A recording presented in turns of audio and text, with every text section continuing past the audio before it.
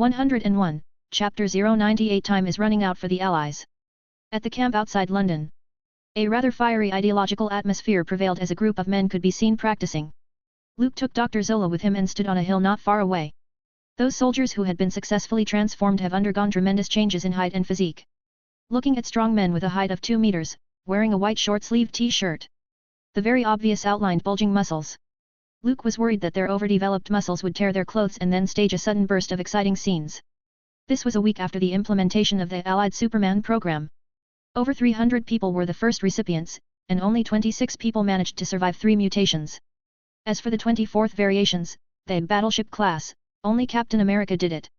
In Stephanie's words, Captain Rogers is the most amazing test subject I have ever seen. But even after several painful transformations, they weren't ready for the battlefield. Just yesterday, an inflated soldier felt so powerful that he tried to lift a jeep parked in the camp. Before he could do so, the whole man's skin ruptured, and his bones broke. He was mercilessly crushed into a pulpy mass by the jeep. Stephanie specifically explained this accident. Now, those soldiers were like half-built planes. Trying to take off forcibly would only cause the body to collapse. It takes a period of training and adaptation to become a real tank class and battleship class soldier. Dr. Zola, you have been involved in Woden's blood research for quite some time. How much do you know about the composition of the red crystals and the principle of transforming the human body? Luke looked out into the distance, his mind floating. Allied Command has sent word that 3 battleship classes have been deployed from Berlin, leading an army and forming battle squadrons. Right now, no one on the battlefield can stop them. According to the information obtained by the Strategic Science Reserve, Siegmund's battle squadron is advancing to the east. Although at the beginning of the battle, the Soviets stubbornly held their positions. However, due to the heavy losses of soldiers and weapons, they had to retreat. Siegfried's battle squadron recaptured Ploiesti and secured the Third Reich's oil supply. This made Axis powers, which had already lost momentum, appear to have seen a glimmer of hope for a rise. Sieglin's battle squadron was active in Free French territory, and the entire force, led by an Aryan Superman, penetrated the Allied defensive lines and pushed straight to Paris. 2 days ago, Charles de Gaulle made a public speech on the radio. He said that he would insist on resistance, never retreat, and will liberate France. Despite the official rhetoric, the situation of the Allies wasn't optimistic, and they are losing ground on the battlefield. Luke reckoned it won't be long before the Allies send someone to invite him over. After all, saying a lot of pretty words aren't as effective as taking practical actions. If Berlin's battleship classes continues to advance without any obstacles, London might as well surrender with a white flag. Brigadier General Sir, the composition of those red crystals is very odd and can't be fully analyzed for a while. Although the synthesis process is simple, the yield is low, and the cultivation time is about 6 months. Dr. Zola was respectful, like an intern who reported to his boss. It has the effect of stimulating the body's cells and catalyzing growth, but because the process is relatively straightforward and brutal, it can cause a degree of painful reactions from the subject. For you, General, the effect of Woden's blood is almost negligible. If an ordinary man is a bowl, and a super soldier like Captain Rogers is a barrel, then you are the ocean. The first 2 could widen the amount of water they can carry through external forces, but you don't need it at all. Luke gladly accepted Dr. Zola's praise and felt that this Hydra chief scientist could become a top-notch employee. He speaks well and is efficient. He is a talented person who was worth collecting. However, Brigadier General Sir, I have other findings. Dr. Zola looked up and glanced at him and found Luke's face calm, unable to see any specific emotion. Flattery and compliments wouldn't easily impress the young general, so it was better to show one's ability. Then, Dr. Zola said, after deciphering the ancient document brought by Ms. Stephanie and referring to the 3 battleship class in Berlin, I have a bold idea. Perhaps Woden's blood's true purpose isn't to strengthen the body, but to transform cells into a more efficient medium for storing energy. That's why the Aryan Superman in Berlin was able to unleash an amazingly destructive energy attack directly through his eyes. However, due to the low conversion rate of the energy stored in the body cells, the absorption couldn't keep up with the output, and even the battleship class could only last for 8 hours in combat. Luke nodded with a satisfied smile on his lips. Dr. Zola's idea is fascinating and maybe the closest to the correct answer. If I want you to improve it a little bit, ignore the strengthening of the human body and focus on increasing the energy conversion rate of the cells in the body. Can you do that? Luke asked in a gentle tone. He had long wanted to develop Superman's heat vision ability, and Woden's blood is just the thing to do it. There's no need to bask in the sun quietly. Sometimes using external force was a good idea. Dr. Zola thought for a moment, then nodded his head and said, no problem. With the help of that ancient document, it isn't tricky to fulfill Luke's request. However, Brigadier General Sir. Hydra's chief scientist hesitated, reminding, Woden's blood stimulates the human body with side effects, it shortens the life cycle, and the more you use the ability, the more it consumes. The ancient brood developed Woden's blood technology to produce war machines. They didn't want to create a new and perfect, superhuman race. Therefore, it's reasonable that it had defects. Don't worry about it, Dr. Zola. Luke didn't have any reaction after hearing that. Although he didn't know how long the Kryptonians' natural lifespan is, he thought it would be no less than that of Asgardians, who often lived over 1,000 years. For humans, a few decades may account for most of their lives. But in the eyes of other races, this may be just a short period. If Kryptonians were determined to survive, they may have lived long after the planet exploded. This thought flashed through Luke's mind. But the idea of this planet beneath the feet was likely the heart of one of the cosmic entities, eternity. An explosion wasn't too realistic. Rogers is a stubborn guy.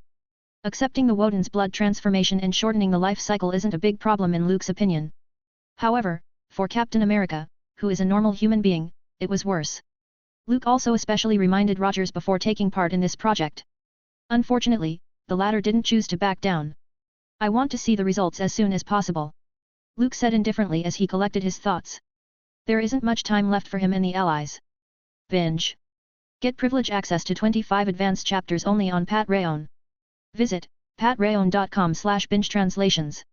102, Chapter 099. This is just a basic operation. Bletchley Manor. The temporary headquarters of the Strategic Science Reserve.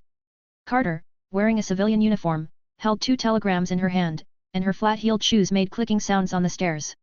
As soon as she pushed the door open, she heard Luke lazily say, "Let me guess, the Allies want me to lead an attack, go to Paris to stop Sieglin's advance."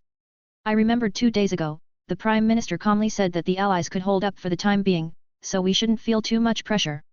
The leader of the Strategic Science Reserve sat by the window, with his long legs on the edge of the windowsill and his chair tilting backward to maintain balance. The afternoon sun came in and fell on his body. The whole person seemed to be immersed in warm light, making people who saw it feel calm and drowsy.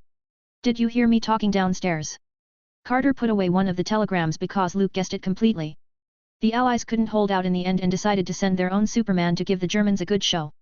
No one thought that the Third Reich would take the initiative to attack, and it has only been a short time since the truce. General Sank's speed in rectifying the chaos and stabilizing the situation was somewhat unexpected by the Allied higher-ups. "What about the other one?" The female agent put her hands behind her back as if to prevent Luke from peeking.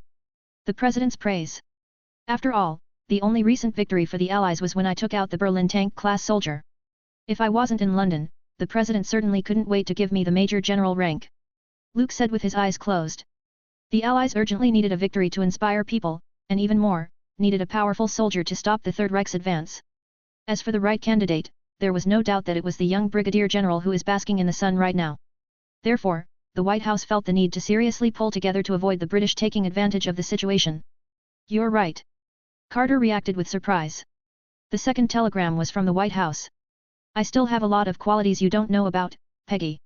Luke finished his leisure activity in the sun today, stood up, and said, "It's time to see Steve. I hope he could adapt to his transformed body and go to the battlefield with me." After these days of active training, the tank-class soldiers had reached operational standards. The battleship-class Rogers is still being tested and couldn't be confirmed to participate in the battle for the time being. Ms. Stephanie said that Rogers adapted quickly. Carter blinked, paused, and asked, "I just talked with Colonel Phillips for a while. He was a little worried about you. Now that the Allies have a new Superman, your position may decline, and you will no longer be valued as before." Luke's eyes flashed, showing no evident emotion. Not mentioning the British Prime Minister and the White House President, they both treated him very well. This was just a particular case during the war. When the curtains fall, and the smoke clears, the title of war hero would be worthless. But Luke was prepared. The military bigwigs he met through Colonel Phillips wouldn't be too far behind in his future success. Besides, he demonstrated enough ability. Getting rid of the feudal brigadier general rank, and gaining an actual powerful position, shouldn't be a problem. Luke had thought it over. When the war is over, the Strategic Science Reserve would be reorganized and put under his hand. This is the predecessor of SHIELD, their future development is unlimited. As for the supermen who came out with serums and injections, Luke never took it seriously. A low success rate of 1 in 5,000, plus the cost of cultivation and the side effects of a shortened life cycle, made it difficult for them to enter the world stage. What the military cared about was always weapons that could be produced in batches. Woden's blood is just like Tony Stark's iron suit, it looks eye-catching, but it was unrealistic to promote. "No one can threaten my position, Peggy. Luke smiled confidently. He will show the Allies that there is still a massive gap between Superman and superhumans challenging to bridge. All right. It's your style, Luke. Carter shrugged her shoulders, saying, you can always trust me, General Cavill. In the eyes of many, Luke is simply a legend that constantly created miracles and surprises people. No matter how unbelievable the things that come out of his mouth, people would feel normal. So much so that members of the Strategic Science Reserve had become accustomed to Luke's usual mantra of basic operations, don't be surprised, and took it as a classic line, which was often quoted. Now, as long as something unexpected happened, everyone could calmly say it's just basic operations.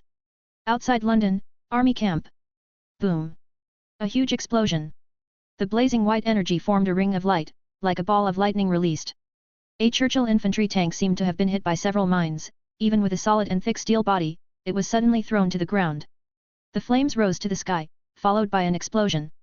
When the powerful wave dissipated, only a pile of burning wreckage remained. Is this the power of a super soldier after being enhanced once again? Luke, who stood not far away, smiled. He saw Captain America hurl his shield with force, tearing the air out with a sharp roar. The other tank fired a shell that directly flew out. Then, Rogers took a giant leap to catch the descending vibranium shield. With both hands, he abruptly broke the barrel of the tank. Yes, this is the battleship-class soldier. Stephanie, with her hands on her heart, looked at Captain America with a satisfied look and whispered, I focused on strengthening Captain Rogers' physical fitness and weakening his energy attack, which can improve his survival rate on the battlefield. Even if a naval cannon hit him, he would still have a chance of survival. What about the tank-class soldiers? The corners of Luke's mouth twitched. This was as if they were training Captain America to be a meat shield. The most poisonous hits, the thickest armor sounds like a good fit for Rogers. After all, he was beaten so many times since he was a child and tenaciously survived. Yes, I made them into real tanks. Stephanie pushed her glasses. There weren't as many Supermen on the Allied side as they do in Berlin. Therefore, they could only take the defensive route and hold on as long as possible. Good idea. Luke nodded and walked towards Rogers, who overturned 2 tanks in succession. How does being a Superman feel like? He asked with a smile. I've never been better. Rogers said excitedly. He felt a steady stream of strength in his body, like a flood of water rushing freely. Well, your pectoral muscles are indeed stronger than ever. Luke couldn't help but glance at it, not that he had some kind of indescribable thought about the American captain. The 2 pectoral muscles were too flashy and eye-catching. Is that all you noticed? Rogers was somewhat disappointed. He just overturned 2 tanks. What else? I've been punching tanks and kicking trucks for a long time, haven't I? That's nothing new. Luke said solemnly. He patted Captain America on the shoulder, indicating you still have a long way to go, little brother. Now, the enemy was only the super soldiers of the Third Reich. The crisis to be dealt with in the future may be alien races, dimensional gods, and cosmic overlords. Those aren't the kind of problems a vibranium shield can solve. Steve, get ready to fight. Luke looked at the flaming tank wreckage and whispered, we are going to Paris. Binge. Get privilege access to 25 advanced chapters on Pat Rayon. Visit patrayon.com/binge translations. 103, Chapter 100 Monsters from Berlin landing in Paris. Paris, Place de l'Étoile. With Siegland as the core of the battle group, they took over the sparsely populated empty city without much effort. Since penetrating the Allied lines, they hadn't encountered any decent resistance. Regular troops, or sporadic resistance forces, were as vulnerable as unarmed children in front of Siegland. The bazooka rocket launchers of the Allied forces and tank group artillery bombardment didn't play a prominent role. Berlin sent a telegram, an hour later, begun bombing. Under the Arc de Triomphe, the senior officer wearing the Hydra armband shouted. The cold voice echoed through the empty star-shaped square and carried far away. Standing at the top of the Arc de Triomphe, Siegland looked out at the silent city, frowning, as if puzzled. As early as the 1940s, the Third Reich carried out blitz invasions of several lowland countries in Western Europe. With the roar of tanks and artillery, Belgium, the Netherlands, and Luxembourg surrendered one after another and became occupied areas. Once the European hegemon, France ultimately gave up its resistance after the German army bypassed the Maginot Line and began to attack the south. As a result, Paris became an undefended city. Like a pitiful naked girl, she was ravaged by the big German man and ravaged wantonly. The French government, which was supposed to organize a last-ditch rebellion, made a surprisingly quick decision to go into exile in Tours, western France. Seeing the politicians sitting on the throne running away, the remaining 2 million Parisians also fled with them. Afterward, the French government claimed that if they continue to resist, they will only cause the unnecessary sacrifice of soldiers and civilians, and Paris, with its long tradition as a civilization, will be flattened and reduced to rubble. To preserve the light of civilization in Paris and the life and property of the French people, they should simply surrender. It was necessary to say that these people were really logical geniuses, and the Allies had simply found a treasure. So, when the torrent of German steel passed through the Place de la Concorde, it met no decent resistance at all. Paris, known as the City of Love, is under the shadow of the Third Reich. You should know that at that time, France was the country with the strongest armed forces. There were tens of thousands of large-caliber guns, over 2 million infantries, and over 3,000 tanks. In the end, no one expected that it took only 40 days for the French to surrender. It lasted 36 days, Greece successfully resisted for 56 days, and Norway lasted almost a few months. In contrast, as the dominant player in Europe, France really looked awful, so much so that it later became a well-known tragedy. Since then, a variety of insulting remarks emerged, gradually forming a trend. For example, no one can take over Paris before France surrenders, the French military salute is to raise your hands above your head, only diminutive men and women can save France, and so on. I don't understand why the general wants me to take over an uninhabited city. Paris has long fallen, and even though it was taken back by the Allies, it has little value. Under the dense night sky, Sieglinde crossed her arms in front of her chest, wondering. She was one of the battleship class created by Berlin. She has long golden hair, considered a trait of Aryan noble bloodline, which falls behind her shoulders in a long braid. She is nearly 2 meters tall, physically fit, strong and powerful, and emitted a strong aura. No one could take her lightly. At Sieglinde's heels were the tank-class soldiers in heavy German armor, a total of 34 men. Originally there were 40 men, 6 soldiers were sacrificed against tanks, snipers, and rocket launchers. They were scattered around the Arc de Triomphe, maintaining necessary vigilance. Such a team penetrated the Allied lines in Free France and pushed its way unimpeded to Paris, scaring the Allied top brass. This was the battle plan developed by General Guderian. In another hour, the whole of Paris will be in flames. The senior officer with the Hydra armband, standing under the arch, tilted his head and shouted. The bombing of Paris was an order given by Berlin. This morning, the Third Reich made a threatening public speech to the Allies. The other side claimed that unless the Western Allies withdrew to their own territory and announced their surrender, London and New York will be reduced to rubble, just like Paris. Why do I get the impression that he wants the Allies to put all their forces in Paris? Sieglinde narrowed her eyes and jumped off the Arc de Triomphe. Falling from a height of 50 meters to the ground did not affect this female battleship-class soldier. With a slight bend in her legs, she removed the force of her fall and walked up to the senior officer. Tell me, what kind of surprise did Hydra prepare for the Allies? Sieglinde looked at the senior officer who came to supervise the war. She was a head taller than the other, and she spoke with a condescending tone. You don't need to know, Ms. Claudia. The senior officer called Sieglinde by her real name and whispered, You are a weapon of the Third Reich. Your only task is to execute orders and obey. My name is Sieglinde. This battleship-class female soldier raised her eyebrows. The blonde hair hanging down to her waist fluttered suddenly. That's the character in the opera. The reason why General Sankt gives you such a name is just. Before the senior Hydra officer could finish speaking, Sieglinde quickly extended her right hand and grabbed her opponent directly by the neck. She lifted the guy as if she was lifting a chicken. To her, the human body is as fragile as a piece of paper, which could be crumpled at any time. I am Sieglinde, the Valkyrie of the Empire. This is the honor bestowed upon me by the general. And, what I ask, you answer. Don't talk too much. This isn't Berlin. It's prevalent for soldiers to die on the battlefield. Sieglinde's lips pursed, and a cold smile escaped. The wispy white energy around her body resembled curved arcs of electricity that kept jumping. If she wanted to, she could turn this self-righteous coward into a pile of charcoal in just a few moments. General Sankt decided to put the final battlefield in Paris to attract the attention of Allies, forcing the Allies to counterattack by sending their underdeveloped supermen. The senior officer wearing the Hydra armband isn't some stubborn, weak-minded person. After being threatened with words by Sieglinde, he told her what he knew. Who told him to see it with his own eyes? This battleship-class female soldier blasted a tank into scrap metal. Countless Allied soldiers have died at the hands of the other party, and there's no need to become one of those poor souls. The final battlefield means that the Superman of the Allied countries may come. Sieglinde loosened her palm and ignored the senior Hydra officer, who was shivering with fear. All three battleship classes are very interested in the Allied Superman, a legendary war hero by Roosevelt and Churchill. If they could wring the other side's head, it will undoubtedly bring a devastating blow to the Allies' morale. Do I want this credit? Sieglinde thought so. She and Siegmund were unhappy that only Siegfried was honored by the Führer. General Sankt was busy stabilizing the situation in Berlin and completely ignored this problem. The so-called Aryan Supermen were no different from other soldiers. They also need to be recognized. They need a medal that symbolizes honor, not just as a propaganda object for the Axis powers.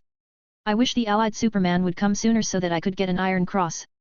Spare that bastard Siegfried from showing off his Knight's Cross awarded by the deceased. Sieglinde's thoughts diverged, and she quietly waited for the bombing. 40 minutes later, she suddenly raised her head, her eyes condensed a little and looked into the distance. In the night sky, where the stars and moon are dim, there seemed to be several transport planes flying over. Vaguely, one can see that it was the flag of the Allies. Binge. Get privilege access to 25 advanced chapters on Patreon. 2ch/d. Visit patreon.com/binge translations. 104, Chapter 101 about Luke not being human.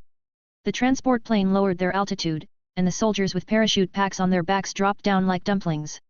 A moment later, tiny flowers bloomed in the night sky. The Allied aircraft didn't dare to come too close to the place de l'Etoile. The Aryan Supermen of the Third Reich had already proved their ground-to-air combat capability with countless scrapped bombers. Steve, beware of possible tank-class soldiers. Luke landed near Champs-Élysées, a famous spot in Paris, a latter-generation shopping destination where luxury stores and high-end restaurants were located. However, there's only a mess now. After the fall of Paris, flags of the Third Reich were hung on both sides of the street, and there were notices for recruiting reserve troops. According to the Strategic Science Reserve Intelligence, there were only Sieglinde and about 30 tank-class soldiers in Paris. Rogers wore a star-spangled banner uniform and a metal helmet similar to that of a pilot, with a round shield behind his back. Next to him were fierce men in full military armor, with a strong presence. The tank class of the Allied side had a total of 28 people. With Luke, whose strength is still unclear, and Rogers of the battleship class. This time, it could be said that they would fight to get rid of Sieglinde and cut off a powerful arm of the Third Reich. Don't blindly trust Allied intelligence. Don't forget, Dr. Erskine died at the military base in Brooklyn. In terms of infiltration, undercover, and assassination, the Strategic Science Reserve has never been a match for Hydra. Luke smiled with a hint of vigilance in his eyes and whispered, "Why did Berlin capture Paris again? The strategic value of this city is very ordinary. Instead of sending an Aryan Superman deep into the hinterland, it was better to let Sieglinde wander around and destroy the Allied defense lines. Guderian is the Imperial Eagle of the Third Reich. He won't do meaningless things."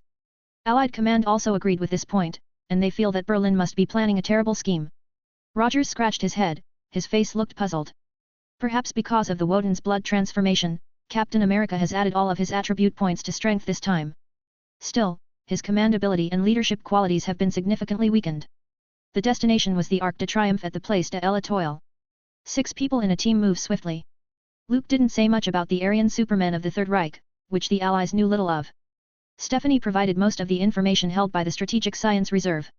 They only knew that tank-class soldiers are invulnerable to guns and swords, but their weakness lies in their weak eyes. For the battleship-class soldiers, they had to dispatch naval cannons or even use a wide area of gunfire to really hurt them.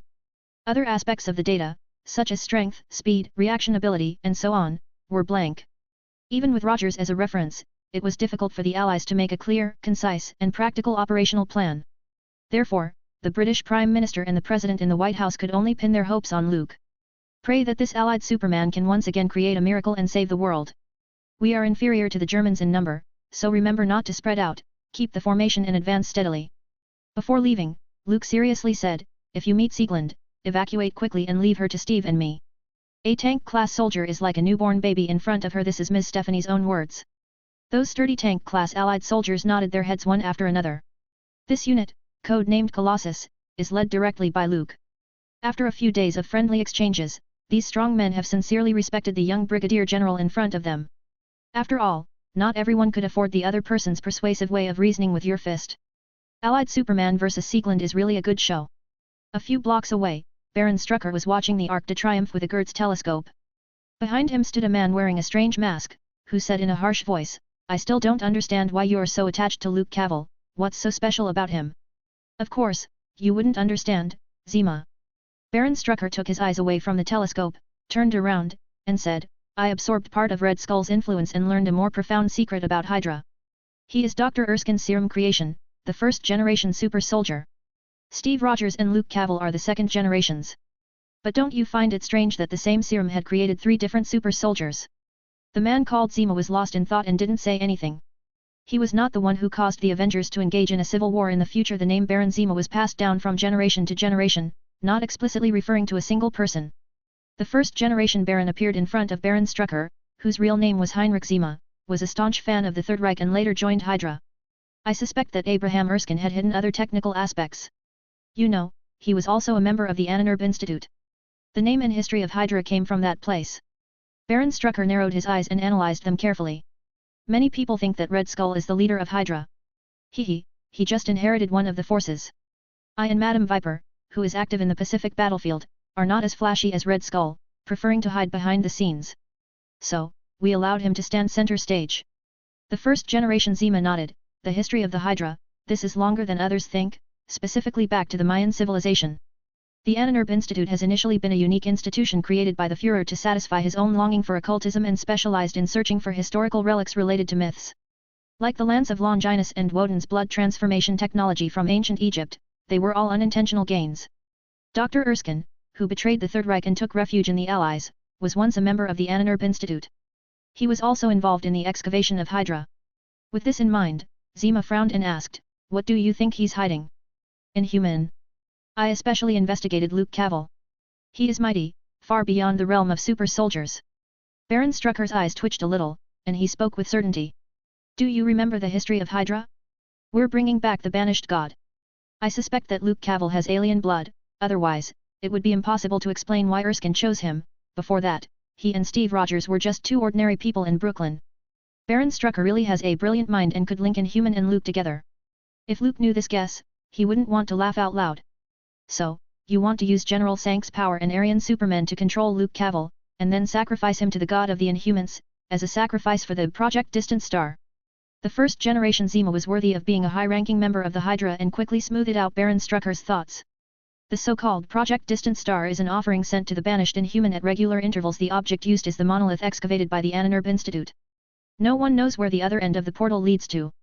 However, what is certain is that the Inhuman god who once almost ruled this planet is waiting to be welcomed back on the other side of the portal.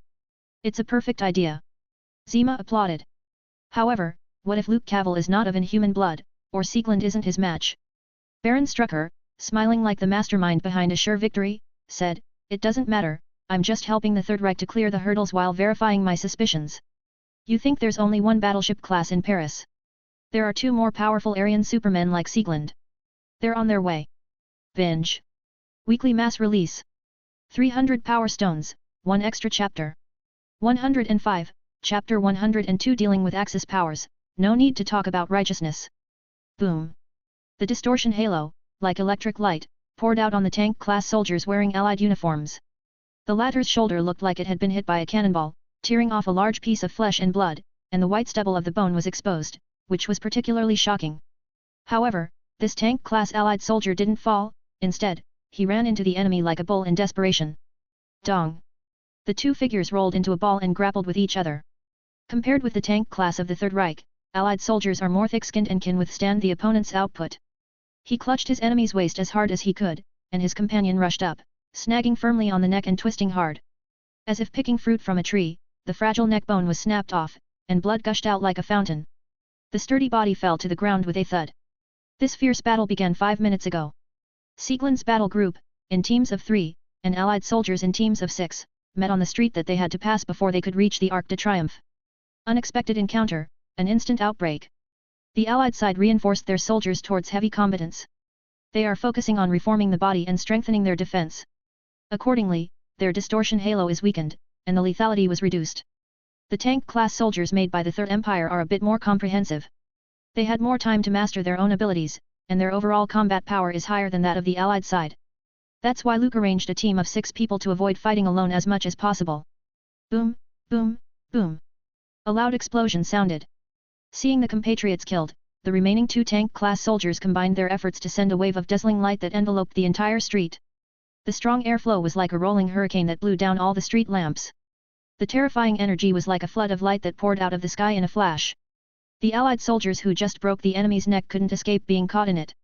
No matter how thick-skinned he is, his defensive power is impressive, but he couldn't stop this kind of fierce attack. In a few moments, the whole person was stripped of flesh and skin by the high temperature, leaving only a charred black skeleton. Fall back! The leader of the 6-man team quickly dodged backward to avoid being hit. Their strength is their numbers and defensive power, and they can fight the Third Empire's tank class in a battle of attrition. Once you fall into the disadvantage of a distortion halo bombardment, you have to retreat in time. This was Luke's plan. In his words, there is no need for rules when dealing with Nazis, everyone should work together. However, when the situation turns bad, you should know how to retreat strategically, not just mindlessly charge. Let me help. Before the Allied team, which lost one person, exited the street, a tall figure in the Star-Spangled Banner uniforms appeared behind them. Follow me. Rogers held the vibranium shield in front of him and strode forward like a Spartan warrior guarding the mountain pass. The powerful distortion halos poured down on the round shield like a tidal wave, but it didn't cause the slightest damage. Luke is correct, as long as I raise my shield, the enemy's attack will focus on one point and won't attack any other vital issues on my body. Rogers broke through the combined power of 2 tank-class soldiers and forced his way in front of them with a single dash. The metal shield drew an arc, just like swinging a powerful downward hook to fly the enemy in front of it. Later, Rogers followed up with a dragon crash kick and kicked the German soldier who hadn't reacted yet. The other's abdomen contracted, bent like lobster, and their bodies rolled and smashed into a glass window on the side of the street. Don't scatter, go to the next street and join the others. Easily defeating the 2 enemies, Rogers turned around and said so. The tactics they adopted were to form an encirclement in groups of 6 and advance towards the Arc de Triomphe. The Allied soldiers nodded and withdrew from the streets in an orderly manner. Another enemy is coming. Someone warned. Not far away, 3 figures in German uniforms came quickly. I can handle it. Rogers grinned and clenched the vibranium shield with his right hand. Explosive energy erupted from both eyes. I don't know how Steve's side is doing, but I hope he doesn't run into Sieglinde, that German bitch isn't to be messed with. Luke was walking along the wide street leading to the Place de l'Étoile. He was eager to see how strong the battleship-class soldiers could be. He didn't team up with other Allied soldiers and walked alone. It's just that Captain America, who could stand up to Sieglinde, wandered around to solve those tank-class German soldiers and form a complete encirclement. According to the intelligence of the Strategic Science Reserve, Sieglinde is the only battleship class in Paris. If numbers surround Sieglinde, Rogers may get rid of the other party. This was Allied Command's plan. In their eyes, Luke served more of a command role. It isn't very realistic to battle a battleship class head-on. I'm being approached voluntarily. Suddenly, Luke stopped in his tracks, and a strong sense of wariness rose in his eyes. He heard a strong heartbeat, like a drum roll. Sieglinde. At the end of the street, a vigorous figure appeared under the night sky. The well-fitted German uniform outlined the exaggerated lines of a woman. The golden hair braids windlessly moved as if free from gravity. The Allied Superman. Sieglinde's voice was slightly hoarse, and her sharp gaze pierced Luke as if to see through the man. I thought you would be older than this Boy Scout appearance. A guy named Julian told me something similar, and then he died. Luke's mouth curled, he didn't look nervous at all. He felt a vigorous and robust vitality from Sieglinde, like a flaming fireball, releasing great light. She's a worthy opponent. I'm not a rude man who likes to hit women, but there's no need to pay attention to such things on the battlefield, right? Luke seemed to build up his strength, taking each step slowly but powerfully. The solid ground slightly vibrated, opening fine cracks like cobwebs. I only hope you don't cry like a woman, Brigadier General. Sieglinde's eyes were slightly heated, and a bright white light filled them. Like a ball of lightning, the distortion halo burst out and blasted toward Luke, who was coming towards her. The latter didn't choose to resist and dodged the attack with a sidestep. The terrifying energy poured into the street, forming an explosive and powerful wave that turned into a fierce gale. It's about the lethality of a rocket, and it won't do me any harm. Luke judged roughly, and his thoughts moved slightly to wear the suit. Then, with a heavy stomp, his body slammed into Sieglinde, who was in a cool down after her attack. The incredible speed made the dark red cloak rattle and turned into a streak of shadow. Luke's right hand clenched into a fist, his muscles twisted into a ball, making a subtle explosion-like sound. Heavy enough to punch through a tank, Sieglinde's pretty face is smashed mercilessly. Great strength. I like muscular men. Sieglinde caught Luke's moving trajectory, and instead of choosing to defend like the tank-class Julian, she opened her palm and clutched the heavy fist that came down. Dong! The sound of metal clashing with force. The incredible power was like a cannonball, and all of it was bombarded into Sieglinde's palm. Her body shook violently, and the German uniform wrapped around her arm was torn apart and scattered into flying debris. The ground on which both legs were based collapsed down. A cloud of dust rose, forming a thick smoke screen. It's my turn. Sieglinde's lip bled at the corner. Blocking the punch wasn't easy. However, this female battleship-class soldier didn't have the slightest intention of retreating. Instead, she took the initiative to attack. A powerful knee strike connects, like a loaded bullet, fast and violent. That was close. Luke's eyes froze. As if anticipating it, he subconsciously blocked downward. His arm was jolted numb. He was in no mood to show mercy to the woman. He turned around and grabbed Sieglind's wrist, twisted his body, and slammed his opponent to the ground with an over-the-shoulder slam. Boom! The concrete blocks spattered like a rainstorm. Sieglind was embedded deep into the road, stamping out a human silhouette. 106, Chapter 103 Combat Skill, Terrifying Horse. What strength! What a keen sense of combat! Sieglind had this idea in her head. She occasionally competed with the two other battleship classes and had never suffered a loss in combat techniques. However, when facing Luke, she was a bit frazzled. Not only because the opponent's power was strong, but more importantly, the allied Superman seemed to be able to anticipate her attacks. Deathstroke's Master Assassin skill is relatively easy to use. Luke looked down at Sieglind, who was lying in a large, human-shaped pit and didn't intend to say anything more, and lifted his foot and stomped down heavily. As he said before, there's no gender distinction on the battlefield, and taking pity on the enemy is tantamount to murdering himself and his teammates. Boom! 1 foot down. Sieglind crossed her arms and held them in front of her chest. The heavy force was like a steel war hammer, breaking both arms with a bang. The pain was so intense that it went straight to her brain. Sieglind's face distorted, and her eyes were filled with hot energy. She looked at Luke, looking down at her from above. And the distortion halo around her jumped and shot away. As if triggering a chain reaction, the terrifying energy poured out. Boom, boom, boom. Boom, boom, boom. Boom, boom, boom. Like a large number of explosives detonated, waves of air surged, hurricanes rolled, the entire street was plunged into an explosion. Smoke raised, bricks and stones flying, the concrete floor seems to have been plowed by bombers, full of broken potholes of different sizes. Not bad for a battleship class. Luke is inevitably affected. Even though he is equipped with the Master Assassin skill card and had an excellent combat sense of detecting danger and anticipating the enemy, there's still nothing he could do in the face of a broad-range distortion halo attack. It was like he was in a violent whirlpool, the blast forming shock waves, repeatedly crashing over and tearing at his body. There's still some pain. Luke, who pulled back and broke free, touched a gash on the right side of his cheek. His supervision pierced through the smokescreen and looked at Sieglind, who struggled to get up. This female battleship class soldier was unable to move her two arms. Her German uniform became ragged, revealing some snow-white skin. She looked at Luke, who was unharmed, with a severe look in her eyes. I heard that you were just a super soldier. Sieglind coughed a few times. The blood turned her lips scarlet. But you are better than any Aryan Superman I've ever seen. It's incredible.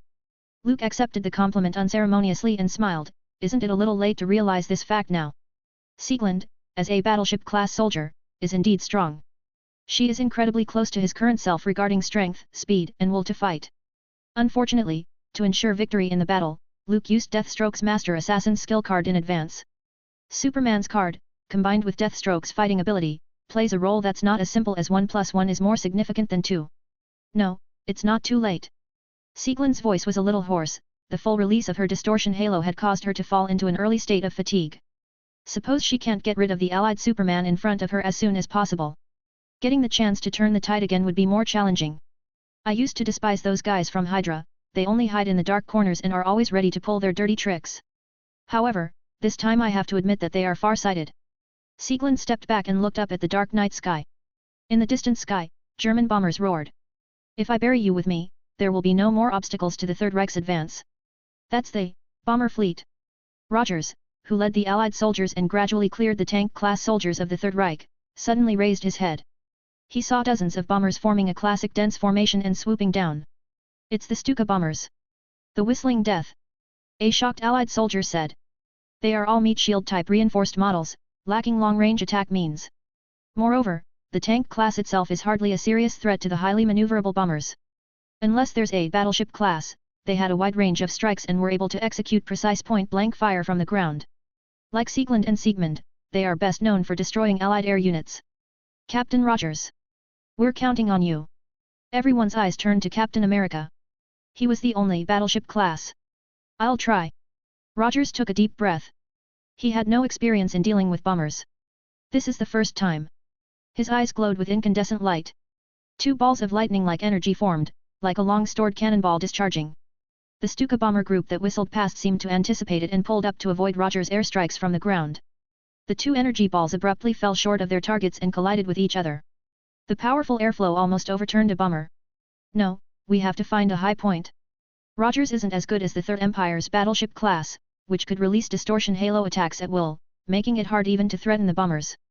He thought of the Eiffel Tower standing in the Champ de Mars, the landmark building of Paris. Standing on it to shoot planes would be most effective. Boom, boom, boom. As Stuka bombers swooped down, deafening explosions kept ringing. Rogers asked the Allied soldiers to find their own shelters while running towards the Eiffel Tower in Champ de Mars. I wonder how Luke is doing over there. Before that, there was an explosion from a block not far away, probably from Luke and the Third Reich's battleship class, Siegland. Rogers never doubted the strength of his friend. But he didn't expect the Germans to send, not only an Aryan Superman but also bombers to flatten Paris. He didn't know what went wrong, but the Strategic Science Reserve had a false intelligence. Arguably, the bombers of the Third Reich couldn't have been hidden from the Allied forces and suddenly appeared here. Baron Strucker, you're really well prepared. Seeing the bombers hovering over Paris, Zima touted, what the Führer failed to do, you have now done.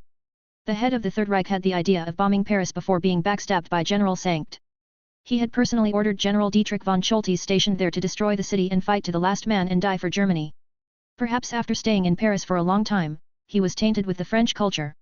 Scholtes, who is known as the Iron General, didn't obey the Führer's instructions to destroy Paris and chose to surrender, thus avoiding the fate of this romantic city being burned to the ground. Against even the weakest enemy, we must use all our strength. Besides, the Allied Superman isn't weak. Even Siegland is no match for him. Baron Strucker said seriously. But this confirms my judgment. Luke Cavell is by no means an ordinary super soldier. Maybe there is inhuman blood flowing in his body. Initially Baron Strucker also suspected that Luke might be a mutant. However, considering the other's feud with Sebastian Shaw and his ruthless attitude towards mutants, this guess was quickly rejected by Baron Strucker. It's the time of World War II, and superpowers were a rare thing. The Allies probably only saw Luke as an enhanced super soldier. But Baron Strucker, who knew the existence of inhumans and mutants in this world, couldn't help but think of other places. He thought that there must be something special about Luke. The blood passed down by different gods could possess many incredible abilities after being activated by Turigen crystals. Luke's strength, speed, recovery ability, and so on, aren't at the level that normal human beings could achieve. The two clues are linked together, and the final answer is ready to be revealed. Will Project Distant Star, which Hydra has insisted on for so long, finally be completed in my hands? Baron Strucker, who thinks he knew the truth, couldn't help but feel an excited little inside. It was as if he had already seen the future scene in which he would receive eternal life from the inhuman god. At that time, not to mention the Allied forces, even if the entire world united, they couldn't resist the inhuman domination of the planet. What's that? The first generation Zima's surprised voice interrupted Baron Strucker's fantastic fantasy. Zima, you have to be stable, everything is under our control. He snarled, picked up the telescope, and looked in the direction pointed by the other party. He saw a green light passing in the night sky. A vague figure sat on it, soaring under the sky. Is that a horse? Baron Strucker's jaw dropped. The Allied Superman summoned an emerald green horse with 2 wings on its back. And, it could also fly in the air? This was also an ability from the inhuman bloodline? This leader of the Hydra had many questions. Get privilege access to 25 chapters in advance and exclusive trial read of next book on Pat Rayon. Visit patrayon.com/binge-translations. Liked our translations? Tip our translator. Visit paypal.me/randomalex. 107, Chapter 104 players are in place, and the game begins. Get privilege access to 25 chapters in advance and exclusive trial read of next book on Pat Rayon. Visit patrayon.com/binge-translations. Liked our translations? Tip our translator. Visit paypal.me/randomalex. Although it's said that the spectrum of emotions is only available in the studio next door, the thoughts and emotions of living beings could more or less stimulate the vital energy of the Green Lantern. Luke, who swallowed the Green Lantern corpse disc, harnessed a little bit of willpower, and the emerald green light erupted like an invisible pen, outlining a heavenly horse with 2 wings on its back. Siegland, who was preparing for the bombing, looked shocked. Her brain briefly fell into a state of blankness. What the hell is this? Where did that illusory, shadow-like, emerald green glowing horse emerge from? We'll fight later. I'm going to take care of some trouble first. Luke, like the Norse god, Odin, the Alfather who controlled the 8-legged horse. Sleipnir took off into the sky in an instant and flew towards the bombers that swept over Paris. The so-called Green Lantern corpse disc is a one-time substitute for the power ring, which didn't need the lamp to charge. It was mainly for emergencies. Its usage time is short and will be scrapped automatically when the energy is consumed clean. It's a unique item of the Green Lantern Corps. There is something wrong with the intelligence from the Strategic Science Reserve, not even knowing about the bombing by the Third Reich. Maybe, Hydra is up to something again. Luke, riding on a Pegasus, ablaze with the light of willpower, chased a Stuka bomber under the night sky. The green glow of willpower wrapped around his body, freeing him from the gravitational pull of the earth. Good heavens! Sir, why didn't you tell me we were going to fight this monster before we left? The pilot of the Stuka bomber quickly told the gunner to fire the 7.92mm MG-17 machine gun. Da-da-day! Da-da-day! Long tongues of fire spewed out and struck Luke's body. Having the Kryptonian suit absorbs most of the kinetic energy. This damage was like scratching an itch for him. Boom! A punch swung out. The metal structure of the flat wing was broken. Like a bird with broken wings, the bomber screamed sharply and fell toward the earth. Next one. Luke stopped and turned around skillfully, like a predator. He flew toward the poor, weak, and helpless bombers. Boom! Boom! Boom! Boom! Boom! Boom! Boom! Clouds of dazzling fireworks, blooming in the night sky. Baron Strucker, who was full of ambition, saw this scene through the telescope. He was livid and speechless with anger. He didn't know how much time it took to get General Sank to allow Hydra to mobilize a fleet of Stuka bombers. As a result, it was scrapped in less than a few minutes. Are Siegfried and Siegmund here yet? Baron Strucker turned around and asked in a gloomy tone. To deceive the Allies' eyes, they left the front line yesterday and headed for Paris. Counting the time, they should be entering the city. The first generation Zima bowed his head and replied. He wisely didn't ask why Luke could create a Pegasus and didn't mention that the Allied Superman punched a bomber and turned over the whole fleet. Let's withdraw. Baron Strucker pondered for a long while and made a decision. He was hiding in an unknown corner, watching the opponent fall into his own carefully designed terrible trap, exhausted all efforts and couldn't break free, and finally wait in despair for death. This was a rather fulfilling thing for him. But now, Baron Strucker had lost this mood and his original sense of security. He was afraid that Luke would overturn the roof in the next second and appear inside the room, using that righteous iron fist he used to blow up the bomber to give himself an unforgettable lesson. Intense fears have taken root like seeds that were hard to eradicate. It doesn't matter if General Sank's 3 battleship classes can successfully defeat Luke Cavil, it's none of our business anyway. Baron Strucker saw Zima's puzzled eyes and deliberately explained, there's a saying in the East, intelligent people don't stand under a wall that's about to collapse. They know how to stay away from danger. Now, Paris is very dangerous. It's no longer a place where you can watch the excitement. General Sankt has already given my soldiers the Woden's blood body transformation. He and the Third Reich are no longer helpful.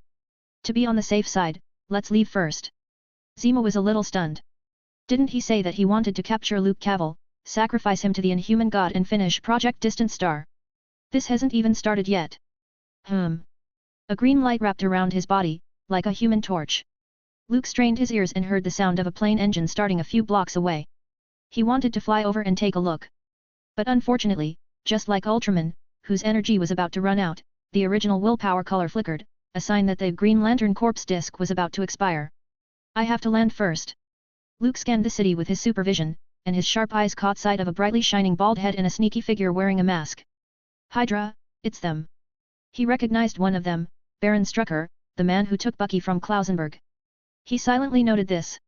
When the Third Reich is finished, he'll go after him again. Locked in on Sieglin's position, Luke manipulated what little energy he had left and landed on the ground. Miss, if you are willing to turn your back on the dark and join the Allies to help you resist the dictatorship and tyranny of the Third Reich, I believe that the top Allied leaders will understand your difficulties and accept your defection. Luke had just stood firm when the green light of willpower that enveloped his body disappeared. He looked at Sieglind, who was a battleship class with unique recovery ability. He only left for a few minutes, and the 2 broken arms had healed in succession. Brigadier General, your strength has won my respect. If you can throw yourself into the embrace of the Third Reich, General Sankt will surely give you a generous reward. Sieglind said sincerely. I am already the youngest Brigadier General of the Allies, and I may be promoted to Major General after the war. Maybe in a few years, I'll be able to assume the position of Secretary of Defense and then enter the White House. Tell me, what bargaining chip can General Sankt give? The Third Reich can't even protect itself. Luke was unmoved. Berlin could only write one blank check after another. Other than that, there's nothing to give him. It's a pity. General, it would be nice if you were German. A man as strong and powerful as you, in combination with me, will be able to breed perfect genes beyond battleship class.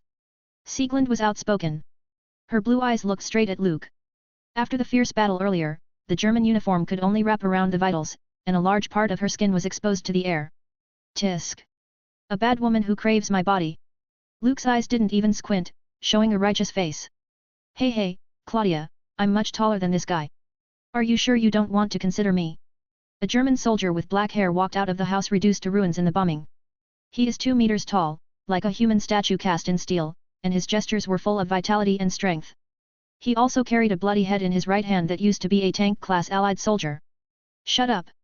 I told you, call me Siegmund. You bastard! Siegmund said in an unpleasant tone.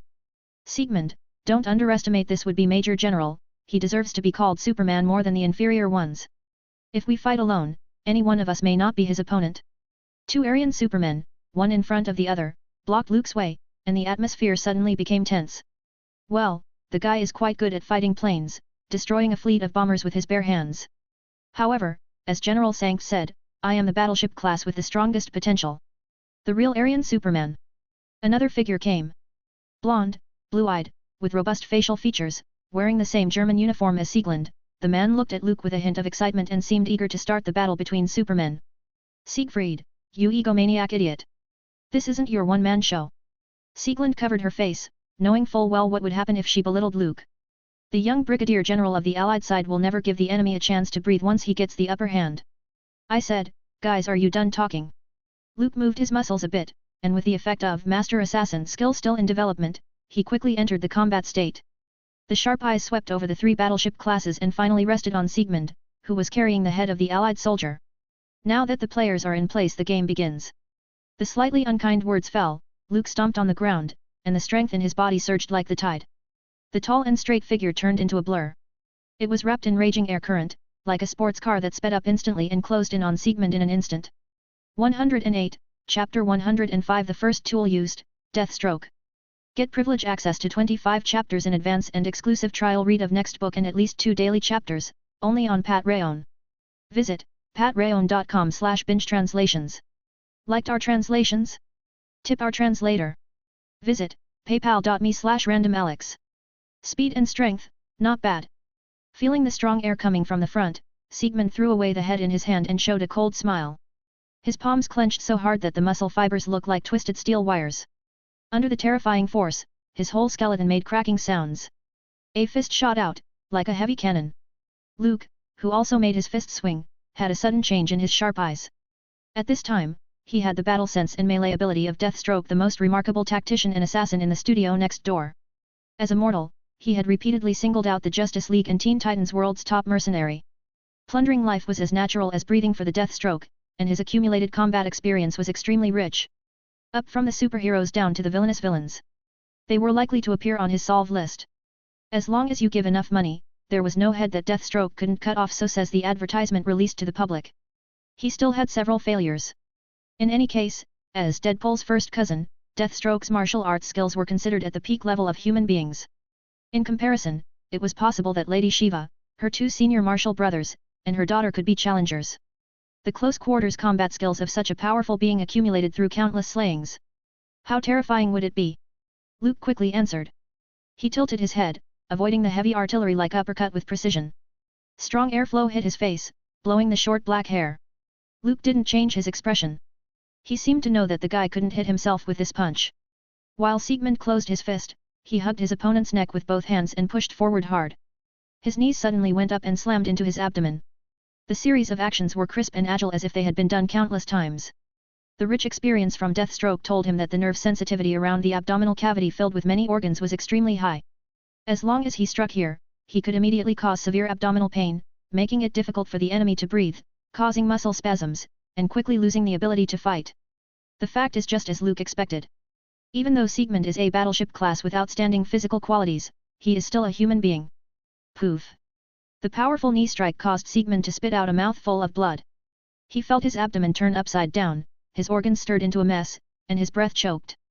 That hurts. Siegmund leaned forward, bowing into a giant lobster, almost kneeling. In one look, he was crushed by Luke's display of combat sense. Not done yet. A deep voice from above rang in Siegmund's ear.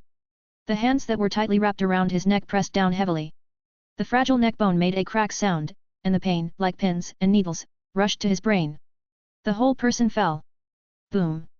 Siegmund's muscular body, like a cannonball, smashed into the hard concrete floor. The arrogant face was in direct contact with the dirt. The blood flowed freely from his nose, and in a short time, his whole face was covered with blood. In less than 20 seconds, this battleship class came to a miserable end. Asshole! I'm going to twist off. Siegmund was furious, like a roaring bear.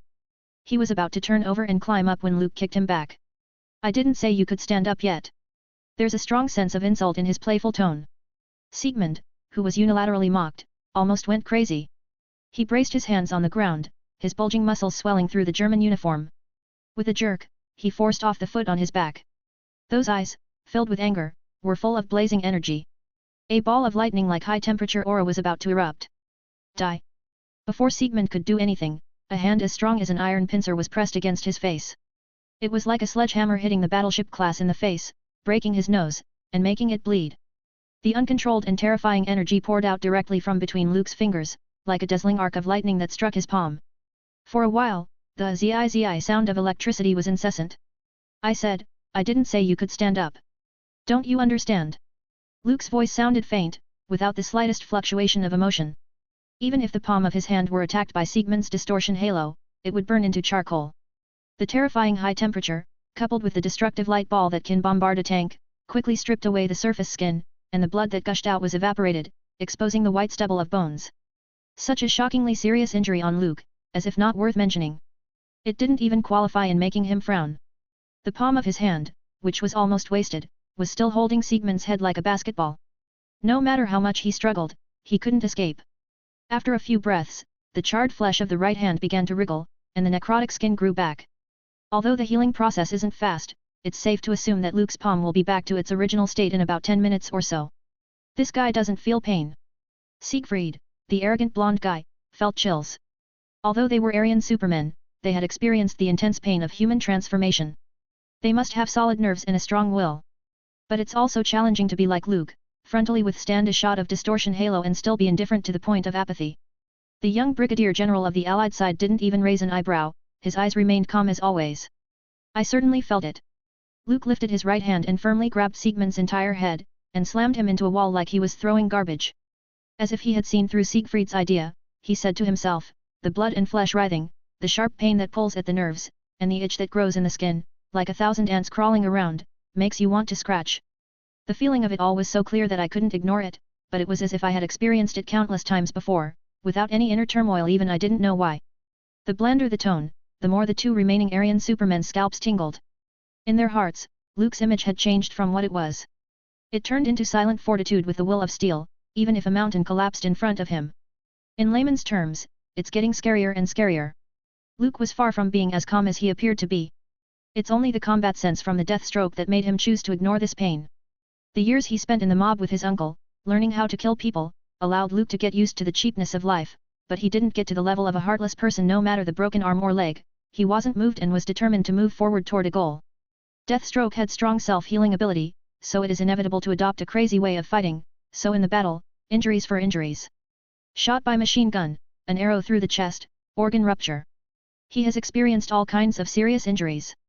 Injury, self-healing, then re-injury. This continuous cycle had sharpened Deathstroke's tough nerves. Like Edelman's metal sculpture, this steel will also become part of the combat sense and is reflected in Luke's body. In the future, I can exchange a few more of them, so I might be able to turn Deathstroke's combat sense into my own instinct. Luke, whose thoughts were floating, couldn't help but think of using skill cards to brush up on his own proficiency. Although the studio next door is a little darker, everyone is talented and speaks well, so it is best to use it as a tool. Let's just go all at once. Luke recessed his thoughts, looked at the ruined street, took a step forward, and said, there's not much time left for you. 109, Chapter 106. No longer pretending, Showdown. Get privilege access to 25 chapters in advance and exclusive trial read of next book and at least 2 daily chapters, only on Patreon. Visit patreon.com/binge-translations. Liked our translations? Tip our translator. Visit paypal.me/randomalex. Sieglund took a deep breath and looked at Siegfried standing nearby. The two battleship class said nothing and looked solemn. They all realized that fighting alone, they had little hope of defeating Luke. The opponent's strength wasn't inferior to Aryan supermen's and maybe even stronger. The rich experience in combat looked as if he had been trained since an early age and brought up in a sea of blood. Luke ultimately makes up for the lack of means of attack. Fearless of pain, decisive action, and fantastic self-healing ability, he was the most indestructible human weapon. It's a 2-to-1 situation, so I don't think the chances of winning this game are low. Siegfried strode out without fear. The whole person moved like a tank driving by and made heavy noise. As the battleship class finally produced by General Sankt, he had great potential. All of his data and physical fitness were better than the other two comrades. Although Siegfried was burly and stood 2 meters tall, standing there like a hill, this guy was only 14 years old. So, it's no exaggeration to describe him as a child. Sorry for the long delay, but it's 2 against 2. Rogers, carrying a shield, stepped into the battlefield. The street was left in ruins under the successive explosions. I hope I'm not too late, Luke. Luke, who was ready to solve the remaining 2 battleship classes with all his might, shrugged his shoulders and said, Steve, you know. Showing up now, it just looks like you're snatching the last blow. Rogers didn't get it, he was used to the novelty of words coming out of his friend's mouth and sighed, we can talk later, where did your flying horse come from? I've asked several times about your cloak and battlesuit. Surprising people constantly, it's my specialty. Luke took it lightly, he hasn't figured out who to blame yet. Maybe Hydra. They study alien technology while incidentally creating a polymer nanosuit. Yeah, that sounds reasonable. Anyway, Hydra can't stand up and defend themselves. They'll just take the blame. If you want to chat, hold off, this is a battlefield. Steve, choose one. I recommend Ms. Siegland, who has just experienced a fierce battle and needs a Boy Scout like you to regain her confidence. Rogers glanced at Siegland, who was ill-looking. He wanted to say weakly that he won't hit a woman. However, the other party didn't give Captain America a choice. She directly waved her fist and rushed over. Siegfried, it's time to prove that you are the best among us. Although Rogers was also a super soldier, he was strengthened after being transformed by Woden's blood. But Siegland's intuition told her that this guy was much weaker than the young brigadier general of the Allied side. Therefore, without saying anything, her fist smashed directly into the shield. Boom! Why did I involuntarily hit the shield when I was aiming at his head? Siegland punched at the 5-pointed star on the vibranium shield consecutively. Sorry, ma'am. Rogers sunk his feet into the ground and blocked Siegland's punch, then clenched his left fist and struck his opponent straight in the shoulder. Rib. The German uniforms that had suffered so many impacts were torn off instantly. All of a sudden, the scene of spring. Sorry, ma'am. Rogers, who took a glance, subconsciously tried to turn his head away from the snow-white scenery, but Siegland gave him a heavy punch. This battleship-class female soldier didn't care about exposing her body and even approached him boldly. You don't look like a warrior at all compared to the general. Siegland grunted coldly and seized the opportunity to strike a violent blow as if to let out the anger from the previous frustration. Poor Rogers, he didn't understand the futility of acting like a gentleman in battle. Luke saw Rogers, whose cheek swelled and fell into a disadvantage. He shook his head and said, I hope it turns into a good lesson for him. Your opponent is here.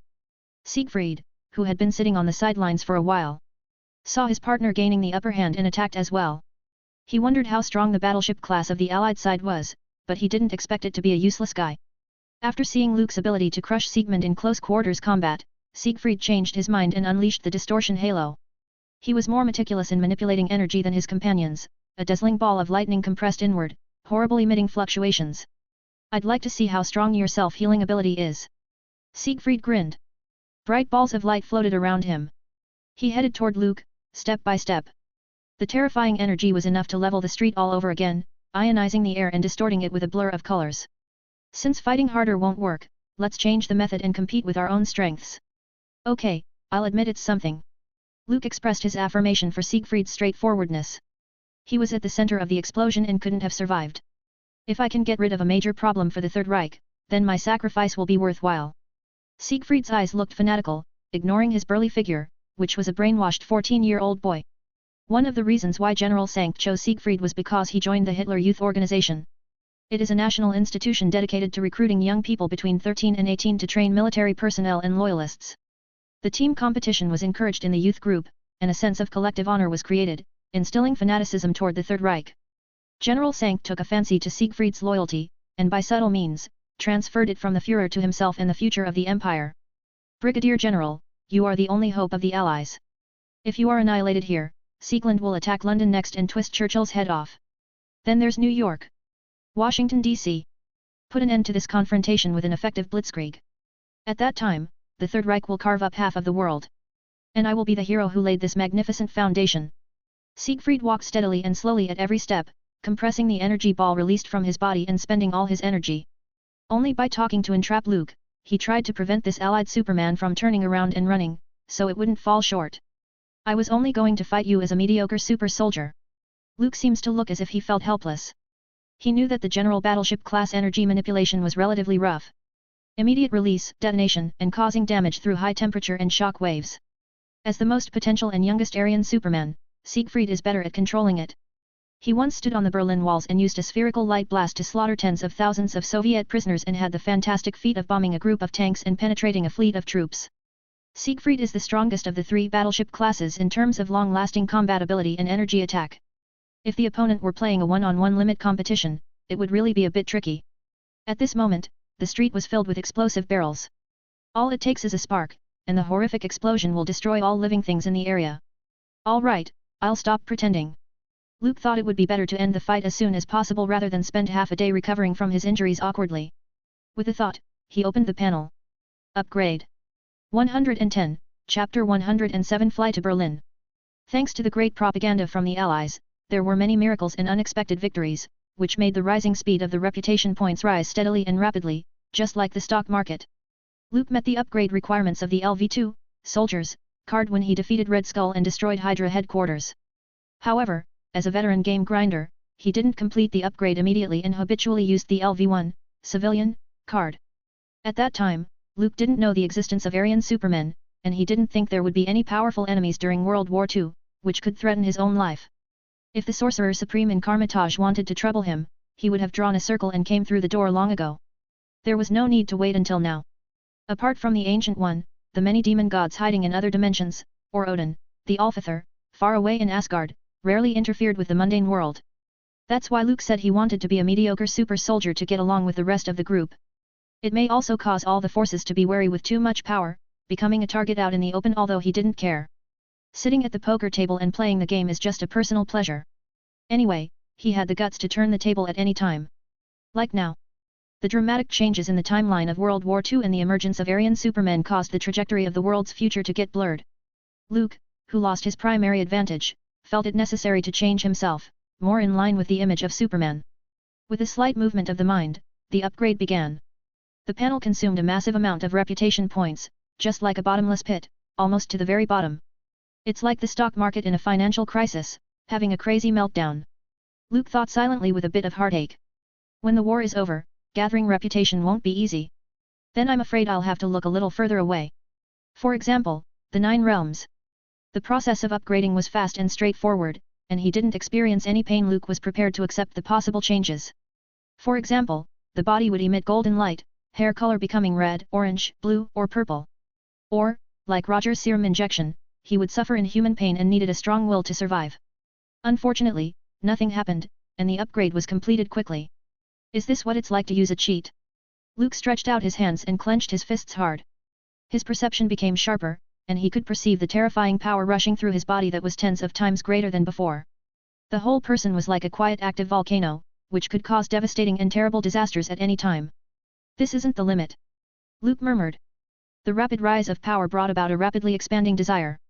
For a while, he had the illusion that he could punch Odin and kick the Ancient One and do whatever he wanted. Fortunately, his remaining reason suppressed this impulse. But beating a few Aryan Supermen isn't a problem. Luke's eyes slightly glowed with heat, and he only needed to concentrate on releasing a high-temperature ray that evaporated flesh and blood. The yellow sun energy, which wasn't enough to support the attack, was continuously absorbed and transformed. He even felt that his body became lighter, and Earth's gravity no longer bound him.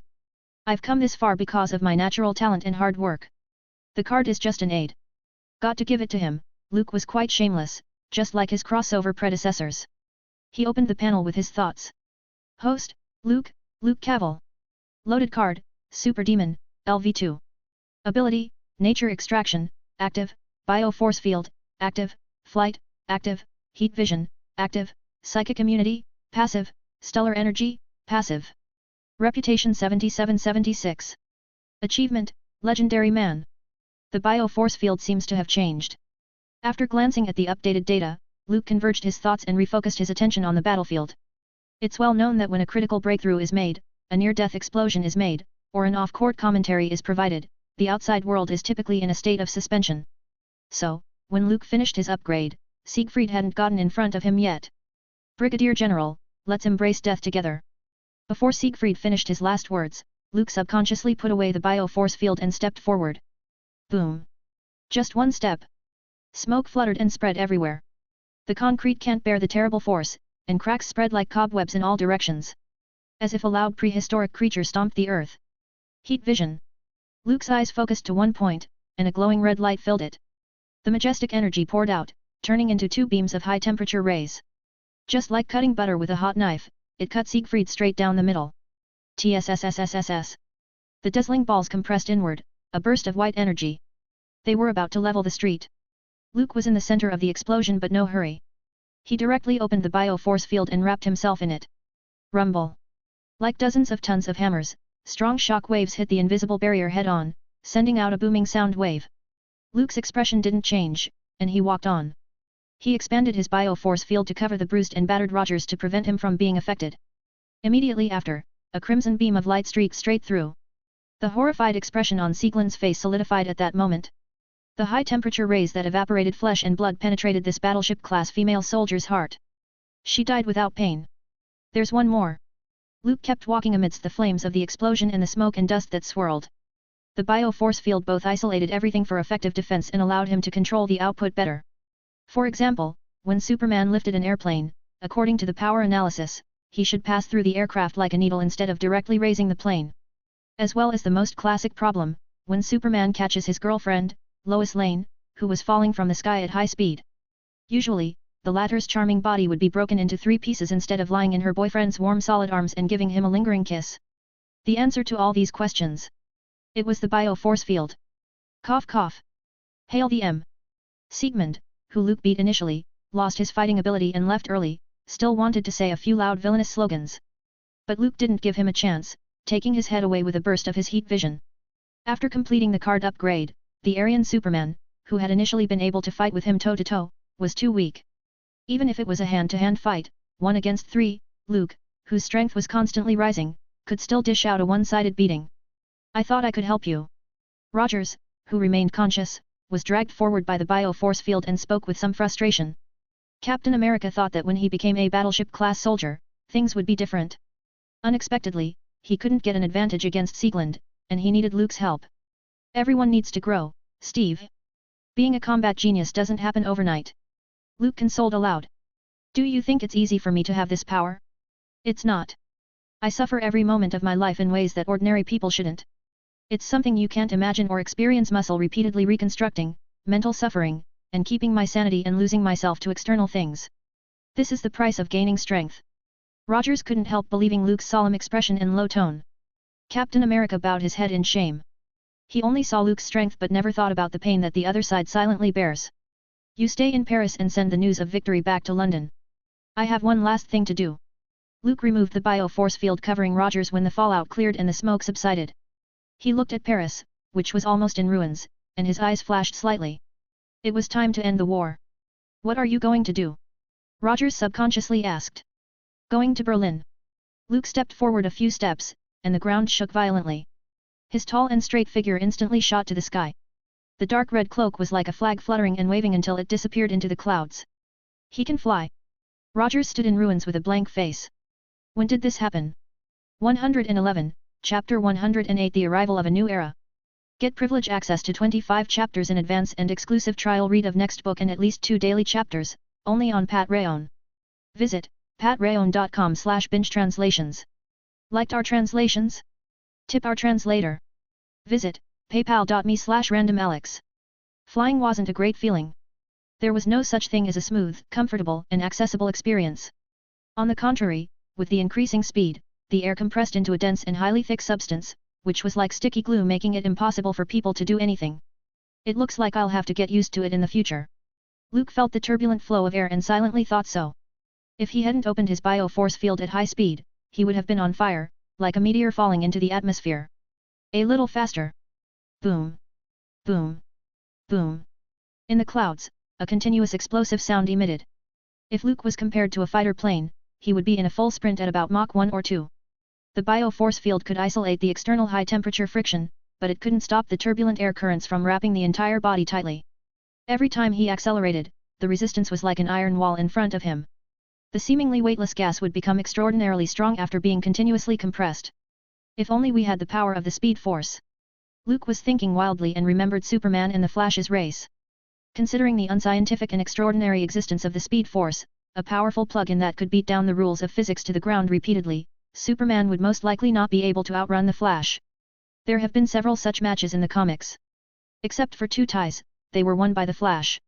It's a pity that the Speed Force is only of use to the Flash in terms of sacrificing to the heavens, restarting the universe, pushing people, saving people, and so on. It rarely played a role in frontal combat. So much so that it's often teased that the way the Flash fights was to spin around like crazy, make the enemy dizzy, and then push them down. I wonder if the heart of the Justice League would come over the wall for a visit. Luke smiled, but he had to admit that the existence of the Flash, Barry Allen, diluted the dark style of the studio next door. If Central City and Gotham are put together, it looks like 2 cities from 2 different worlds. Berlin, here I come. Ending the meaningless thoughts, Luke, like a human supersonic aircraft, blasted through the sound barrier. Above the clouds, cone-shaped clouds kept appearing. The journey from Paris to Berlin was about 800 kilometers. It took 12 days to walk. It took a day and a half by bus. It took 6 hours by train. Luke, on the other hand, only needed a few moments to get there. Bang! A loud sound erupted. Like a bomber dropping shells.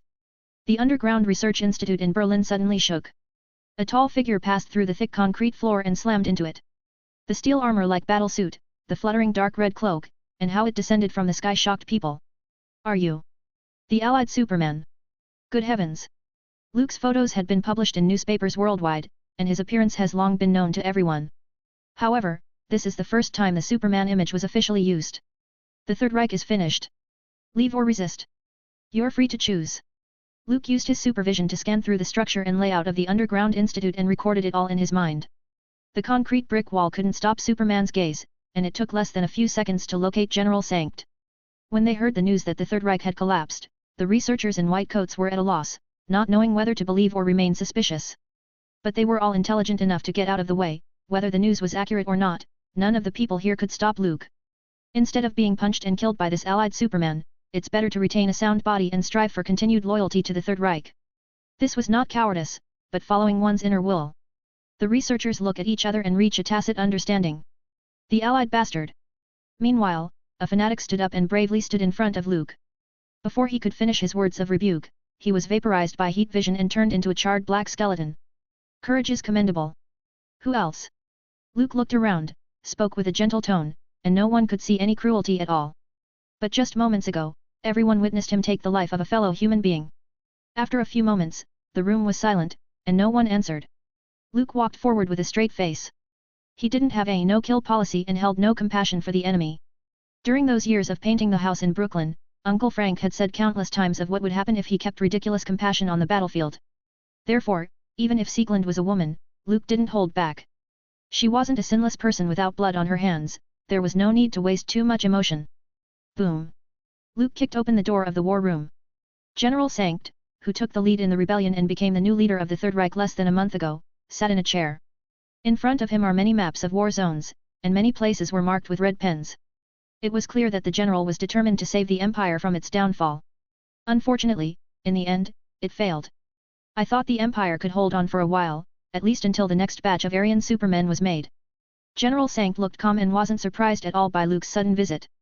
Baron Strucker assured me that as long as I was willing to join Hydra, they would provide for my departure. You just came too soon, Brigadier General. Luke smiled and asked, will you really run away, General Sankt? Leave the Third Reich, hide where no one can find you, and wait for the day when you make a comeback. When he entered the door, he had already swept the war room with supervision to ensure there was no problem. After all, in so many film and television works, the desperate villain always makes a crazy move in the end. In the second drawer on your right, there's a Luger P08 pistol and 4 bullets. Luke said quietly. General Sankt, it seems that you plan on being buried with the Third Reich, which has already lost its power. The new leader, who had forcibly renewed Berlin's lifespan, nodded and said thoughtfully, how can a qualified captain abandon his ship, even if she's going to sink? I respect your passion for your country. But you should know that the Allies would prefer to have you tried in a military court, preferably in front of the whole world, and executed in public as a butcher, executioner, and conspirator. Luke said indifferently. The Führer left early, leaving General Sankt as the target of the crowd's anger and hatred. I can give you a copy of the original Brood plan, which hasn't been completely deciphered yet. General Sankt was at a loss. After learning from Baron Strucker that the battleship class was probably not Luke's opponent, he lost interest in the perfect Aryan. Aryan supermen, who couldn't even defeat a super soldier, they can't be called perfect. Let me end my life decently, Brigadier General. Luke thought for a moment and accepted the deal with pleasure. It didn't make any sense to catch General Sankt and give him to the Allies anyway. Trial by a military court is just a process. Allied leaders were looking forward to sharing the cake and distributing benefits. As for the post-war liquidation, it was just an after-dinner dessert to show the victor's power. In the original historical timeline, after the Führer committed suicide, he asked his men to burn his body into a mass of charcoal. Many people once doubted whether this was a trick to get away by faking his death. But they didn't track anyone down after looking for his whereabouts. A few minutes later, the sound of a gunshot came from the war room. Immediately afterward, Luke came out, broke the roof without saying a word, and bolted into the sky. He was looking down on the devastated Berlin. He seemed to have seen the collapse of an empire, the end of a war and the end of an era. So, who will be the master of the new era? The corners of Luke's mouth rose as he stood quietly above the clouds. 112, Chapter 109. Just want to develop quietly. With the death of 3 battleship classes in Paris, General Sankt shot himself at the Underground Research Institute, and the crumbling Third Reich finally collapsed. The World War that lasted for many years came to an end. When the news of the victory was sent back to London and then sent to the White House by radio, the top leaders of the Allies were excited. Many members immediately held a press conference, which was widely publicized to win public opinion. Those looking forward to the arrival of peace and the smoke dispersed have also taken to the streets and revealed all night. It was said that New York was brightly lit that night, just like a sea of light. But a few days later, more attention was drawn to Luke, who once again made headlines in the newspapers.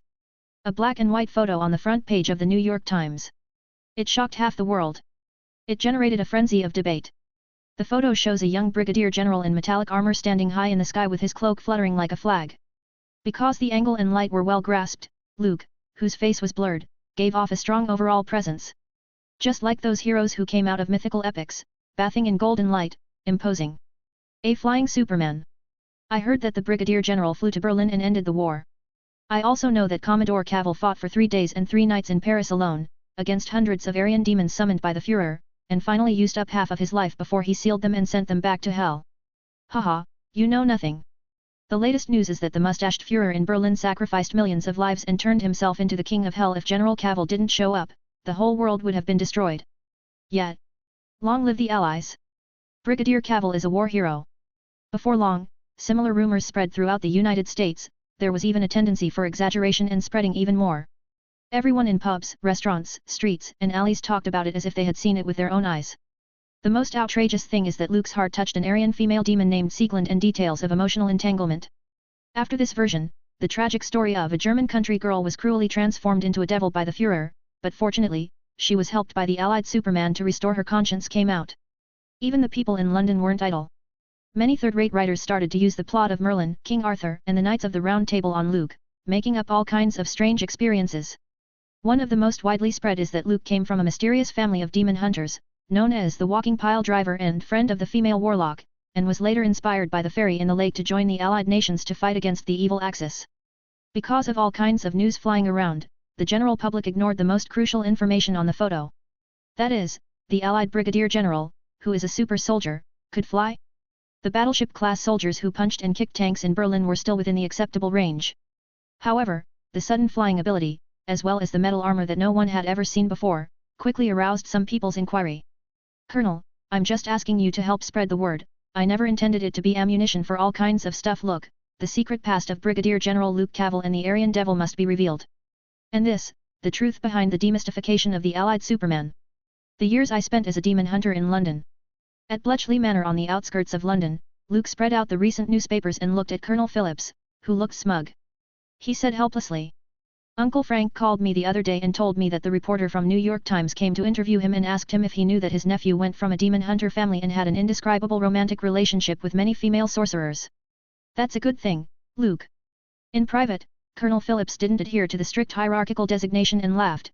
At least you're now a debated young brigadier general, a war hero, and not overlooked like Rogers. We all understand the virtues of politicians. They could kneel and lick your boots when they need something from you, but if you are no longer of use, even looking at you would be a waste of time for them. Luke nodded in agreement. The photo that caused heated discussion was a pose. After he left Berlin, he specially asked Colonel Phillips to find a photographer. Afterward, it was sent to the New York Times under the name of the other party. There was no image manipulation technology in this era, so there was no need to question the photo's authenticity, and people happily believed it. The reason for doing this is because the war was over, Luke had to hurry up and collect more reputation points. However, he didn't expect Colonel Phillips to make such a big deal out of it. The secret story of the Allied Superman and the Aryan Devil has quickly become part of the local American pop culture. A few days ago, Paramount Pictures asked Luke if he was interested in bringing this experience to the screen, and it would be better if he were willing to act in it. Although the actor is undecided, the script isn't available, and the funds aren't enough. But, as long as the Allied Brigadier General nodded his head, everything else was easy. Paramount patted their chest and promised to invite such big stars as James Stewart, Clark Gable, and Katharine Hepburn. If I write a few memoirs or join Hollywood after I retire, I'm sure I'll make a lot of money. Luke didn't mean to blame Colonel Phillips. Raising awareness is one of the purposes. Even if the topic got more and more distorted, it's okay. According to Hollywood's business practices, these true stories about himself will probably be adapted and brought to the screen many times. Maybe he could get an Oscar, make a name for himself. The story was indeed a good one. Luke, you should have a broader vision. After the casual conversation, Colonel Phillips put on a smile and whispered, "It's just a temporary need to stay low and wait for the right time to soar." Luke picked his eyebrows. After returning from Berlin, he received awards from the top leaders of the Allies. Leaving the wartime cabinet and returning to the Prime Minister's office, Churchill called him the liberator of the free world. The President, far away in the White House, was even blunter. He said that Luke changed the course of the war and saved the Allies with his own efforts. It's just that both sides praised him verbally and didn't give him many tangible benefits. Indeed, the Allies had a headache too.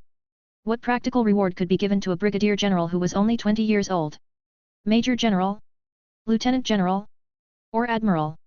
With such a fast promotion rate, when Luke turns 30, he would be sitting in the position of Secretary of Defense. In this regard, Britain was holding the mentality of eating popcorn and sitting on the sidelines. The Prime Minister expressed such merit, giving the rank of a 5-star general was nothing much. If the United States was reluctant, Luke could join England. The British Empire welcomes him with open arms. The President had a smile on his face, but his heart was already spitting out curses. "It looks like you got wind of it, Colonel." Luke didn't value the rank very much. Although he was now a high-ranking officer, he had no real power at all. He is only holding an empty title right now. The Allies are now busy liberating Berlin. When the war is truly over, they will sit down to share the cake and reward their heroes.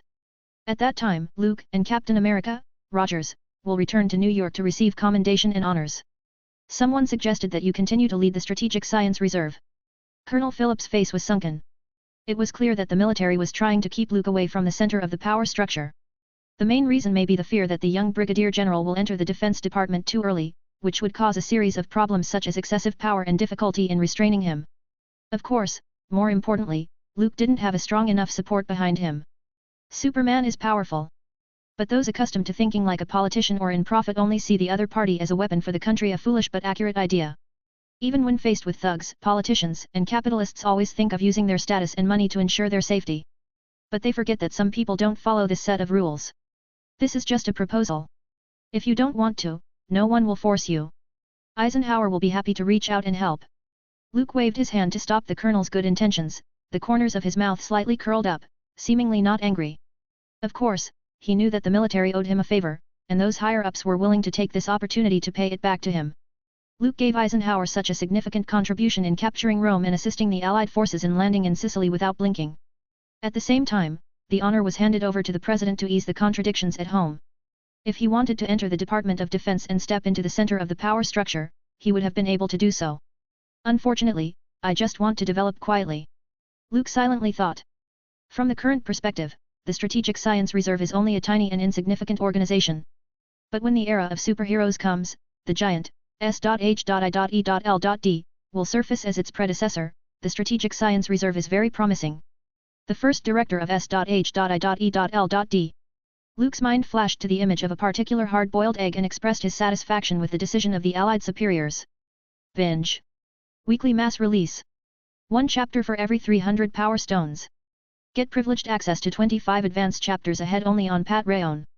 Visit patreon.com/bingetranslations. Support translator, paypal.me/randomalex. 113, Chapter 110. When the war is over. Extra chapter. The aftermath of the end of the war gradually subsided, and during this time, many significant events happened that were enough to go down in history. For example, the Yalta Conference. The four countries held a summit meeting at Livadia Palace to discuss the formulation of a new post-war world order and the distribution of interests. In layman's terms, it means dividing the big cake. It was worth mentioning that seeing Berlin create the Aryan Supermen to recover its disadvantages, the Asian side of the Axis powers also started a related project. They received a portion of Woden's blood from General Sankt as research material and worked overtime to expand their technology, and finally succeeded in producing 31 tank classes. The freshly baked, newly created Neon Supermen was torn clean by a group of mysterious people before they could cross the Pacific battlefield and beat the Allied forces. After investigation, the other party claimed to be a member of SPEAR. As a result, the Yalta Conference included one more participating country. Soon after, 2 atomic bombs were dropped on the still restless Japan. The bomb, codenamed the Little Boy, bombed Hiroshima. The second bomb, codenamed the Fat Man, bombed Nagasaki. The mushroom cloud that rose with a colossal boom forever became a nightmare for Japanese people. After their representatives signed the unconditional surrender letter on the deck of the USS Missouri, the worldwide war finally officially came to an end. The smoke has cleared, and peace has come. As a rising star of this era, Luke has witnessed the changing situation and historical innovations. He first appeared among the Yalta Four as the hero who ended the war and posed for pictures with the heads of state. The atmosphere was delicate and tense at that critical meeting on the reshuffling of dynamics of the world. The Soviet Union's representative looked at Luke with intense vigilance. Who knows if this Superman will suddenly fall from the sky and smash through the Kremlin? The representative made up his mind to vigorously develop the nuclear industry when he returned to cope with possible threats. As for the British Prime Minister, he smiled and greeted Luke with a box of high-grade cigars from his collection. He also said that the US was stingy with the actual reward for the true heroes, which disgusted the tired-looking Roosevelt a lot. Later, after the meeting, the president, who is suffering from cardiovascular disease, explained that he hoped Luke would understand the military's decision. To sum up, it was to write a lot of bad checks in an attempt to dispel each other's dissatisfaction. It's a pity that the president didn't know that he didn't have long to live. Before the end of the war, he should have died of a cerebral hemorrhage, leaving earlier than the Führer who was ready to shoot himself. Maybe it was the butterfly wings flapping a few times that made the president forcibly continue for a few more months. Brigadier General Cavill, when I get back to Washington, D.C., I will grant you the rank of Major General immediately. The president held on to his spirit and soothed Luke's emotions. From the White House down to the military, including Colonel Phillips. No one believed that the young Brigadier General didn't care about being excluded and was willing to lead the Strategic Science Reserve. If he had set foot in the Department of Defense, he would have become the youngest official general in the history of the United States in the blink of an eye. Luke is also helpless about this. I have shown a sincere attitude, but why don't you believe me? Later, even Rogers came to comfort Luke, telling him not to care too much about status and power.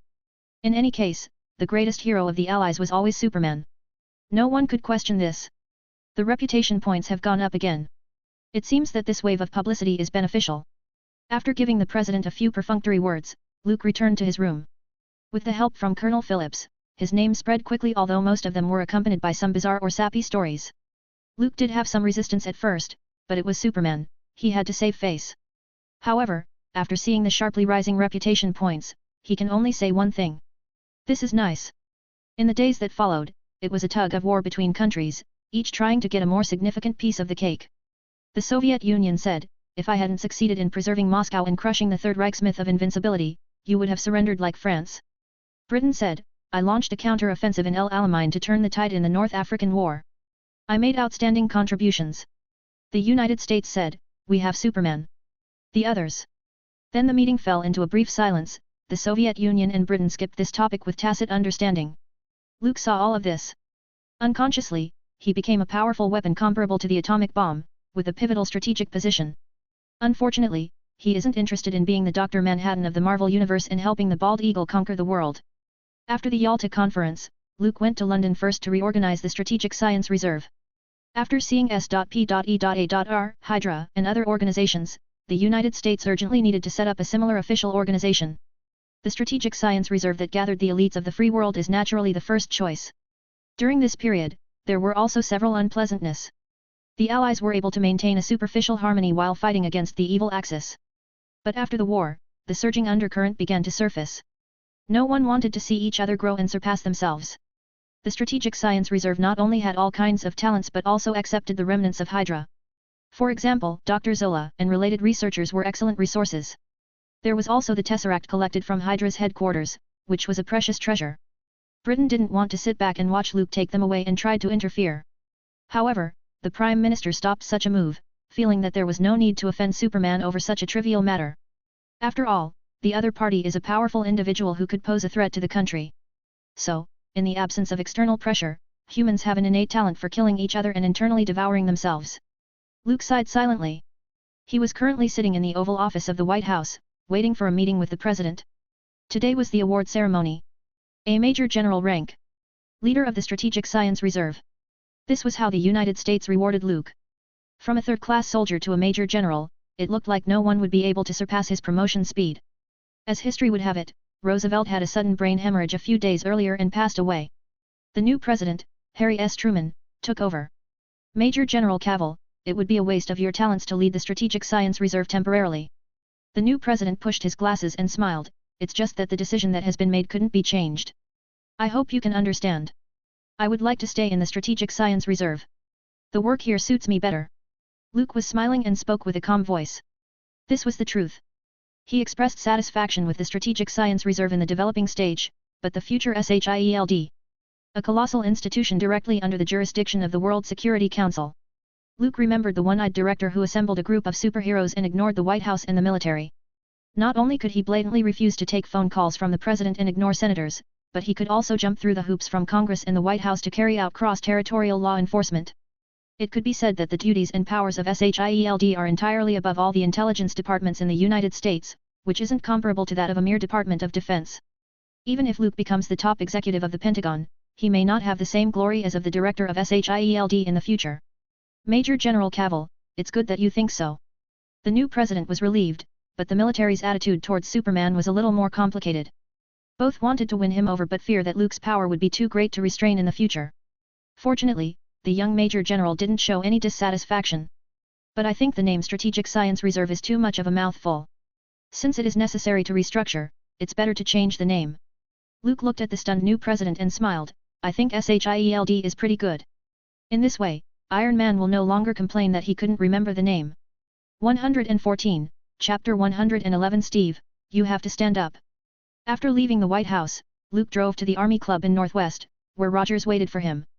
Since his return to New York from London, he has been busy with various public appearances and military awards ceremonies, leaving little time for himself.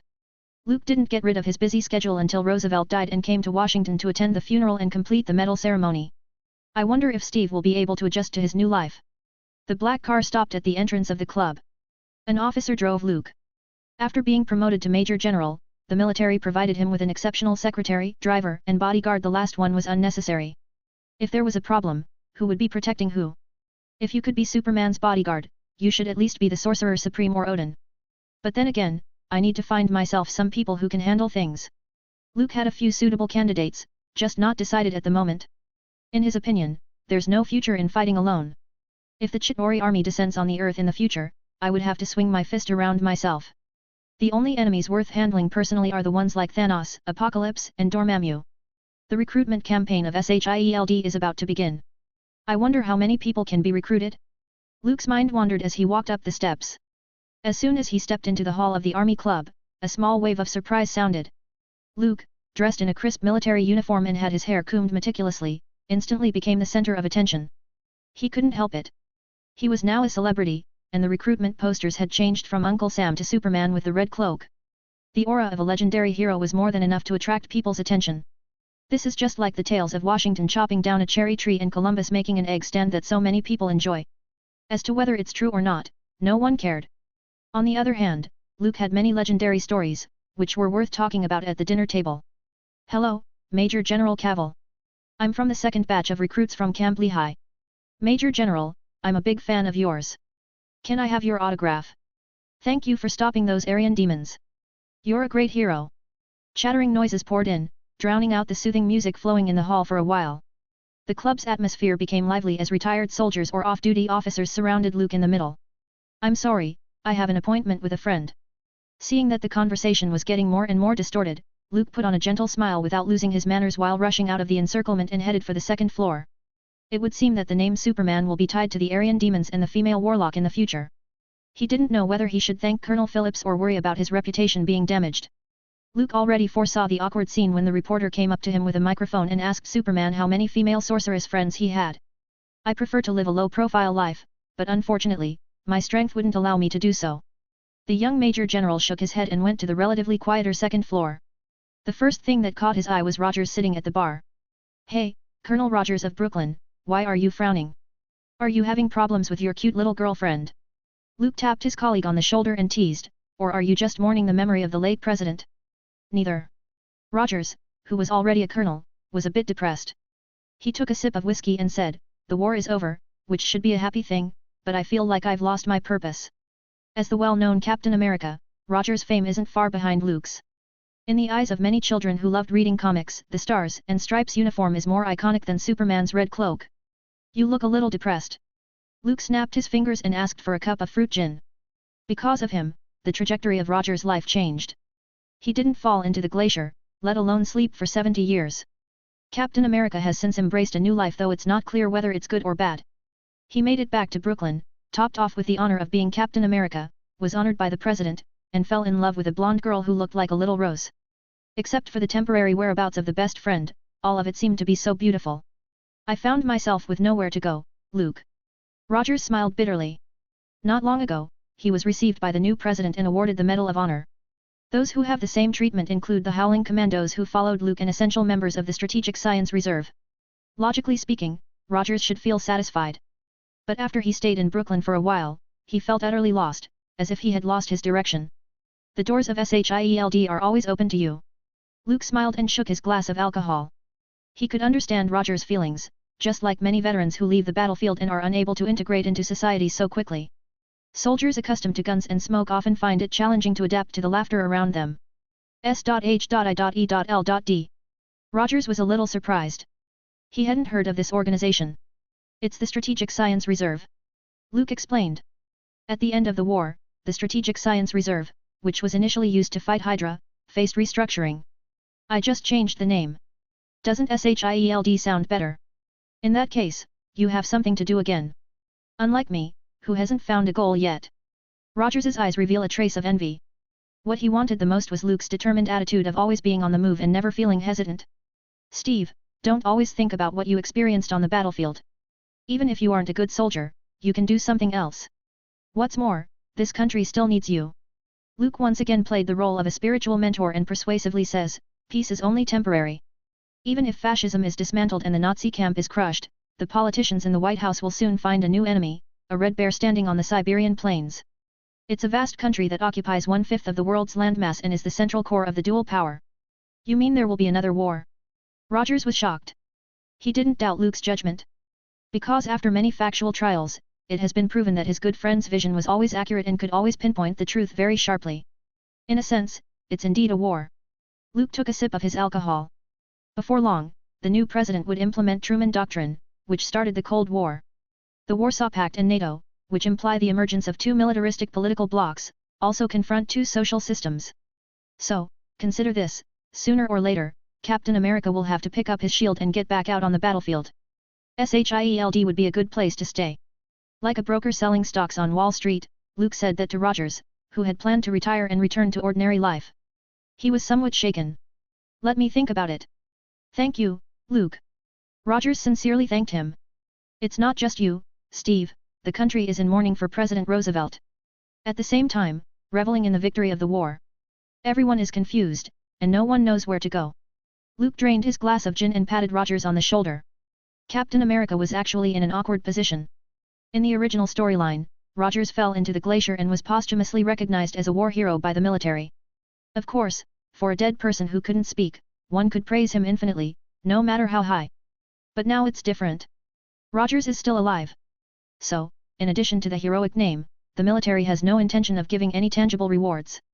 Luke understood this point a long time ago. The so-called hero was nothing more than the mascot of the military. When the country needed you, naturally, they would highly regard you and vigorously publicize your heroic stories and positive image. But once the war was over, you would lose your usefulness and become dispensable at any moment. This was the case with Rogers. With the war won and preparations to sit down and share the cake, the United States no longer needed Captain America to sell bonds. So, he was abandoned. The army did not care about him, and the White House had nothing to offer but honor.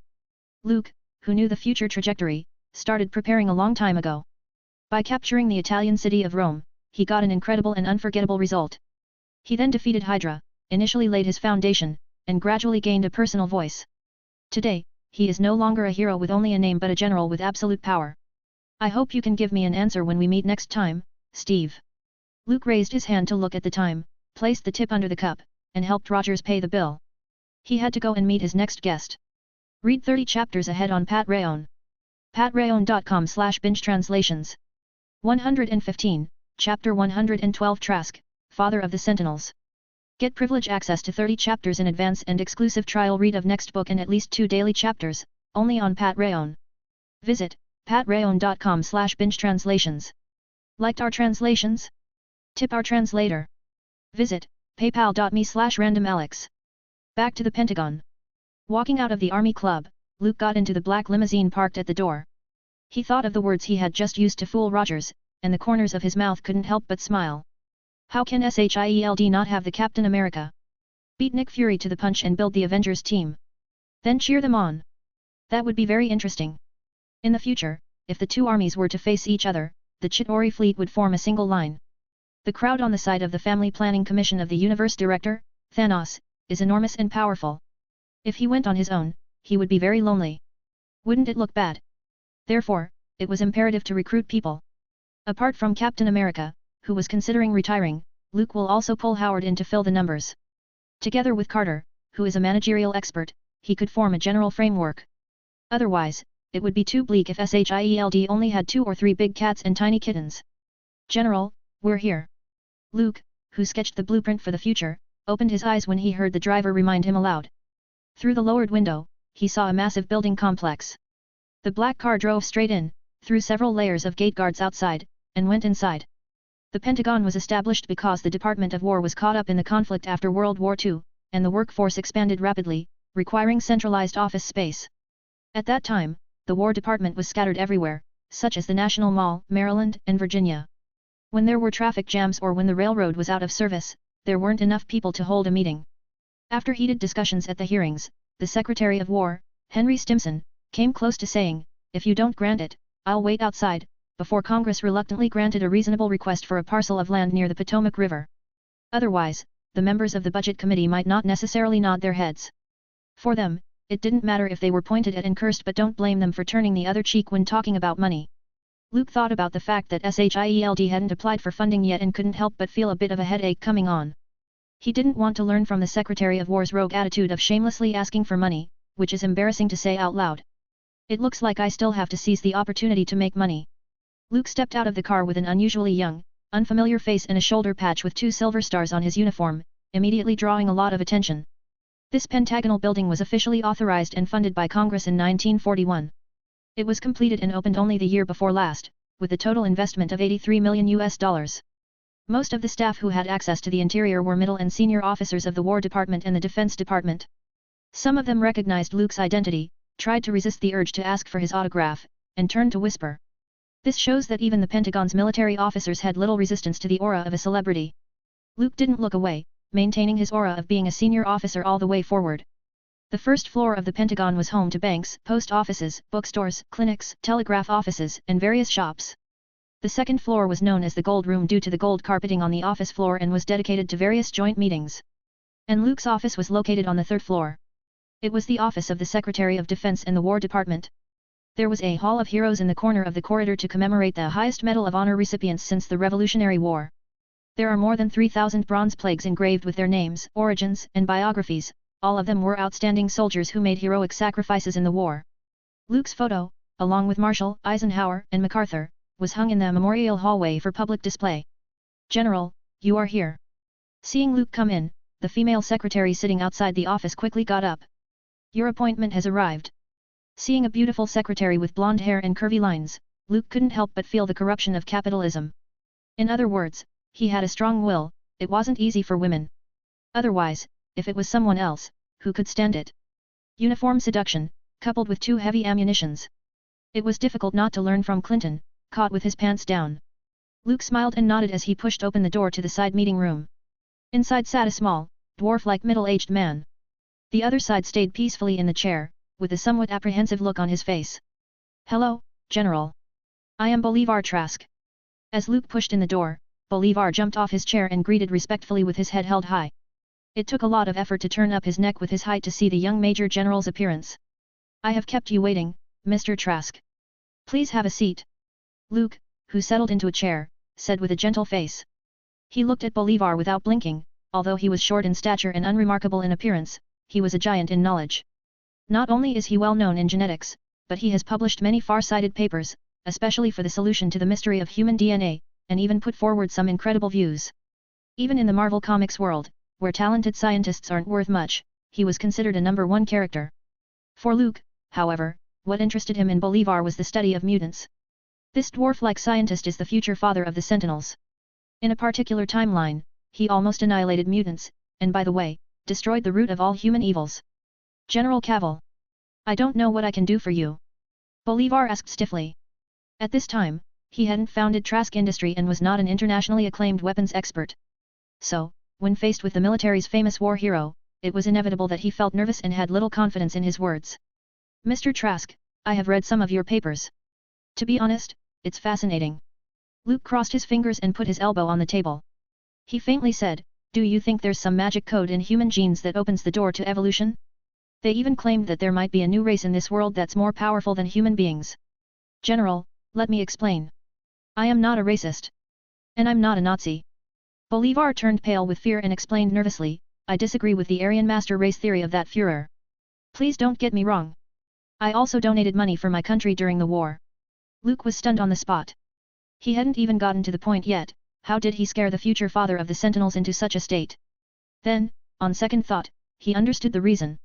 These days, cutting-edge theories about the human race and genetic research can easily be associated with the extreme racism of the Third Reich. Presumably, Bolivar had suffered such a significant loss before and has fallen victim to the aftermath of the fallout. Don't be afraid, Mr. Trask. I just wanted to talk to you about mutants. Luke waved his hand, gesturing to his opponent to relax and not be so nervous. I agree with your papers and opinions, which is why I invited you here. It was Bolivar's turn to be shocked. He couldn't believe that the powerful young Major General would be interested in his research theory. Major General Cavill, you know about mutants too? The dwarf scientist asked cautiously. Of course, I not only know but also saw them with my own eyes. Luke smiled faintly. The Hellfire Club was noted in his small book, and he will get even sooner or later. 116, Chapter 113 S.H.I.E.L.D, The Management Game. Get privilege access to 30 chapters in advance and exclusive trial read of next book and at least 2 daily chapters, only on Patreon. Visit patreon.com/bingetranslations. Liked our translations? Tip our translator. Visit paypal.me/randomalex. Had seen a mutant? Bolivar suddenly got excited and changed his previous reserved attitude. He eagerly said, General, mutants are hazardous species. Is the greatest threat to human beings on this planet. Do you know Neanderthals?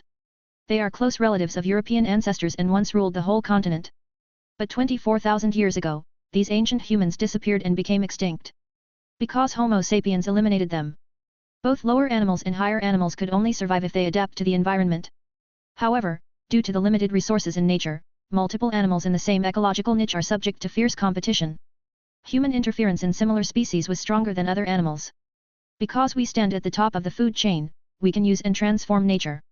In the era of natural selection, fierce competition will inevitably occur among different races. Therefore, Neanderthals were destined to be replaced by Homo sapiens. In my opinion, mutants are the race that's likely to replace human beings. The dwarf scientist spoke quickly and anxiously, as if afraid that the young Major General wouldn't understand the seriousness of the problem. Luke picked his eyebrows. He didn't expect Bolivar to be a staunch human supremacist, and he was highly wary of mutants. William Stryker, who also hated mutants, was due to family misfortune. Then his teacher, Bolivar, saw a future in which mutants might replace humans and chose to develop the Sentinel robots. Of course, there must be selfishness involved. For example, describing mutants as ticking time bombs and then selling weapons against mutants. Just like arms dealers, keen on provoking regional conflicts and then making money from both sides. Don't get excited, Mr. Trask. Luke didn't show any apparent emotions. His views were quite different from those of the dwarf scientist, Bolivar. Mutants simply didn't have the conditions to compete with human beings as the creatures at the top of the food chain. First of all, compared with the vast population base in the world, their numbers were pitiful, and it was difficult to form an effective social system. Secondly, mutants are essentially the evolutionary direction of human beings in the future and don't constitute a necessary prerequisite for competition. There may be a high probability that the child might be a mutant in a family, and the parents are not. Does it mean that the mutant would hate their parents and even exterminate them as offspring? So objectively, mutants should belong to the evolutionary branch of human beings. The contradiction between the two sides was more discriminatory than an unending feud to exterminate the race. Magneto always wanted to build a mutant empire, but he never thought that a harmonious world made up of fellow mutants would be less than fantastic. Because in the end, mutants couldn't even live a self-sufficient life. Cars in factories wouldn't be produced automatically, and food in supermarkets wouldn't appear out of thin air. And could the mutants, who are still in the minority, accomplish this? Magneto could destroy a building with a gesture, but he couldn't build a factory alone. With the powerful force that can lift continents and reverse the poles, it still wouldn't be able to fill stomachs. From this point of view, the genocide war is nothing but nonsense. Besides, what's the difference between a totalitarian society where a few elites enslave many lower classes and the Third Reich? As a persecuted Jew, in turn, he became the most hated person. You have to say, that's a huge irony. Comrade Magneto's ideological level is too backward. Clearly, he never read the Marxist theory. Luke's mind flashed with many thoughts. He looked at Bolivar and smiled, since you are so interested in mutants, I'll take you to meet them. The scientist froze as if his brain was on hold, and his expression was somewhat dazed. General, you may not understand what I mean. Mutants are dangerous, they have all kinds of strange abilities. Luke seemed to turn a deaf ear, stood up, and eagerly invited Bolivar to go with him. Before, in Rome, Italy, he had dealt with the Hellfire Club and even briefly dealt with mutants. Perhaps, after some convincing and friendly exchanges, Luke thought they were easy to talk to. Not as scary as Bolivar described. The two walked out of the Pentagon and got into a black car. Luke gave a specific location, and the driver started the engine and drove slowly to the enormous building complex behind the Pentagon. The Satan, Azazel, and the Poison Woman, both captives, were held in prison in Arlington County. Trask, have you ever heard of Sebastian Shaw? On the way there, Luke began to inquire about the Black King of the Hellfire Club in the car. Initially, he also expected the other party to join forces with Hydra and come forward to gift them his head. As a result, he didn't expect this mutant to be too cautious and didn't show up until the end. Shaw? I know him, a very radical biologist. Bolivar frowned and thought for a moment, then continued, Sebastian, who firmly believed in the theory of the perfect race in the Third Reich, once told me that the Aryans with blonde hair and blue eyes could rule the world. We met several times in England before, then he returned to Germany and wrote to me several times asking about the progress of the research on the mutant X gene. Luke thought about it. The villains among the mutants, with a slightly higher threat level, may be Mr. Sinister, who is far away in England. This bastard is Apocalypse's #1 horse, nearly obsessed with chasing Phoenix's powers. Then, it was Sebastian Shaw's turn. This guy was more about using mutants as tools to pursue the tedious and conventional grand task of ruling the world. Like a salesman, he packaged the Third Reich's extreme racial theories and sold them to many simple-minded mutants. Sebastian Shaw is a mutant. Luke said straightforwardly. He joined an organization called the Hellfire Club and is gathering his compatriots to prepare for a grand entrance. Bolivar showed a thoughtful look. He seemed to guess Luke's purpose for meeting him. What can I do for the country, General? If it's against mutants, I'm sure I can be of use. The scientist sat straight up. As a scientist who could set up a large enterprise, he wasn't stupid, on the contrary, he could sense people's motives. Luke's lips showed a smile, this was precisely the answer he wanted to hear. The Hellfire Club was a problem that must be solved. As the veterans had already said, treat the enemy as ruthlessly as a harsh winter. Instead of waiting for Sebastian Shaw to build up his strength and find him, he might as well strike hard and take the initiative to eliminate them all. Very well, Mr. Trask. SHIELD needs your kind of talent. Luke smiled and quietly pulled Bolivar into SHIELD. The future father of the Sentinels is still qualified to be a supervisor in the scientific research department. S.H.I.E.L.D. Bolivar's eyes twinkled. Although he had never heard of this institution, he didn't show any resistance. As people know, doing research was very expensive. He hadn't hooked up with Nixon and founded Trask Industry yet, but he was a famous scientist. He had no backers and no financial backers. He lived in a confined space like any other independent researcher and couldn't afford to rent a lab. At this time, Bolivar felt happy to have an official organization knock on his door. And as we all know, the military's always the wealthiest investor. And the most scientist-friendly sugar daddy. Luke sensed Bolivar's excitement, and his smile grew gentler. All this was in his expectation. Even a guy who thought highly of himself, like Howard, sometimes had to socialize with senior officers in the purchasing department to pull orders in his words, bunch of guys with less brain capacity than primitive mammals. What's more, Bolivar was a down-and-out scientist. S.H.I.E.L.D. Human Resources 1. Scientific Research Strength 1. 117, Chapter 114 The Major General is a Devil. Get privilege access to 30 chapters in advance and exclusive trial read of next book and at least 2 daily chapters, only on Patreon. Visit patreon.com/binge-translations. Liked our translations? Tip our translator. Visit paypal.me/randomalex. Creak. The heavy iron gate was pushed away, an array of light streamed in. Rhythmic footsteps echoed in the dark tunnel, like a precise pointer, and finally stopped at the door of the 12th cell. Azazel, it's been a long while. Azazel curled up in the corner. His hands were shackled with metal, and the 2 legs which had been trampled down were simply bandaged to the extent that they recovered without deterioration. He heard the clatter of keys and saw the tall figure standing outside after the cell door opened. There was an uncontrollable look of fear in his eyes. I didn't run away. Azazel shrank into the corner, and the handcuffs on his hands made a crisp sound. The original arrogance of being a mutant had disappeared without a trace. He and Poison Woman were previously held in the Strategic Science Reserve interrogation room before being transferred here. To prevent the demon, who could move in an instant, from running away, Luke specially told them that they didn't need to find a doctor to treat his legs so that he couldn't walk. Every time he was moved to a new place, he had to be blindfolded, and the layout and route wouldn't be leaked. The ability to move instantly sounds very inexplicable. The user can enter and exit any place at will. But the size and range of movement and the determination of space orientation are fatal shortcomings that are difficult to remedy. As early as in Venice, Luke worked out the approximate range of the Red Devil's rapid movement. For a single space jump, the other party can move at a maximum speed of 10 miles. Therefore, Luke can only complete this mutant holding project by making the other party lose spatial and directional judgment, coupled with restrictions on mobility and other means. But surprisingly, Satan, with his highly long lifespan, didn't try to escape. Thank you, Azazel. I won't do anything to you, don't be so nervous. Luke smiled kindly. Azazel didn't believe it at all. He just felt even more afraid. With the bandages wrapped around his legs, he felt a faint pain. The young Major General stepped on his legs and killed Colossus with his fist. Every time he thought of that violent picture, Azazel shuddered. The seeds of fear took root and thrived in his heart, even exceeding the oppressive feeling brought by Sebastian Shaw. Trask, he's a mutant. He not only can move instantly but also has a far superior physical quality and lifespan. Luke leaned on his side. Bolivar, who resembled a dwarf, and peeked inside. Red skin and a slender tail. Just like the devil. It's a mutant with dominant characteristics. Demons. I have seen an angel with wings in England. Bolivar said quietly. He couldn't help wondering what the Major General did to the mutant named Azazel that had scared him to such an extent. There's a woman in another cell. She's also a mutant and can release poison gas. Luke closed the prison door. He hadn't finished the main quest of opening of the third camp. The gene fragments of Chameleon, Azazel, Colossus, and Poison Woman have been obtained, but the last one is still missing. If he got the leech serum, it would be easier to deal with Sebastian Shaw. After visiting 2 mutant prisoners, Luke looked down at Bolivar and said, in fact, mutants are not so terrible, are they? The dwarf scientist didn't know how to answer. He felt that the young Major General might be a devil in human skin. Otherwise, how could he scare those 2 mutants into silence? If I joined that S.H.I.E.L.D, can I study them?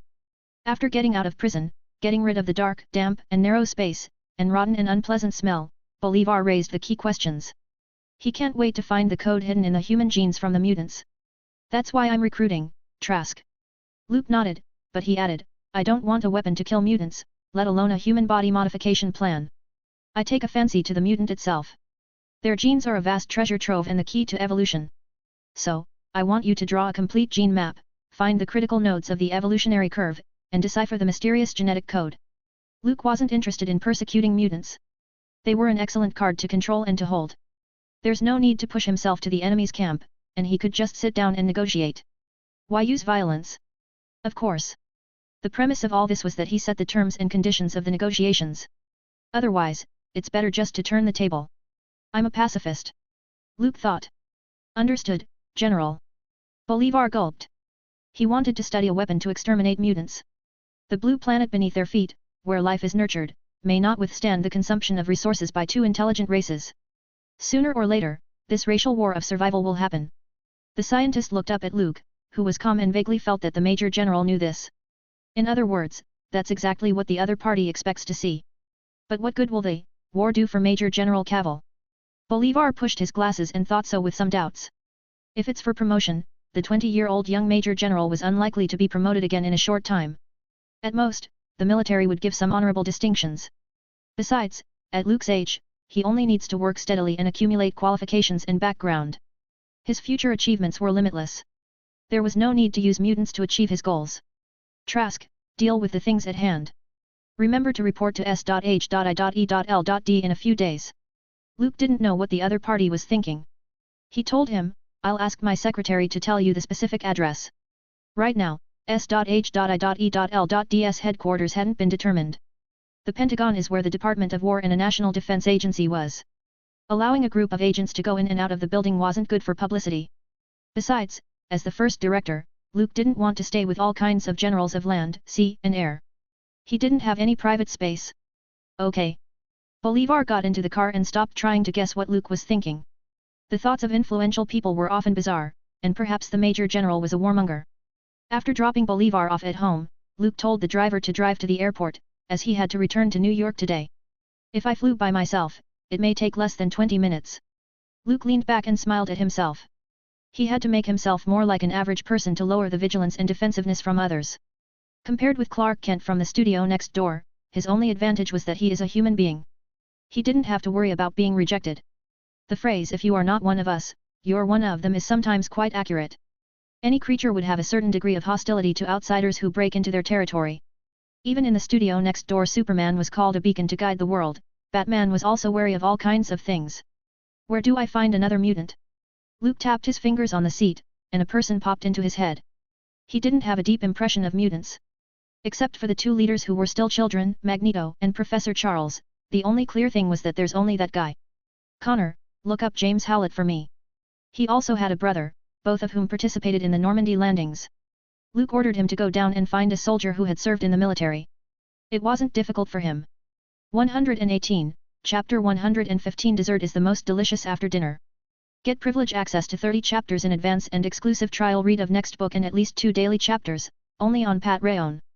Visit patreon.com/bingetranslations. Liked our translations? Tip our translator. Visit paypal.me/randomalex. Luke returned to New York before nightfall. He still lived in the Tower Suite in Waldorf Astoria and hadn't changed locations. The next step is asset placement. Luke had already sketched out the rough shape of the business investment plan in his mind and talked to Howard about cooperation for a while. He believed the other party would be interested. Iron Man's father could be said to be prosperous recently. As a participant in the Manhattan Project, he entered the White House with Oppenheimer and was honored by the president.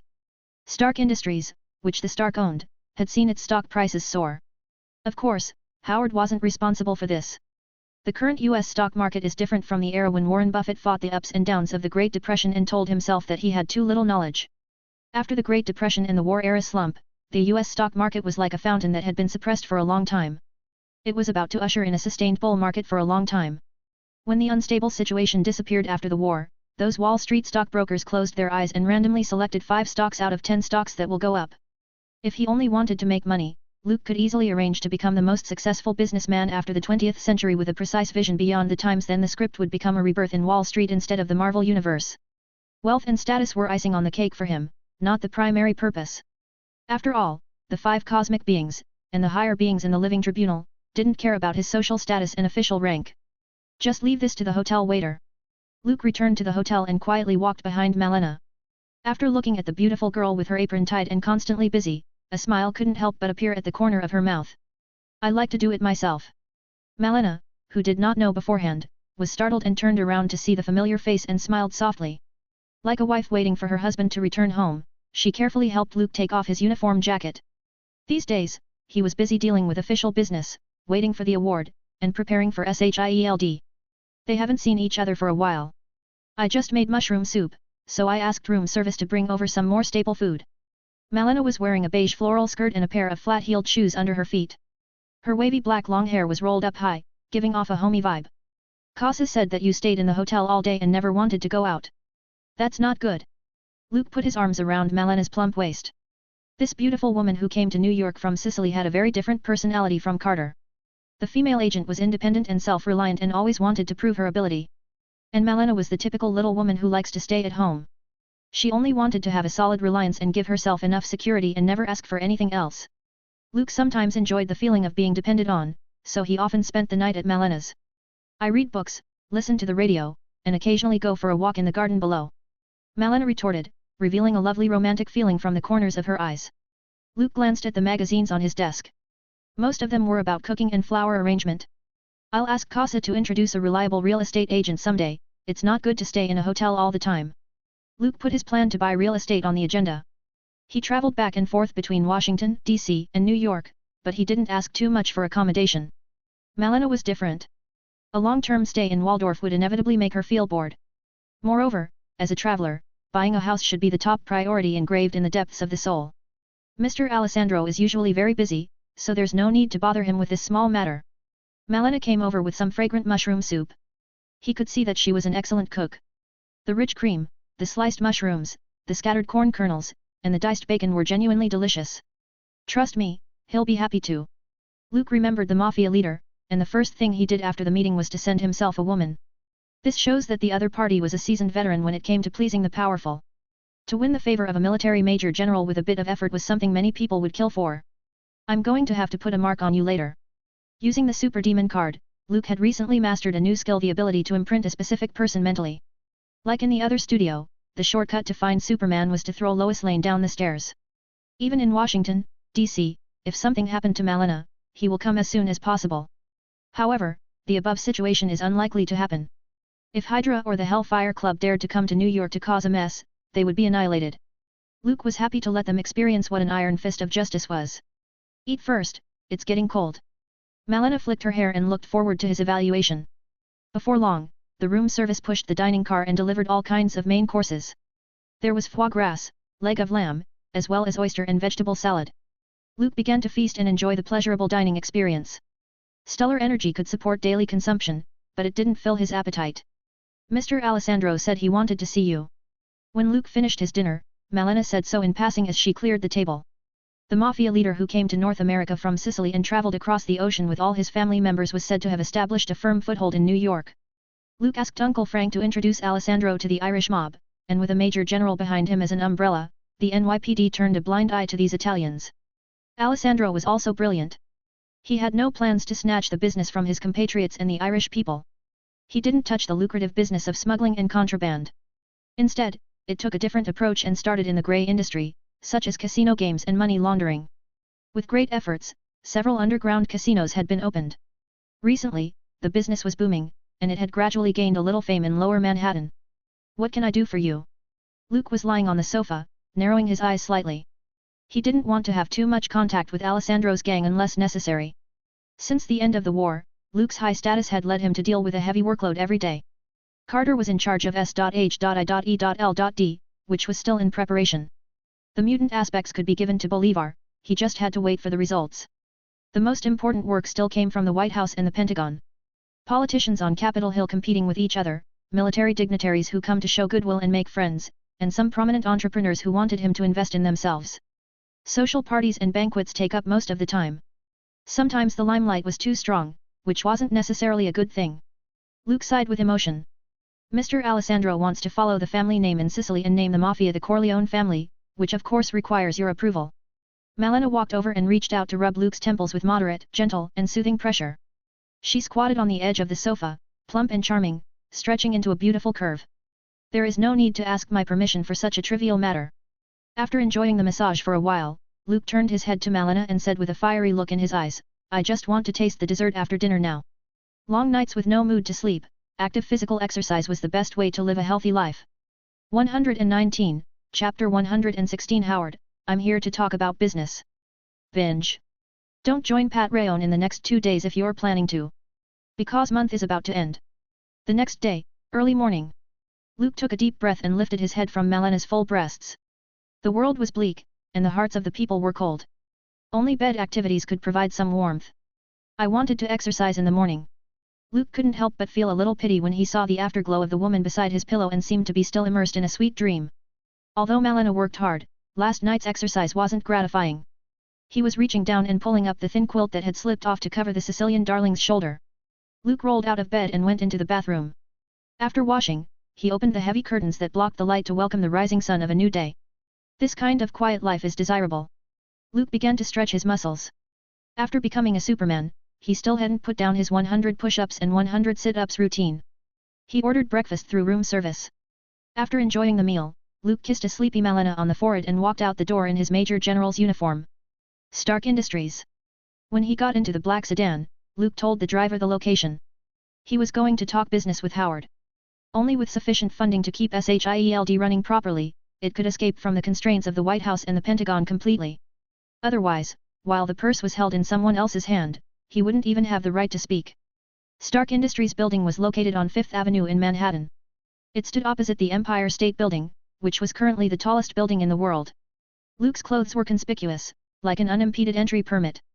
"Why do you have time to visit me today, Major General Cavill? Damn, you're moving up faster than a rocket." Howard, who had a mustache, smiled and brought over 2 glasses of whiskey. The receptionist called a long time ago to say that an unusually young military major general had come to visit. Howard knew who it was with little thought. "I just had to come back to New York, so I'm here." "Drinking in broad daylight, you have indulged." Luke took the glass and looked at Howard with his legs crossed. Because the Manhattan Project was disclosed, the other party was in the limelight recently. He's much more popular than the out-of-fashion Captain America and Superman, who gradually reduced their public appearances. "You don't understand, Luke. This is a sign of inner emptiness." Howard drank a mouthful. With a lazy look, he frowned and said, "If there's a goddess of wisdom in this world, then I think she has already left me. Ever since the Manhattan Project's research group was disbanded, my heart has been empty, and no number of women can fill it." Luke raised his eyebrows and smiled, "You look pretty ill." "Yes, that's what Jarvis said. I even had sex with 3 pretty girls at once, but it still didn't work." Howard looked at the ceiling and spoke with a melancholy expression, "After a short period of pleasure, there's an endless emptiness. Everything is so dull and tasteless."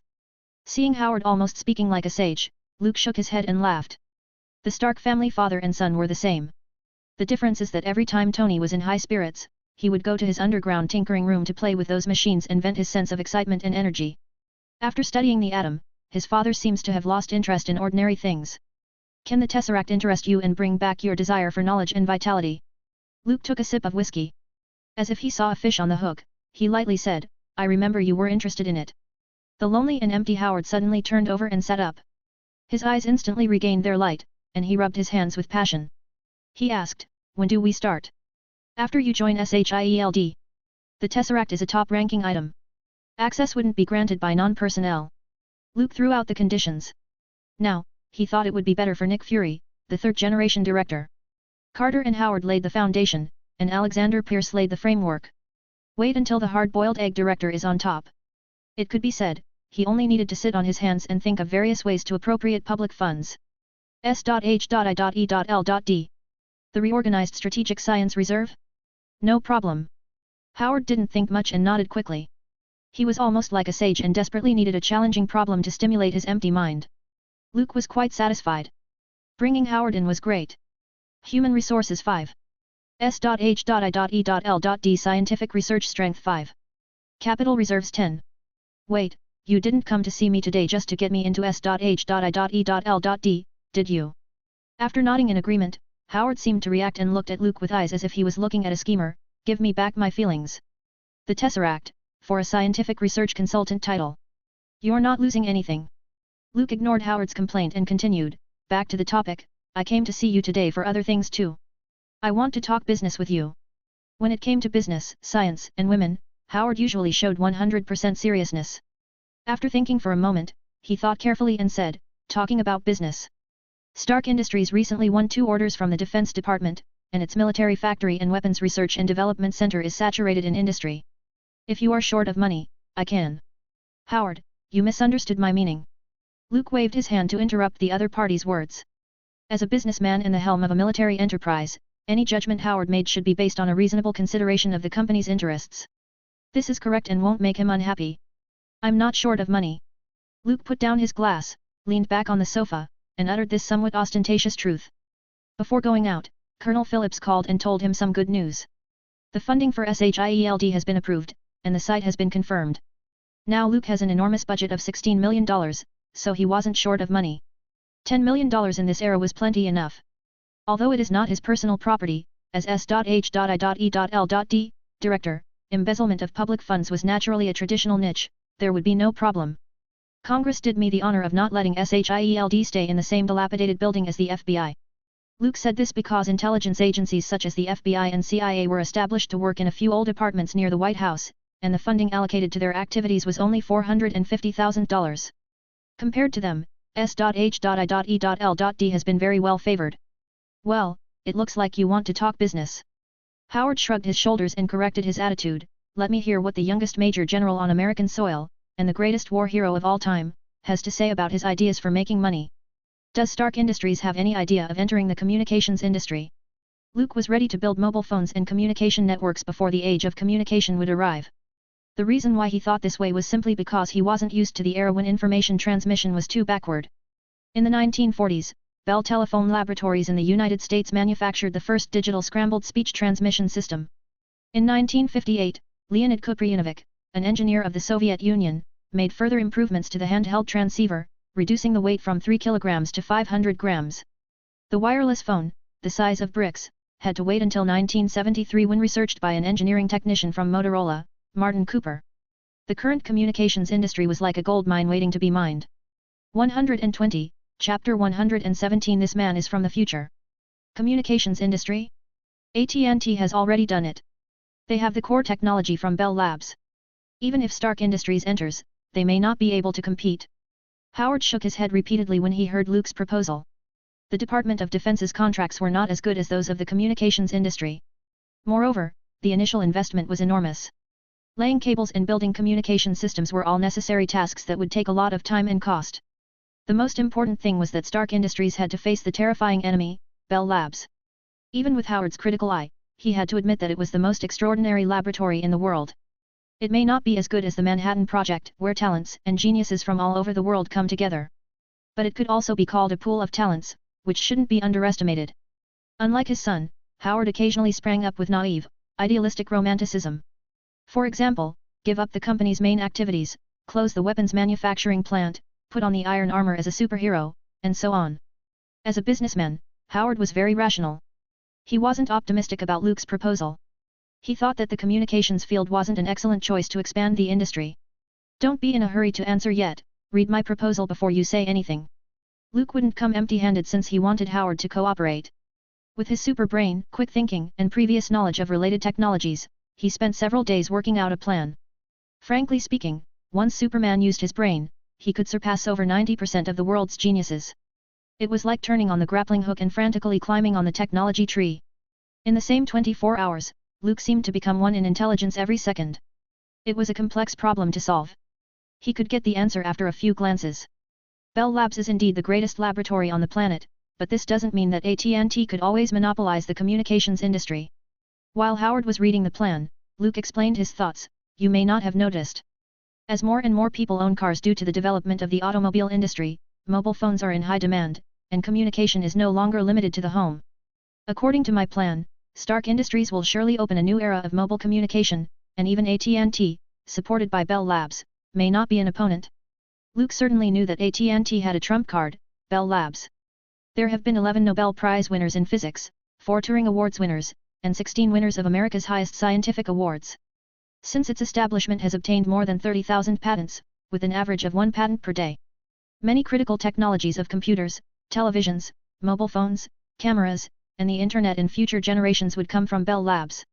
It's no exaggeration to say that it changed the world. In the original timeline, AT&T relied on Bell Labs to dominate the communications industry for more than 100 years, and it had always been the leader. No one could surpass it.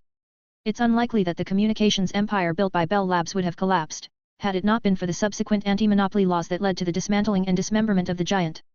What Luke wanted to do is to take the lead in bringing the era of mobile communication, but with the help of Stark Industries' power, to easily arrange it.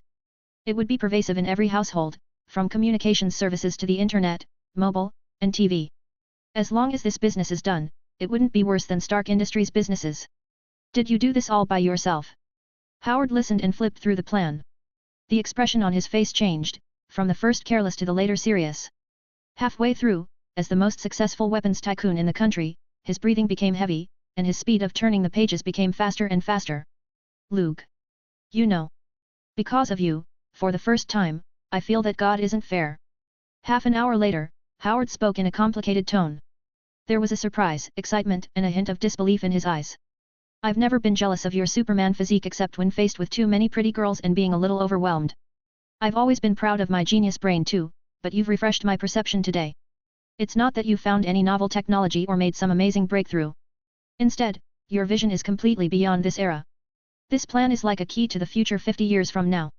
Luke shrugged his shoulders and leisurely took in Howard's restless excitement. He thought that this was only the essential operation of someone traveling worlds. If he wanted to defeat Bell Labs, which was famous in the world, of course, he had to pull up the technological achievements of the same era. Besides, could a world traverser be regarded as a plagiarizer? This was only a good advantage, leading the technological innovation in advance. Luke reassured himself. That's not scientific. I don't mean to be rude, but Luke, you didn't even go to college, how did you come up with this? Howard gripped the thick project proposal and paced back and forth to calm his mood. This thick stack of paper simply depicted a blueprint for the future of the communication era. From the internal integrated chips, precision parts to the core technology of analog signal and frequency diversity, multiple access, even encrypted channels, automatic connection, etc. Including the establishment of urban communication networks, the development of cellular mobile communication networks in the later period, and mobile phones. Such content filled 50 to 60 pages. The dense and extensive arguments had almost mapped out development for the next 20 or 50 years. That's why Howard was shocked. Luke gave him not just one single technological invention but a path forward for the entire industry. Did you come back from the future in a time machine? Howard took a deep breath and stared at Luke sitting on the sofa to find out the honest answer from the other party. Yet, the future world is fated to be ruled by artificial intelligence. To stop its evil plan to enslave humankind, I lead the resistance to build a time machine and use it to go back to the World War II era. This is my biggest secret. Don't tell anyone because it may attract danger. Luke was talking nonsense with an earnest look. Howard's half-believing expression amused him. Forget it, only having one genius in this world doesn't make sense. Well, Luke, welcome to the Genius Club, I'll give you credit for that. After a long time, Howard shook his head and sighed, seemingly somewhat dejected. Now, even the proudest genius had lost the capital to show off in front of Luke, which was depressing. How do you want to collaborate? Howard, who had calmed down, began to test Luke's bottom line. He had no interest in the communications industry and didn't think Stark Industries would beat Bell Labs for the market share of U.S. telephone and telegraph companies. But things were different now. With this plan, not to mention taking over the market, Howard was even confident in building a communications empire. I'll take 60% of the shares with the technology. Stark Industries will put in the capital and can take the remaining 30%, and give the rest away. The establishment of a mobile communications network must have government support. Luke didn't beat around the bush and spoke bluntly. He took a fancy to the substantial financial resources of Stark Industries and the deep foundation behind it. If the communication industry was to develop, it must have the support of the government. Although Luke had a place in the military, he was weak in politics. As long as Stark Industries was in the market, its development wouldn't have any difficulties in the later periods. It makes sense. With your proposal, your design, and technology, Stark Industries quickly picked up a bargain. Howard nodded and agreed to this simple distribution plan. If there's a change in the terms and conditions, it had to be done later. In that case, let's have good cooperation. Luke smiled and held out his hand, which Howard held tightly. The two looked at each other with a smile and seemed to see the arrival of a new era. Weekly mass release. Every 300 PS equals one extra chapter tomorrow. 121, Chapter 118. I'm very good at dealing with problems. After agreeing to finalize the cooperation, Luke and Howard had a detailed discussion on some specific issues. To complete the initial establishment of a mobile communication system, strong support from the government was needed. Next, the public relations team of Stark Industries would meet with the mayor and various council members to obtain preferential policies and tax exemptions. It's best to get a few trial runs to see how it works. To sum it up, this was a massive project. It would take at least 2 to 3 years for the early industrial layout and urban communication network to be laid, not including the obstruction of the competitor, AT&T. Howard didn't care about short-term interests. He was more interested in the prospects of the communication industry. Although the contents in the plan seemed to be ahead of schedule, on reflection, Howard thought it was more like an accurate prediction. Considering the anti-monopoly bill, I think the communications business shouldn't be placed under Stark Industries' name. Howard was cautious, and he proved to be correct. AT&T, which originally monopolized 80% of the market, was forced to split into more than a dozen subsidiaries under the pressure of the anti-monopoly bill, thus going down. You can't ask me to start a company as a major general. It won't look good. Luke curled his lips. His mind flashed, saying, if we have to deal with the anti-monopoly bill, you can send a representative, and I will send another representative to set up a new company together. Howard gave a crisp snap of his fingers in agreement. What's the name of the new company? He asked. Skynet. Out of bad taste, Luke came up with such a name. Does the name have any other meaning? It looks like you've already thought of it. Howard frowned. Luke's image became more and more mysterious in his mind. So much so that this weapons tycoon began to doubt the bullshit rhetoric of going back in time with a time machine. After all, there had been so many incredible miracles involving the other party. Before that, no one could have imagined that the war would end in the hands of one person. You wouldn't understand if I told you. Luke shook his head regretfully. Citing movies and stories lose half the fun if the other party didn't know it. Well, what are you going to do next? From what I know about you, Luke, you don't seem like a quiet guy. Howard didn't bother to inquire too deep. Everyone had secrets, so there's no need to get to the bottom of it. After the war, Rogers lost his goal, and I was in a void. Why don't you look like you're in any of these situations? Luke smiled at this question. He had so many things to do that he's almost overwhelmed. Develop SHIELD to get rid of the constraints of the White House and the military as soon as possible. Gather the mutants, bring down the Hellfire Club, and get rid of Sebastian Shaw. Get even with Hydra, how and collect information about the Inhumans to avoid them living on the moon and becoming ticking time bombs. If he had time, he should take the initiative to go to Carmitage to talk to the Sorcerer Supreme and confirm whether the other party was hostile. There were so many things waiting for Luke to deal with or plan, how could he have no goal? He had always been a man who disliked being passive. Rather than waiting for reality to come to pass, and revel in frustration, Luke preferred to take the initiative and be fully prepared for anything. Only in this way could he feel safe as a traverser. To put it simply, the young Major General had a strong desire for control and wanted to bring all the changes under his control. In essence, this was somewhat similar to Batman, with countless plans in his head. They were both suffering from severe persecution paranoia and needed psychological treatment. I'm looking forward to the future, Howard. Because it was wonderful. Luke replied vaguely. Is that so? I think you look like a cheating student who knows the answer and can't wait for the test to start. Howard's observation ability was quite sharp. He continued, back to the topic, I also hope that the Tesseract can stimulate my genius, stimulate my inspiration, and keep me from being so sluggish. Addicted to alcohol and women. This life is too boring. It's not the life I'm looking for. Howard, who got out of his descent to sagehood, looked upright. It looked as if he wasn't the one who rolled in the sheets with 3 beautiful girls a few days ago. Trust me, soon, your self-confidence will be shattered by the Tesseract. Luke gloated. Studying the Infinity Stones is difficult. Even back then, 2 famous geniuses in the Marvel world, Tony Stark and Banner Bruce, Iron Man and Hulk, joined forces and spent a lot of time trying to understand the Mind Stone thoroughly, but created Ultron, that filial son. We'll see what happens. Howard himself was full of confidence, but his eyes couldn't hide his tired look. In addition, I think you should find a managing CEO. Business management will consume most of your energy, and you can't concentrate on the research. Luke warned aloud when he saw the other person rubbing his swollen temples, excessively using his brain. He remembered Iron Man's father, there should be a bald partner who had always been there.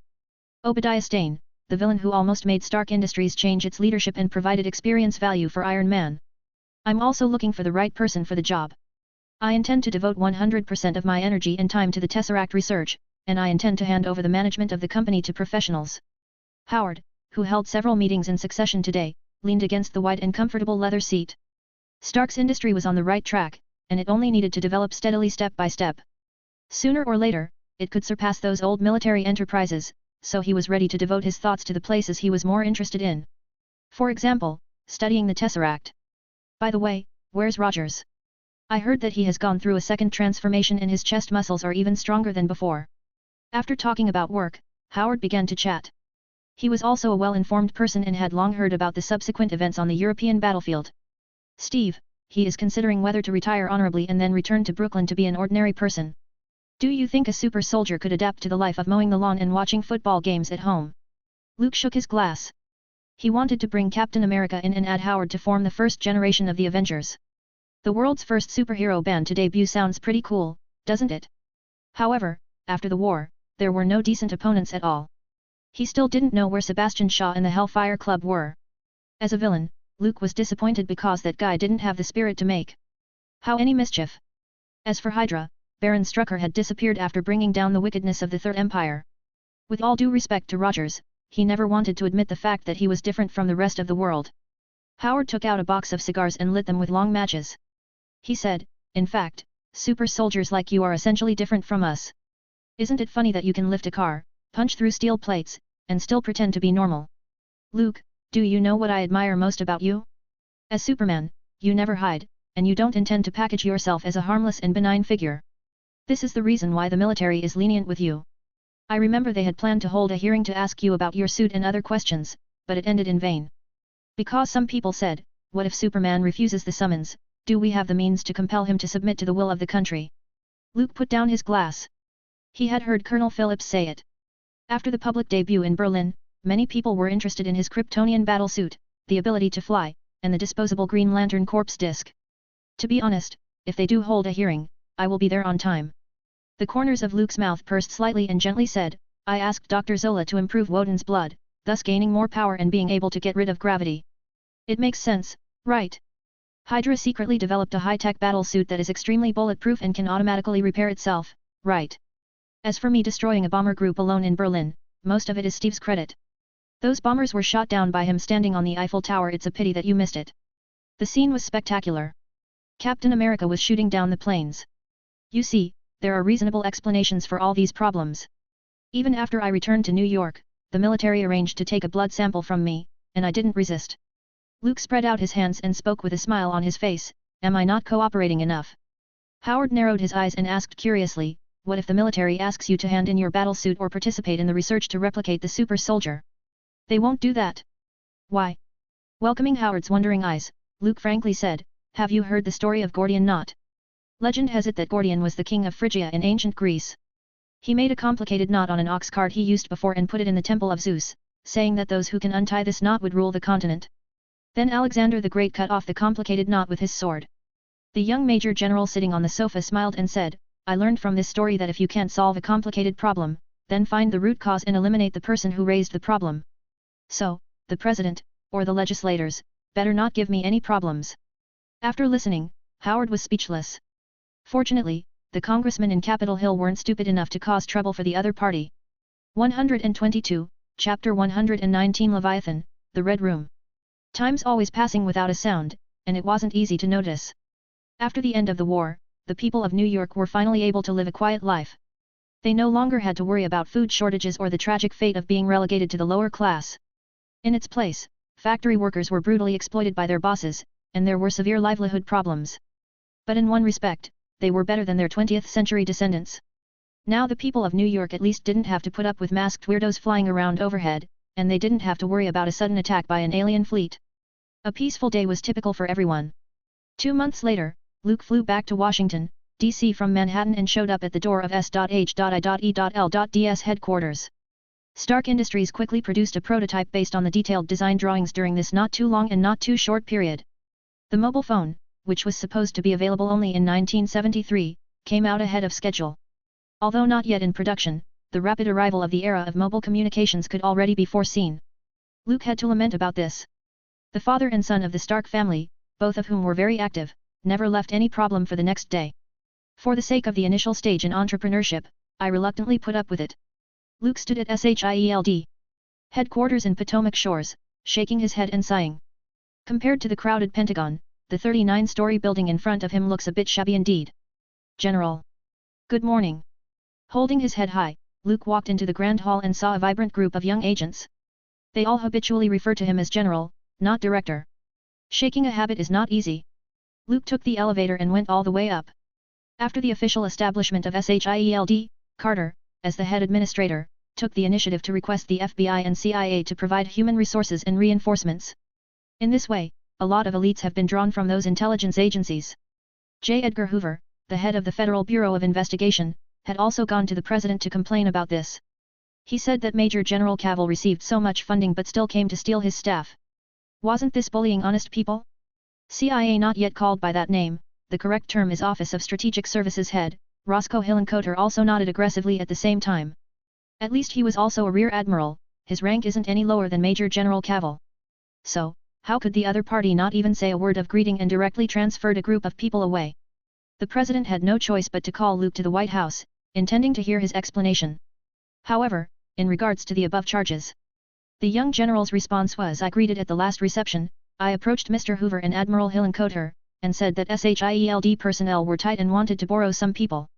As soon as this remark came out, the heads of both intelligence agencies turned pale. If they didn't know they were no match for Superman, they would have thrown up their fists and charged. Could you take the words said at the wine table seriously? Hoover, the head of the Federal Bureau of Investigation, even publicly took nude pictures of President Roosevelt's wife. Everyone just laughed at it, and no one looked deeper into it. In the end, the matter came to nothing. The president could only reassure the two top administrators of the intelligence agencies and ignore their explicit request for some funding as compensation. Since then, none of the military heads had dared to talk business at the wine table with Luke. After all, if you couldn't mess with him, you can only stay away. I understand the expansion of S.H.I.E.L.D. and the necessity to move faster. But don't be so aggressive, and leave the president a little dignity. Luke arrived on the 34th floor and walked into the office to see Carter in a brown dress with black heels. The cold and attractive female agent is now the commander of SHIELD. Responsible for internal affairs management, field assignments, and all other tasks. They don't give a damn about SHIELD. Hoover, in particular, touted himself as Washington's secret agent in the shadows. What's the big deal about taking a few nude pictures of the president's wife and knowing about a few Senate scandals? Carter's hands were propped up on the table, and her abundant capital shifted violently, causing Luke to blink a little. The latter made a gesture of surrender and said in a relaxed tone, "Well, we've offended a lot of people anyway." But Hoover took pictures. The FBI director is a pervert and sexually abnormal. Carter replied with a look of disgust. Luke, who was a member of the popcorn-eating audience, was amazed that this group of bigwigs was at the top of the power pyramid. They were good at juggling their private lives. How is SHIELD doing so far? Luke, as a hands-off manager, had no perception that he was the boss. SHIELD's work was mainly handed over to Carter, and he seldom cared about specific affairs. Facts have proven that the other party had this ability. In just a few months, the whole organization was already on the right track. Not bad. The total number of people is maintained at about 400, most of them are logisticians and clerical staff, the real agents and field agents, added up to less than 100, which also includes overseas spies and agents. Carter said in a very organized manner, handing him a detailed list. As for the Hydra thing you mentioned before, there's no exact news. However, I noticed an oil refining company. According to reliable information, it had received an overseas capital injection from the Soviet Union, which is currently being traced. Luke took the information and scanned through it, memorizing the contents in his head. Carter, sitting in the position of commander of S.H.I.E.L.D., fully demonstrated her smart and capable side. She went on to say, "If you look at Dr. Zola's testimony, I have good reason to suspect that Hydra is hiding in the Soviet Union and is in collusion with a group called Leviathan." Luke nodded his head. This coincided with his previous assumptions. After World War II, the Allies won. The Axis camp had fallen apart and lost its potential and possibilities for development in a short period. Like fish on a chopping block, at the mercy of others. If Hydra wanted to grow, it would choose a country with a rapid rise in power and turmoil. We have sacrificed 4 agents during this time, and they all died at the hands of Leviathan.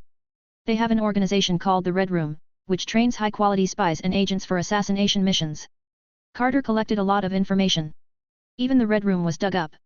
Most people have only heard of the KGB, but they didn't know that there was such a spy training camp hidden in the shadows of the Soviet Union. Well done. Luke complimented. Those were small touches, he was more concerned about the whereabouts of mutants. I heard you found James Howlett. The search for Wolverine's whereabouts was also one of the tasks Luke assigned to SHIELD. More precisely, we found his brother, Victor Creed. Carter found the profile data, opened it, and read, "He should be the mutant you were talking about." Previously, he and James Howlett performed brilliantly in the Normandy landing, but his brother, Victor Creed's character, is much more violent. He disobeyed the orders of his superiors several times and contradicted the officers. Most recently, he killed a senior officer, resisted arrest, and was sentenced to death along with James Howlett. Incredibly, they were both shot in the head but didn't die. Instead, they killed the execution team. This was 4 months ago. Currently, Victor Creed is being held in a military camp in New Jersey, and his brother James Howlett is missing. 123, Chapter 120 How to Have Friendly Communication with a Cranky Old Man. Binge. Read 30 privileged chapters on Patreon. But I have important question for the readers who have web novel membership, do you get the extra daily coins even if you miss the check-in? I mean, must I open my account? Comment here and let me know guys. Ty. Luke was standing at the door of a cell in a military camp in New Jersey. "General, Victor Creed is locked up here. He is dangerous and aggressive. The military officer behind him warned. He looked at Luke with a look of admiration. To many soldiers, Superman is a great legend and a hero who ended the war. In recent times, Luke had put off many interviews and reduced the number of public appearances to focus on S.H.I.E.L.D's work. But his reputation was still growing with each passing day, making him an icon for today's young people. It's okay. Open the door. Luke smiled lightly. Wolverine's brother had a violent temper, which he already knew. The officer pulled out the key and opened the iron cell door. The afternoon sun shone through. He held the gun pouch at his waist with one hand and stood in front of the young general to prevent any incidents. Victor Creed, from Canada. Luke walked into the damp, dark, cramped cell and was greeted by the stench of decay and murky air. He couldn't help raising his eyebrows slightly and raising his hand to cover his mouth and nose, shielding his sense of smell. A tall, rough-faced, tough-looking man with a beard sat in the corner, with heavy handcuffs on his arms and legs.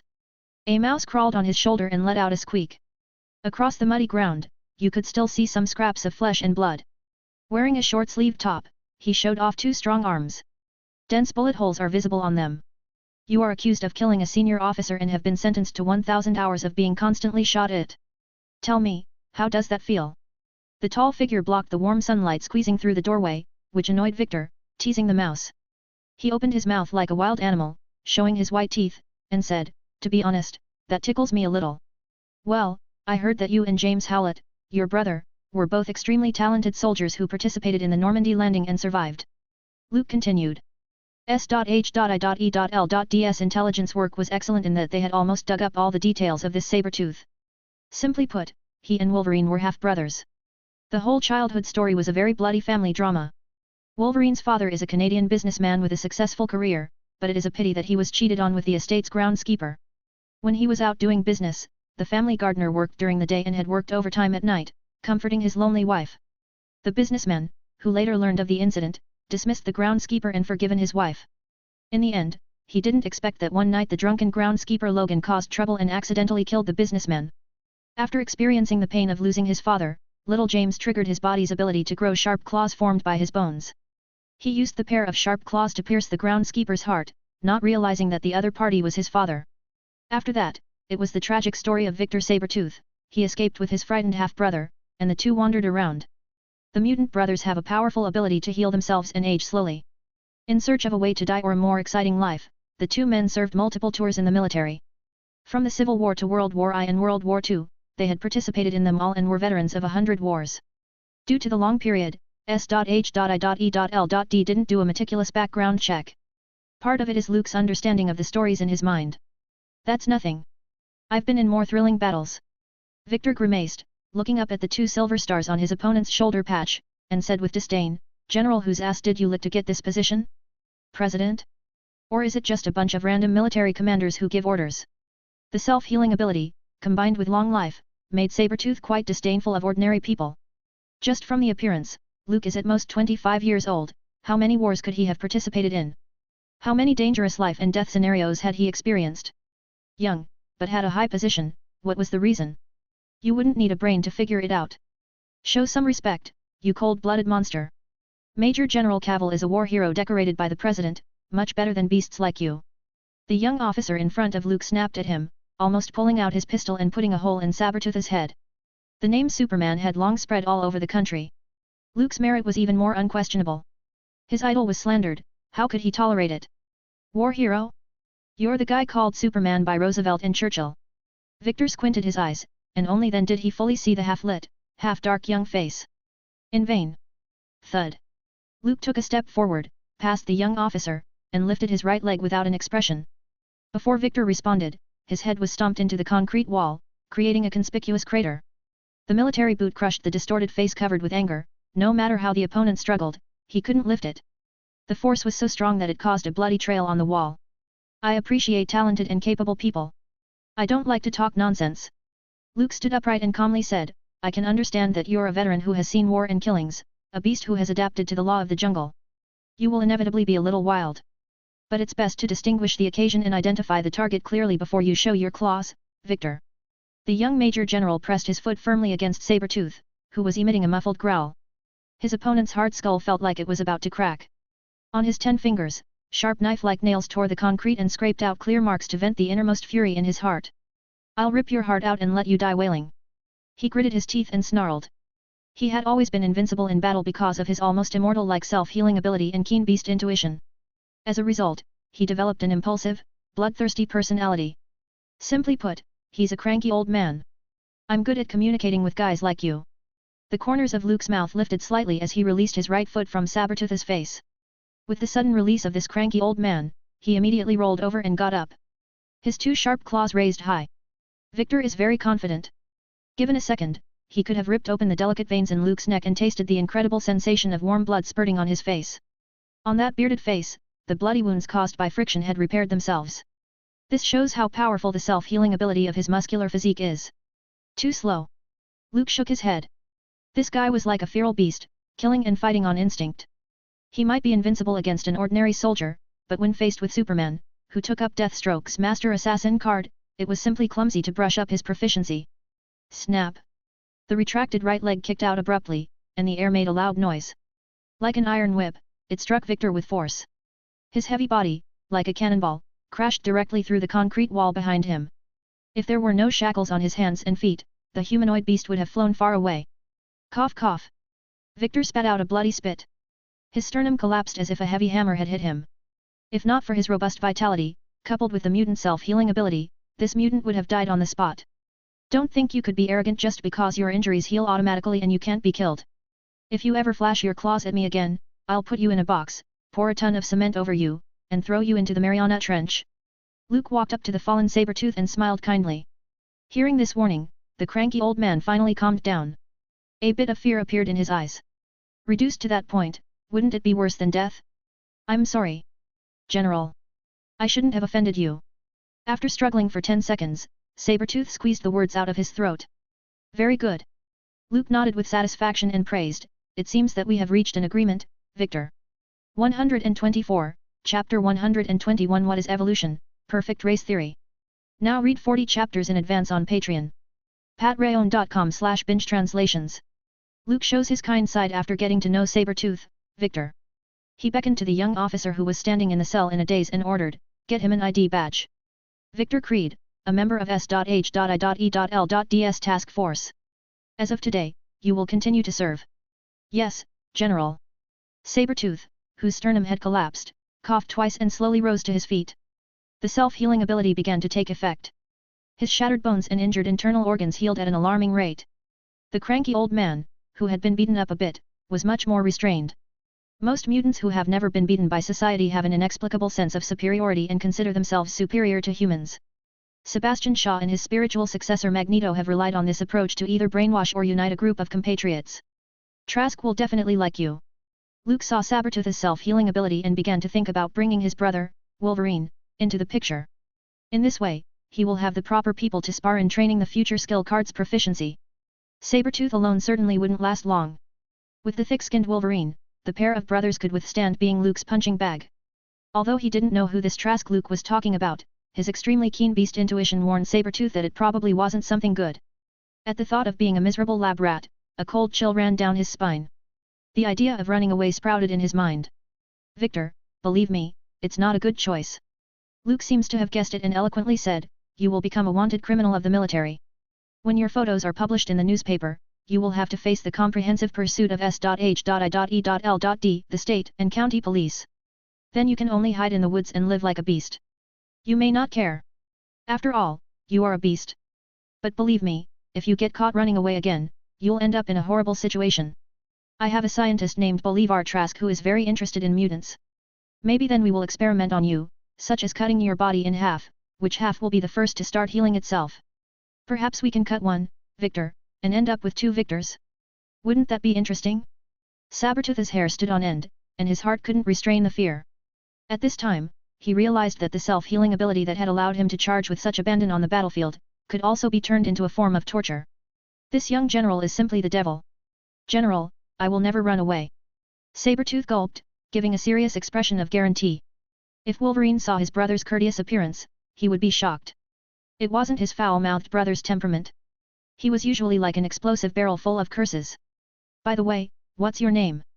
After a friendly chat with Sabertooth, Luke was ready to fly straight back to New York. Before leaving, he stared at the young officer for a few seconds and vaguely felt that he looked familiar. "Report General, my name is William Stryker." The young officer saluted. "Is this fate?" Luke couldn't help but smile. He harvested Sabretooth, finished the main task, and found the future mutant butcher. Human Resources 2. Team Strength 1. Stryker, right? How long have you served? Luke asked with great interest. Right now, Stryker hasn't experienced the pain of losing family members, let alone met his fated perfect creation Wolverine. The whole person looks like a hot-blooded young man, full of vigor. Reported General, 1 year and 4 months. Luke glanced at the rank on his shoulder, Corporal. It looked like he hadn't been in the military for too long, it's no wonder that he appeared in the new barracks in New Jersey. "So, Corporal Stryker, would you be interested in working for me?" Luke asked with a smile. This kind of bad habit of collecting plot characters is as addictive as drawing cards. Once you start, you can't stop. He wasn't a stamp collector before. "Can I?" Stryker was so overwhelmed that he even wondered if he heard voices. It was like a fan going to the airport to meet an idol, but the latter said her house is quite extensive. "Do you want to?" Cough cough, seems to be the wrong metaphor. Anyway, that's probably what it was. Stryker still thinks it's unbelievable. Report to Washington, D.C. next week, Corporal Stryker. Luke didn't bother to say much, leaving a word and directly taking off into the sky. The tall and straight figure tore away with billowing air and disappeared into the clouds, leaving a sea of admiration and eyes looking up at the new barracks in New Jersey. At the same time, Florida has a long coastline of over 1,000 miles, with many islands dotting the blue sea like pearls. This is a resort area with numerous islands that have been kept tranquil and pristine. You could enjoy the charming beach, go boating and surfing at sea, or spend an afternoon at the pier with a fishing rod and then feast at a seafood restaurant. All in all, life had a slow and comfortable pace here, attracting a large number of tourists every year. What a great place to relax and forget your worries. A middle-aged man wearing some sort of strange helmet lamented at a beach bar on Anna Maria Island. He sat by the window with a glass of beer, looked at the strong young man opposite, smiled, and said, "My name is Sebastian Shaw, a tourist on vacation. Do you mind if I sit here?" The strong young man with long black hair, 2 strong arms, and bronze skin shook his head and said, "Be my guest." He seemed to have no desire to talk, and after giving a brief answer, he kept silent. "Where are you from?" "I'm from Europe. I have to say, the war is terrible. Everything is out of control." The middle-aged man, who gave him his name, spoke as if he was talking to himself. "I have seen too many innocent people being persecuted and killed. Not only Jews but also many compatriots with extraordinary abilities." The robust young man looked up and spoke in a low voice, "Mr. Shaw, are you German?" Sebastian nodded his head without concealing it. He sincerely said, "Country, color, ethnicity, these are all external aspects. I'm a scientist, and I follow my heart. The extreme racial theories from the Third Reich are too radical and superficial. Do blonde hair and blue eyes mean perfect blood? That's ridiculous. So, Mr. Shaw, what do you think?" The strong young man seemed to take some interest and asked with a frown. "Of course, it's genes. Only the genes that are engraved in the human body are the true revered spiritual guides." Sebastian was so excited about the conversation that he held up the beer and said, "Genes are constantly evolving. The gift of learning? The ability to adapt to the environment? No. The evolutionary instinct that drove us through genocide, through the Ice Age, through the Black Death. The perfection of a race depends on genes. The Third Reich thinks that Aryans are a higher race, and blonde hair and blue eyes are a sign of perfection, which is foolish. That's just the result of genetic variation and has nothing to do with evolution." The young man was lost in thought. He subconsciously asked, "What is evolution?" "Ability." Sebastian smiled at the corner of his mouth, looked up, and took a sip of beer, saying, "Humans learned to make tools, learned to make fire, and got rid of the primitive era of ignorance. When Prometheus stole fire for the world in mythology, was it only fire he brought with him? No, it was the ability to learn and inspire wisdom. The degree of evolution of a race depends on ability. For example, a longer life, a stronger body, and more, difference from others." The young man frowned, oblivious to the fact that the guests in the bar had already gone away. A woman with snow-white skin and an icy face appeared behind him at some point. The woman's fingers were placed near his temples, and his lips were slightly opening and closing, repeating Sebastian's words. "Evolution is cruel, and the higher races should eliminate the inferior races, just as Homo sapiens replaced Neanderthals." Sebastian said with a smile. "Don't you think so, Namer Mackenzie?" The young man's eyes were confused and gradually became empty. After a long time, he nodded with certainty, "That's right. Evolution is cruel." 125, Chapter 122. Interested in talking, Sorcerer Supreme? Get privilege access to 40 advanced chapters on Pat Rayon. Visit patreon.com/bingetranslations. Support translator, paypal.me/randomalex. Does he approve of mutants? In the luxurious suite at Anna Maria Island's waterfront hotel, a cold, beautiful woman with snow-white skin held a glass of red wine and handed it to Sebastian Shaw. Namor Mackenzie, unlike ordinary people, isn't mentally fragile. His mind is at my mercy. I can only guide him to believe in the correct theory that mutants are supreme. Sebastian Shaw smiled confidently, took the glass, and said, "Sure." I could see Namor Mackenzie's flaws right away. He isn't a determined person, his face is full of confusion, hesitation, and lack of direction. As a puppet, he is easy to control. The cold woman nodded as she delved into Namor's mind and felt the overwhelming emotion that was evident. If I hadn't worked with Hydra before, I wouldn't have known that in this world, apart from humans and mutants, there are also Atlanteans. They exist in the depths of the Atlantic Ocean and have never been attacked by outsiders. Sebastian was a little thrilled. He has been hiding with the people from the Hellfire Club since the Third Reich collapsed and disintegrated. This mad scientist wasn't a quiet, mundane type of person. On the contrary, Sebastian is power-hungry and ambitious and has always seen mutants as tools and weapons. Therefore, he hopes to find an opportunity to lead the Hellfire Club towards its rise. But a world where war has just ended, the order is being rebuilt, power is being reshuffled, and there is no room for mutants to develop. Atlanteans live at the bottom of the ocean. Unlike humans, they are born with blue skin and the ability to breathe underwater.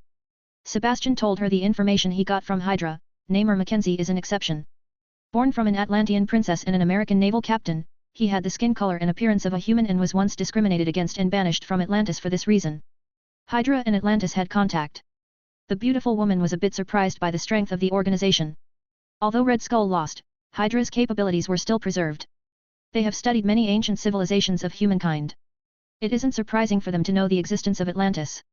Sebastian savored his red wine and whispered, "Emma, only relying on mutants won't be enough to fight against the massive society that humans have built up. We need to make them kill each other and consume each other so that we could have a chance. And that's what humans are good at." Emma Frost, the beautiful and cold woman, listened silently. She was the White Queen in Hellfire Club, ranking second only to Sebastian Shaw. She is a rare alpha mutant with similar mental abilities to Professor Baldhead, who can read other people's thoughts and memories and even perform mind control. Had Sebastian Shaw not found a unique material in the Soviet Union that isolates the mind and made a helmet out of it, he could have been restrained by the White Queen, not to mention convincing the other side to join the Hellfire Club. What about Superman? The White Queen turned on the TV and stared at the young Major General's image on the news. Luke Cavill is a formidable opponent, but not as scary as I thought. When I master my abilities, along with your mind control, sooner or later, this Superman will kneel in front of the Hellfire Club. Sebastian's ambition is so intense that he could absorb all forms of abilities, convert them and unleash them. This included electricity, heat, kinetic energy, and so on. It can be said that even if tanks and bombers came together, they might not be able to hurt the Black King of this Hellfire Club. The only drawback may be that Sebastian's energy storage has a limit. Once exceeded, his body would explode, and he would die. I once thought about helping the Third Reich and destroying Luke Cavill. However, at that time, I wasn't able to fully control my ability. Now it's different, I received a greater level of evolution. Sebastian looked out at the night sea, full of ambition. He carefully studied Superman's ability, which is nothing more than a substantial strengthening of physical qualities, in addition to flight and heat vision. He has just the right amount to restrain him. Wait until I convince Namor Mackenzie to join the Hellfire Club and identify himself as a mutant, then go after that Superman. Sebastian looked at the tall figure reflected in front of the floor-to-ceiling window and smiled. By the way, get the Azazel and the others out. Emma, the White Queen, frowned slightly but did not comment. Outside the window, dark clouds gathered slowly. Heavy rain was about to fall. SHIELD. Headquarters, Washington, D.C. Luke turned his seat and turned his back to the door. Looking through the French windows, we could see the bright night along the Potomac River. Thoughts arise and fall like waves and settle into a plan. When the night got darker, Luke leaned back in his seat. He seemed to sense something and frowned. The stable space was cut open, and sparks of magic pulsated. The scent of incense from Kathmandu, the chanting of bells and meditation, drifted through. I have been waiting for you, Ancient One. Luke, with a glass of whiskey in his right hand, smiled and said, I thought you would come earlier. For example, in Brooklyn, or Sicily, Rome, or even Paris. I didn't expect our first meeting to be in Washington, D.C. The folding and changing void space opened a circular passage, and a figure in a yellow robe arrived. Lifting the hood that hides her face, a bright and shiny bald head emerged. You knew I would come? The intruder asked with great interest. I was just ready for the day when the Sorcerer Supreme would come to my door. Luke turned his chair, put down his glass, and looked directly at the other person. There will come a time, won't there? What do people like me look like to you? A stowaway, or a visitor from another world? The young Major General didn't conceal his intention and directly asked his question. Since Sorcerer Supreme took the initiative to come to him, she must have understood his identity. Pretending not to know, and continuing to play dumb, will only make the other party look down on her for no reason. In the Marvel studio, bald heads are more difficult to deal with. For example, a mutant professor who is currently still a child. Or perhaps the Sorcerer Supreme that appeared in front of him. Their presence leaves no doubt that a bald head was most likely a sign of strength. Or, maybe there is some kind of addition to personal strength? Then again, Thanos has no hair, right? And Nick Fury, forget it, the hard-boiled egg director has no other skills except using public funds. Luke's eyes drifted off as if he had discovered some big, shocking secret. There are many kinds. The Sorcerer Supreme seems to have entered a conversational mood. Her right arm slightly lifted, and a chair automatically slid over. She sat in the chair and talked with Luke face to face. The three sanctuaries often capture strange spirits from other dimensions or other worlds. The standard measure is for them to be returned. The Sorcerer Supreme said patiently. Occasionally, there will be exceptions. For example, when the dimensions overlap and the space are turbulent, many innocent people are unfortunately killed. The soul passes through the gap between the dimension of space and the universe. After judging that there is no danger, the sanctuary will give them a place to stay. Luke adjusted his sitting position, seemingly to make himself more comfortable. The Sorcerer Supreme is the protector of the Earth. She and the Temple of the Three maintain not world peace but balance and stability in multidimensional space. The group of sorcerers is generally uninterested in the fierce disputes in the human world. Even if the Third Reich won, colonized the whole world, and promoted extreme race theory, the Temple of the Three and Kamar-Taj would most likely not intervene and change the trajectory of history that should have happened. The enemies that deserve their vigilance are the many demons in hell, the dimensional demon gods watching. So, which am I? A target for deportation, or an innocent person in protective custody? Luke asked calmly. 126, Chapter 123 Time Settings, 3 questions. Get privilege access to 40 chapters on Patreon. Visit patreon.com/binge-translations. You are very strange. Sorcerer Supreme's eyes glowed slightly, and there was a rare hint of doubt on her pale face, where it was hard to distinguish her gender. In this world, there are not many things that could puzzle the Ancient One. She has an Infinity Stone and can foresee future changes and see through the fog of fate. General Cavill, your soul belongs to a human being, not creatures of other dimensions. This is a fact that has been confirmed after repeated examination. There is no smell of sulfur and no crimson glow. Luke saw the Sorcerer Supreme subconsciously twitched her nose. He was somewhat speechless. The soul has a smell. Can you smell it? He, a non-magical world outsider, indicated that he didn't understand it very well. Before you took Rome, you had no magical talent at all, let alone learning black magic, but now you're different, and your efficiency at drawing on natural energy is terrific. The Sorcerer Supreme narrowed her eyes. She didn't quite understand why Luke had suddenly gone from being a non-magical human to a highly gifted magical amateur. If the other party signs a contract with the Vishanti Trinity, he will pass the threshold of becoming a Grand Master in sorcery. As for Dormammu, he hasn't come out for a long time. Mephisto, after I destroyed one of his human incarnations in Greece last time, I guess the cunning demon had to take some time off. Listening to the Sorcerer Supreme's words, as if it was a family history, talking about the Marvel world's dimensional gods. All the big shots were said one after another. Luke's mouth twitched. He could only say that she was an Ancient One. Talking and laughing with these big bosses every day, up to the dimensional demon gods, down to the devils of hell, you had to respect her. The title of the strongest sorcerer on Earth is well deserved. So, the Temple of the Three couldn't figure out where I came from. Luke picked his eyebrows and kept his face calm. If the Sorcerer Supreme knew of a certain chatty mercenary who could break the fourth wall, she would probably know where he came from, provided that perhaps the unborn Deadpool had not been cancelled. That's right. The Supreme Master sighed as if with some regret. This is a problem she has never encountered before. Luke's soul didn't belong to this world, but she couldn't find a specific origin. All kinds of strange things that don't make sense at all. Even the Grand Masters of the Temple of the Three had difficulty in giving a reasonable explanation. After a period of investigation, I initially think that you are human, not a creature of another dimension. This is a problem. Because you don't belong to this universe, but you also don't belong to the multidimensional world. So according to the rules, the Temple of the Three can't dispose of you at will. Every human soul should be respected and protected. Just like the sorcerers guarding this planet, this is our mission and cannot be violated. After some discussion, the Temple of the Three chose to observe quietly, and I often watched your movements from Karmitage. General Cavill, if you hadn't shown something unusual, you probably wouldn't have seen me in your life until the moment you held the Infinity Stone. Luke remembered Red Skull and the plane incident when he vaguely felt as if he was being watched. That should be the Sorcerer Supreme herself. The moment you grasped the Tesseract, the Space Stone, the timeline diverged into countless streams, destiny became obscure, the future with many possibilities kept changing, and fell into a precarious and chaotic state. The Sorcerer Supreme looked at Luke sitting across from her, there were complex emotions in her eyes. She didn't seem to expect such a consequence. Souls from other dimensions, or otherworldly beings, were not uncommon in the three sanctuaries. Some of them were harmless, while others were threatening. The Temple of the Three has its own set of rules for disposal, either receive or destroy them. But Luke is unique, he doesn't belong to any of them. This caused the sanctuaries to fail to deal with the situation on time, which led to worse changes. Then what should I do now? Luke asked curiously. After noticing that the Sorcerer Supreme wasn't showing any apparent hostility, he became much more relaxed. There was still vigilance in his heart, but his words were more casual. Although it sounds like the Temple of the Three is having a hard time with his existence, the Sorcerer Supreme doesn't seem to know how to fix it. I don't know. The Sorcerer Supreme shook her head. She is not omniscient and sometimes confused. This is the reason why I came to find you. Finally getting down to business. Luke thought. Frankly, he would like to reach a consensus with the Sorcerer Supreme. In this way, his existence can become reasonable and legitimate. Then the Temple of the Three will not restrict and supervise him. Superman is indeed powerful. But, punching Mephisto, kicking the dimensional demon god, may not end well.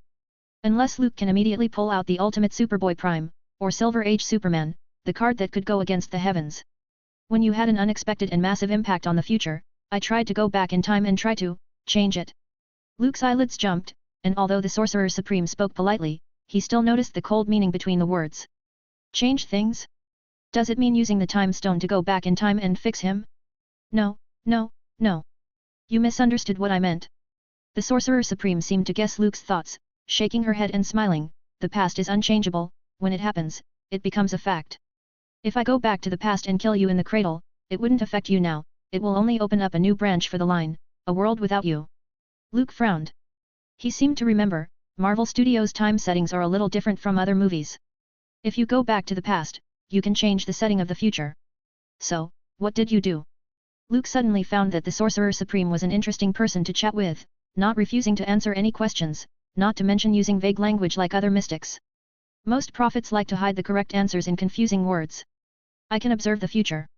Your appearance has brought more than 6,300 different possibilities to the timeline, and the number continues to grow.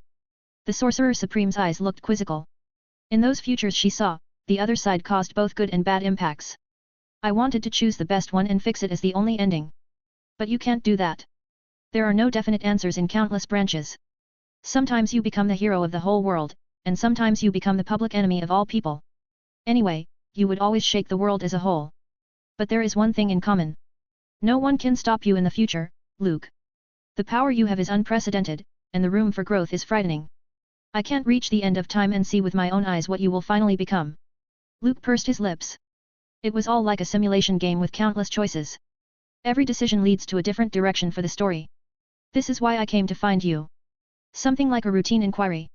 The Sorcerer Supreme's eyes slightly condensed, and with a serious face, she said, since there is no other way to solve the problem, let's go back to square one and have a face-to-face conversation. Tell me, Luke, what is your purpose? Luke, who had been listening seriously for a long while, figured out what the Sorcerer Supreme was thinking. She can't use the Time Stone to smooth out the impact he brought, so she had to speak face-to-face to determine his intentions and whether his presence would endanger Earth. Just like immigration, the authorities would ask various questions before you could obtain permanent residency. To be honest, I feel like it's more like an exam. Luke smiled and replied, survival is my first goal. Then live a relaxed and secure life, without being distracted by other surprises. The Sorcerer Supreme was silent, seemingly using magic to confirm the truth of these words. A moment later, she asked the following question, what do you think of human beings? A complex creature. The noblest morals and the most despicable means will be embodied in them. Luke picked up the whiskey on the table and drank it in one gulp. The cold liquid refreshed him. I am not some anti-human madman who takes pleasure in depriving others of their right to live. I like to drink Coke, often taste whiskey, and occasionally go to Chinatown to eat Chinese food. No matter how powerful I am, I can destroy the planet with one punch. Still, I always need to satisfy my desires, power, position, and material enjoyment. These are not things I could get by killing and enslavement. The last question. The Sorcerer Supreme nodded, seemingly agreeing with Luke's statement. What will you choose when you encounter a crisis?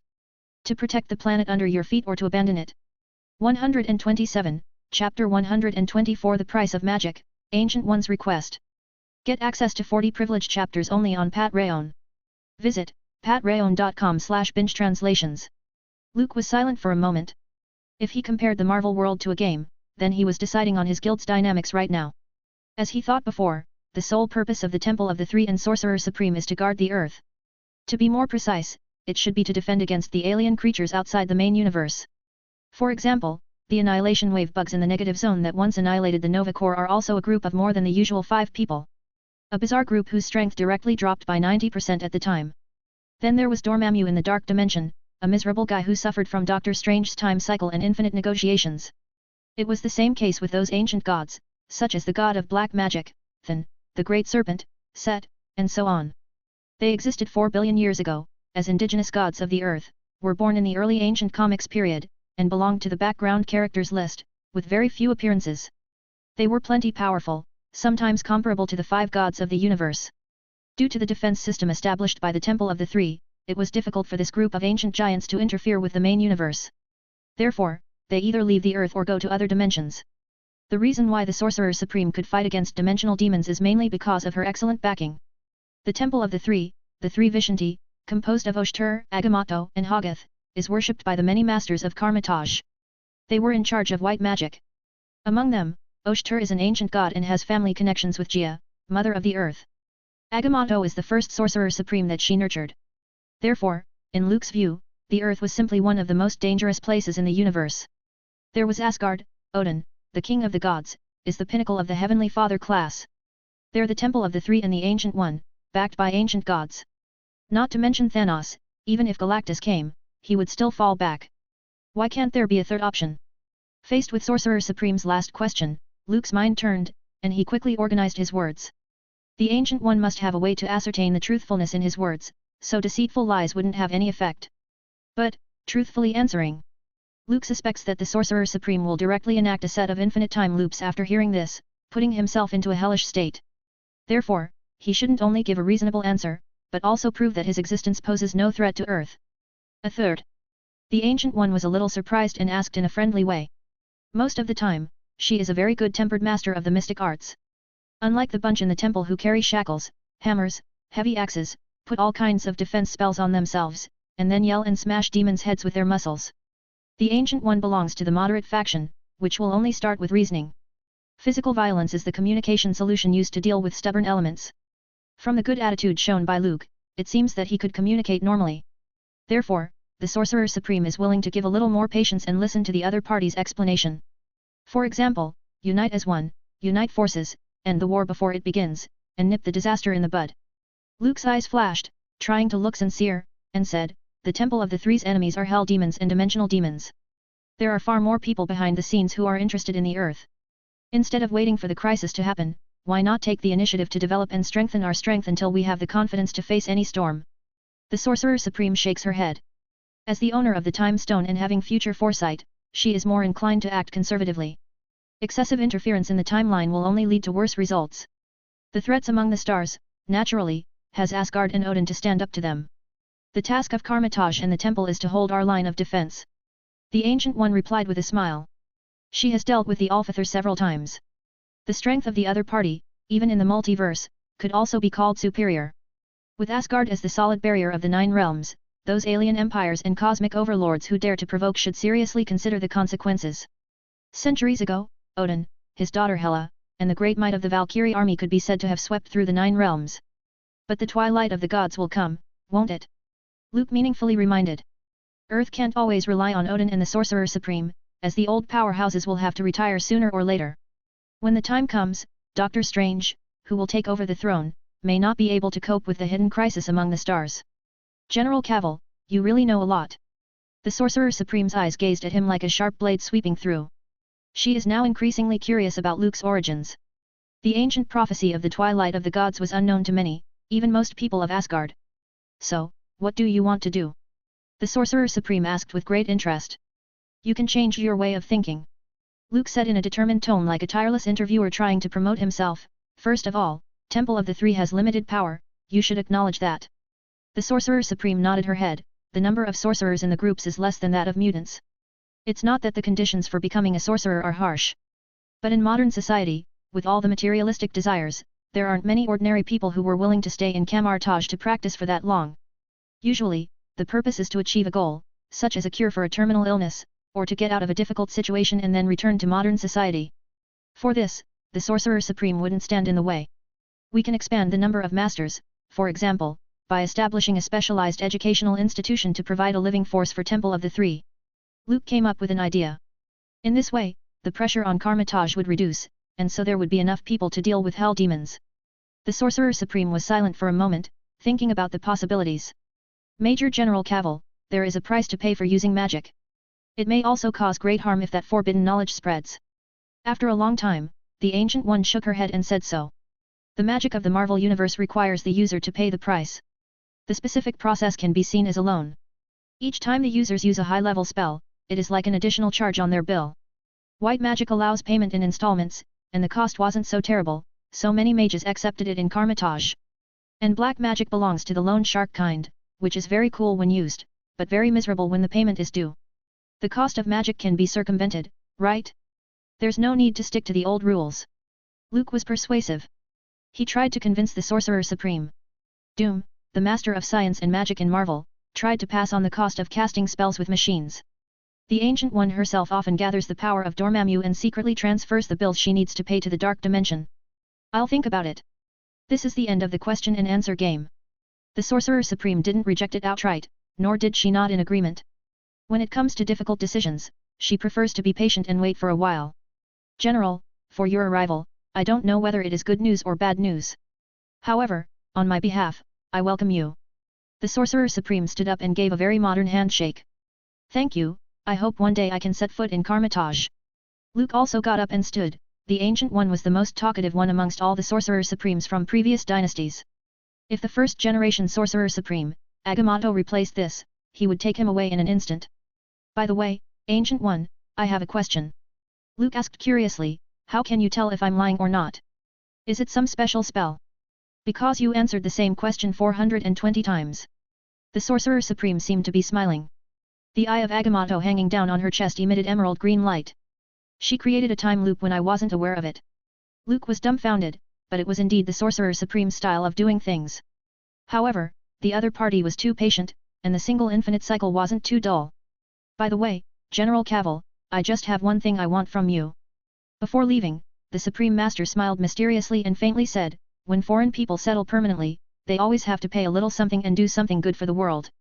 You think so, right? 128, Chapter 125 Hand-ground coffee, overnight overtime. 20 minutes later, the office in S.H.I.E.L.'s headquarters was quiet again. Luke shook the empty glass, went to the wine cabinet, and poured himself a glass of whiskey. All of which were high-end goods from Howard. Every time he went to his mansion, the Major General had to order 1 or 2 bottles of good wine, and Jarvis, the housekeeper, was kind enough to tell him the price and year to help him choose. So much so that Howard began to complain that Luke had emptied his stock. The Sorcerer Supreme from Kamar-Taj came quietly and left quietly. With a wave of her sleeves. She only left a few wisps of power. Kong the Conqueror, trouble one after another. Luke leaned his head back and drank it all in one go. With the help of the cold liquid and burning alcohol, he sorted out his chaotic thoughts. Kong the Conqueror, for many, was an unfamiliar name. This guy, like Deadpool's good friend Cable, was someone of the future. He was a supervillain who had never appeared in the movies. Kong the Conqueror himself didn't have any super ability, and his mind was average. So, he wasn't very conspicuous among various villains. The Sorcerer Supreme couldn't mention him precisely because he could travel in time and was an expert in this field. In the comics, Kong the Conqueror often pretended to be a historical celebrity and conquered the world with the help of time machines, high-tech armor, and future weapons. For example, a pharaoh of Egypt or Darius of the Persian Empire made a guest appearance as a superhero. Like Iron Lad. To sum up, Kong the Conqueror was a person who liked to get into trouble. He claims to be the King of Kings and is passionate about time travel, ruling one branch world after another. He gave the Sorcerer Supreme a headache. More and more time, branches can lead to unforeseen catastrophes of enormous proportions. Kong the Conqueror will permanently ruin one world, then finds the next one. He enjoyed this boring game. Even with the Ancient One's gentle character, she was so annoyed that she once wanted to kill this opponent with the Time Stone. You can see how much trouble this time travel expert had brought the Sorcerer Supreme. So, Kong the Conqueror took a fancy to my timeline. Luke shook his glass. This is one of the costs of obtaining permanent residency. He must expel Kong the Conqueror or wipe him out completely. Of course, the second option was impossible. Because this bastard's footprints were all over the timelines, killing one, there was always another, his vitality was stronger than that of a cockroach. Otherwise, the Ancient One would have done it herself. This isn't too difficult. Luke agreed with the Sorcerer Supreme. He took care of Kong the Conqueror, and the Temple of the Three in Karmitage wouldn't come after him. They wouldn't interfere with each other and live in peace. This is still a good deal. Although the title of Conqueror sounded a little bluffing, his strength is quite average. Most of the time, he was relying on future technology to run amok. When encountering real, strong people, he could only flee. For example, the first mutant in history, Apocalypse, once made Kong the Conqueror suffer. Pretending to be Darius, even the 300 Spartan warriors could give him a headache. All Spartans in that timeline were real men who could tear apart tigers and leopards with their hands and carry a lot of weight. As a reward, the Sorcerer Supreme also gave me a spoiler. Luke learned about Atlantis and Namor the Sea King from the Ancient One. As we all know, the two major American comic book studios often borrow and pay tribute to each other's works. Therefore, sometimes it was customary for characters to be highly similar. Namor, the Sea King in Marvel Studio, actually appeared earlier than Aquaman, the Seahorse Rider next door, Arthur Curry. He was the first mutant to appear in the comics and also the first superhero. He was nicknamed the Rip-Off Little Prince, Adulterer and Double-Crosser. Specific deeds were: almost flooded New York and became enemies with Wakanda, was old enemies with Black Panther, and had conflicts with superheroes in the Avengers. He joined the secret organization Illuminati and joined Thanos, whose biggest hobby was to make trouble and cuckold others. He belongs to the type of character that jumps back and forth between superhero and villain. Since Atlantis has appeared, will Wakanda be far behind? Luke let out a long sigh. The whole face of the world began to show, this was the tip of the iceberg. He wasn't nervous but rather full of anticipation. Hellfire Club, Sebastian Shaw, Atlantis, Namor, and Kong the Conqueror, looks like I'm going to be busy for a while. Thinking silently, Luke added a few names to his notes. I saw the lights in your office was on. Someone pushed open the door of the office. The clacking of high heels came closer and closer. Still not off duty at this hour. The young Major General put his glass down and turned around. Aren't you? The female agent came in with a frown. Her nose twitched, and she said, the office smells like someone else was here. Did you entertain a guest? Maybe before, but now do you count as my guest? Luke smiled gently. Seemingly aware that the atmosphere felt wrong, the female agent subconsciously took 2 steps back. Then she thought that she had lost momentum. Instead, she held her head high and stared at the eloquent Major General, unwilling to show her weakness. I just came in to see since it's nothing. Then I go first. As the manager of S.H.I.E.L.D., Carter is determined to escape from this place. Office romance has always been taboo for her. Besides, Luke is her boss. If people found out, the gossip that had subsided would come flooding back to overwhelm them. Carter didn't want to be labeled as that woman who gets promoted by sleeping with her boss. I'm almost done. I'm getting ready to leave work, why don't you join me? Luke leaned against his desk and tapped his fingers lightly. I heard that you live in an apartment on Northwest Boulevard, just down the road. And it's early, I can come to your house for a cup of coffee. You won't refuse, will you? Carter pursed her lips. She didn't want to invite Luke to her house for coffee. With her own understanding of this man, the other party would push his luck and make more unreasonable demands. I remembered I had some work to do, so I'm going to work overtime tonight. Carter tried to dispel Luke's other thoughts diplomatically. She couldn't help feeling a little proud when she thought of the other party's disappointed expression. Is that so? Since you're going to work late, it's still working hours. Can you make me a cup of coffee? Luke hung a smile on his lips. I'm not your secretary. Carter mumbled something, but her body still moved. She walked on her heels to the wine cabinet and pulled out a washed mug. By the way, Peggy, I'd like some hand-ground coffee. I'm a bit unaccustomed to the taste of instant coffee. Luke sat down in the chair and called out to the female agent. Instant only. Carter replied stiffly. Carrying a steaming cup of coffee, she placed it heavily on the table. If there's nothing else, I'm going to continue my work. Carter avoided Luke's eyes. Since the last dance, both of them were crazy that night. Looking back on it, the female agent was blushing. Why don't you work overtime here? Luke rested his elbows on the table, his fingers cradled his jaw, and he looked at Carter with fierce eyes. The latter bit her lip and remained silent. The office lights seemed to have dimmed a bit. A flying bird swept through the window, its dark eyes swiveling, looking at the intense struggle between the two mammals inside. The SHIELD, the headquarters building, stood quietly as the water flowed swiftly along the Potomac River. A small vortex wrapped under the current, flowing into the deeper night. Weekly mass release. Today's every 300 PS, tomorrow 1 chapter extra. 129, chapter 126. 3 laboratories, different projects. Get access to 40 privileged chapters only on Patreon. Visit patreon.com/binge translations. The underground area of S.H.I.E.L.D, floor -3. This place is forbidden to ordinary agents and civilians, only Luke, as the director, and Ms. Carter, as the commander, have free access. Many people have guessed that S.H.I.E.L.D may be conducting some kind of secret research, but it isn't clear what exactly. This is the laboratory where Bolivar's project team is participating in the genetic mapping of mutants. Under this pretext, Luke also applied for an experimental grant from the Congressional Budget Committee. He had to say that the hairs of Congress were easy to pull. He had his staff write up a few reports and bring Bolivar to the White House to give a few speeches about mutants. He could then get hundreds of millions of dollars, which is simply more profitable than robbing banks. In response, the FBI and CIA's leaders could only watch in envy. In the same way, they had to catch a bunch of spies to cheat the funds, get strong evidence, and wantonly preach the threat of war. In recent years, it was hard to impress the president and get him to allocate the money. It was a great advantage over others. No wonder Nick Fury was so fond of embezzling public money. It was so easy to get money, it felt like a dream. Luke thought to himself. When Atlantis emerges, they will be able to get another grant from the White House. Then Hydra, the Inhumans. At that time, he wouldn't have to wait for Skynet's establishment to become a first-class millionaire. It's true that being a S.H.I.E.L.D's director is much more promising than being a Secretary of Defense. Stryker, you should like this place. Luke took the elevator and went all the way down. In the future, William Stryker, who would become a mutant butcher, couldn't be compared to Bolivar's scientific mind and Sabretooth's combat power. But even a piece of toilet paper has its use. Luke believed that Stryker and Bolivar, teachers and students, could collide and create different inspiration sparks. General, are you studying those monsters? Stryker remembered the violent scene when Luke kicked Sabretooth in the cell of the new barracks. The latter's injury was severe, but it didn't take long for him to recover independently, without even looking for a doctor to give treatment. They are called mutants. Luke corrected. Pay attention to what you call them. Otherwise, I can't guarantee that won't be torn to pieces by some bad-tempered mutant. Stryker nodded silently and noted down the word mutant. As he walked along, he saw many researchers in white coats, walking in a hurry. The more they went inside, the quieter the atmosphere was.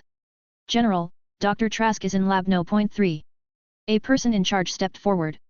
Recently, the whole institute was busy copying the leech serum and worked overtime for several days. Luke nodded his head, indicating that he knew.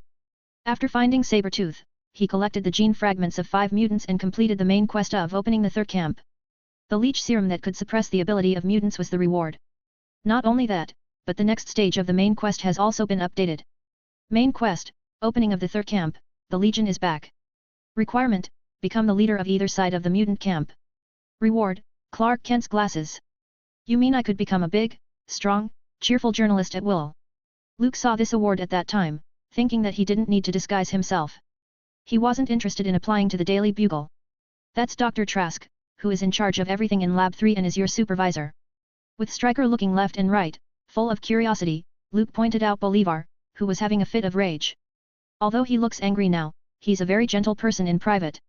Stryker looked at the dwarf scientist and heard every fuck this and fuck that remark, thinking that he wasn't convinced. You work in Lab 3 and get every information you can about mutants, then join the Weapon X program later. After arranging Stryker, Luke walked toward Bolivar, smiling, and asked, "What's worth getting so worked up about, Dr. Trask?" "Motherfuck. General, you came." Bolivar found a tall figure hanging over him, quickly turned around, and calmly said, "These idiots, I can't even communicate with them properly, just like a human that can't talk to monkeys at the zoo." The dwarf scientist's venomous tongue could occasionally be compared to that of the future Iron Man. Luke had to wave off the researchers, all graduates of prestigious universities, to avoid even more heart-wrenching verbal insults. "How far has the leech serum replication project gone?" The Major General changed the subject. Geniuses will always have some insufferable defects or faults. Howard, for example, had a family tradition of narcissism and arrogance. In his eyes, military order procurement officers are no different from chimpanzees in human form. And Bolivar is the same. When he found that his researchers couldn't keep up with him, he would swear and make personal attacks at every turn. Many poor newcomers with fragile psychological qualities were even cursed to the point of doubting their lives and crying bitterly. Almost finished. Bolivar held his head high with confidence. From an independent scientist with no funding, no investors, and no personal lab, Dr. Trask is now in charge of many researchers and has all the experimental equipment and office space under his control. He is satisfied with his present treatment and life. The only pity is that Major General Cavill had forbidden him to dissect mutants. Very good. Keep working hard, I need to develop it into a weapon. Luke said with his head down. Namor, the Sea King, is also a mutant. The leech serum can pose a threat to the other party. After visiting Lab 3 and checking Bolivar's work, Luke turned and went to Lab 2. It is Dr. Arnim Zola's office. He is responsible for deciphering Brood's ancient texts and researching Woden's blood. At the end of the war, the Allies took back all the surviving tank-class soldiers. According to the follow-up observation, more than half of them could only live to 35 years old, and the other half was seriously aging, with an estimated life expectancy of even 3 to 4 years. Such a deep level of depletion had put the military off the idea of mass production. The main reason Luke asked Dr. Zola was to study it because Woden's blood can transform cells at a deeper level, enhancing energy storage and absorption. As for the increase in other areas, the effect on Superman isn't significant. Besides, Rogers is a battleship class. Logically speaking, life consumption will be more serious than tank class. If one could decipher all of Brood's technology, one might be able to find a solution. I don't see any hope for the time being. Dr. Zola shook his head. The Brood's original intention in developing this technology was to create a weapon of war. The survival period of the experimental subjects wasn't that important to them.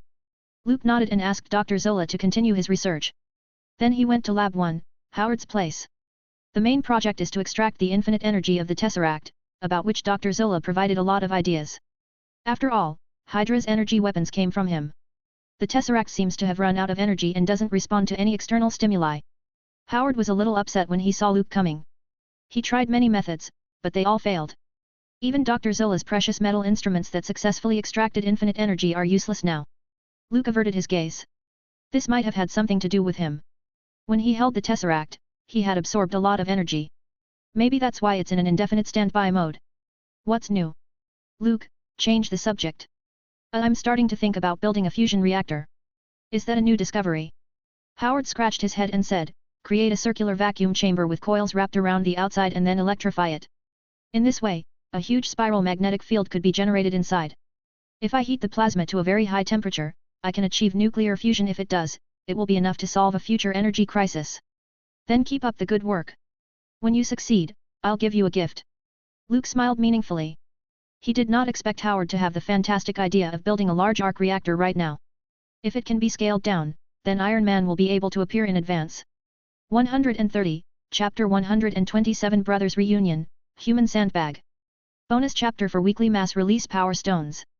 After visiting the 3 laboratories, Luke turned back to Bolivar's mutant project team. S.H.I.E.L.D.S intelligence network hasn't been rolled out yet. It was time-consuming and labor-intensive to unearth and cultivate elite agents. James Bond, Ethan Hunt, Jason Bourne, Yan Shuangying. They were all rare elite cards, and it was expected that they wouldn't be available for a while. As for the hard-boiled egg director, Luke didn't purposely go looking for him. The low-end version of Nick Fury, who hasn't grown up yet, isn't instrumental in recruiting. Anyway, these plot characters will appear sooner or later. After all, as the saying goes, traversing worlds, you need a cheat. That would be the unshakable Coulson. The man with the increasingly dangerous hairline was like a rookie village guide on the Marvel set. He knew everything. General, he's James Howlett. The person in charge pointed to a tall, strong man with a beard. Lab 3 is further inside the break area where the mutants are housed. Not long ago, the army found Wolverine, who had been missing for several days. No one knew how he got so far to Japan, and they heard that he almost got hit by the atomic bomb. Luke looked at Wolverine's lively and energetic appearance. He deeply sighed. The self-healing ability is irrational. Wolverine was destroyed by the atomic bomb's high temperature and shock wave, leaving only a skeleton. He could still repair himself. Really fast and efficient. Luke smiled. MacArthur, the commander of the Allied forces in the Southwest Pacific War Zone, is in charge of the military occupation of the Japan Islands. He heard that the Major General in the US was searching for a missing soldier. The other party was happy to do him this favor. With one command, he mobilized his forces and quickly found Wolverine. A tall white man stood out in Japan. Congratulations on your brotherly reunion. Luke walked into the rest area, where besides the brothers, Sabretooth and Wolverine, there were some other mutants. They were all paid particular attention to by SHIELD. After a period of investigation, they were contacted and taken in. However, there are very few mutants worthy of being recruited. Not everyone in this particular group of genetic mutations enjoyed the satisfaction brought by having different abilities. Since it is genetic evolution, there are bound to be instances of failure. Mutants also have different levels, the Epsilon level mutants, many of which are typical cases of evolutionary failure. Either the skin color and appearance are altered, or they have significant defects. Luke once saw a child, like a hedgehog. When he was excited, sharp hair like steel needles appeared on his skin. Frankly speaking, this ability not only affects life but is also useless and lacks room for improvement. For that child, it was like a curse. Therefore, he took the initiative to become a leech serum subject and wanted to eliminate his identity as a mutant. There are many similar situations, such as the powerful alpha mutants like Professor Baldhead and Magneto and the gifted omega mutants like Phoenix and Franklin, which were always a minority.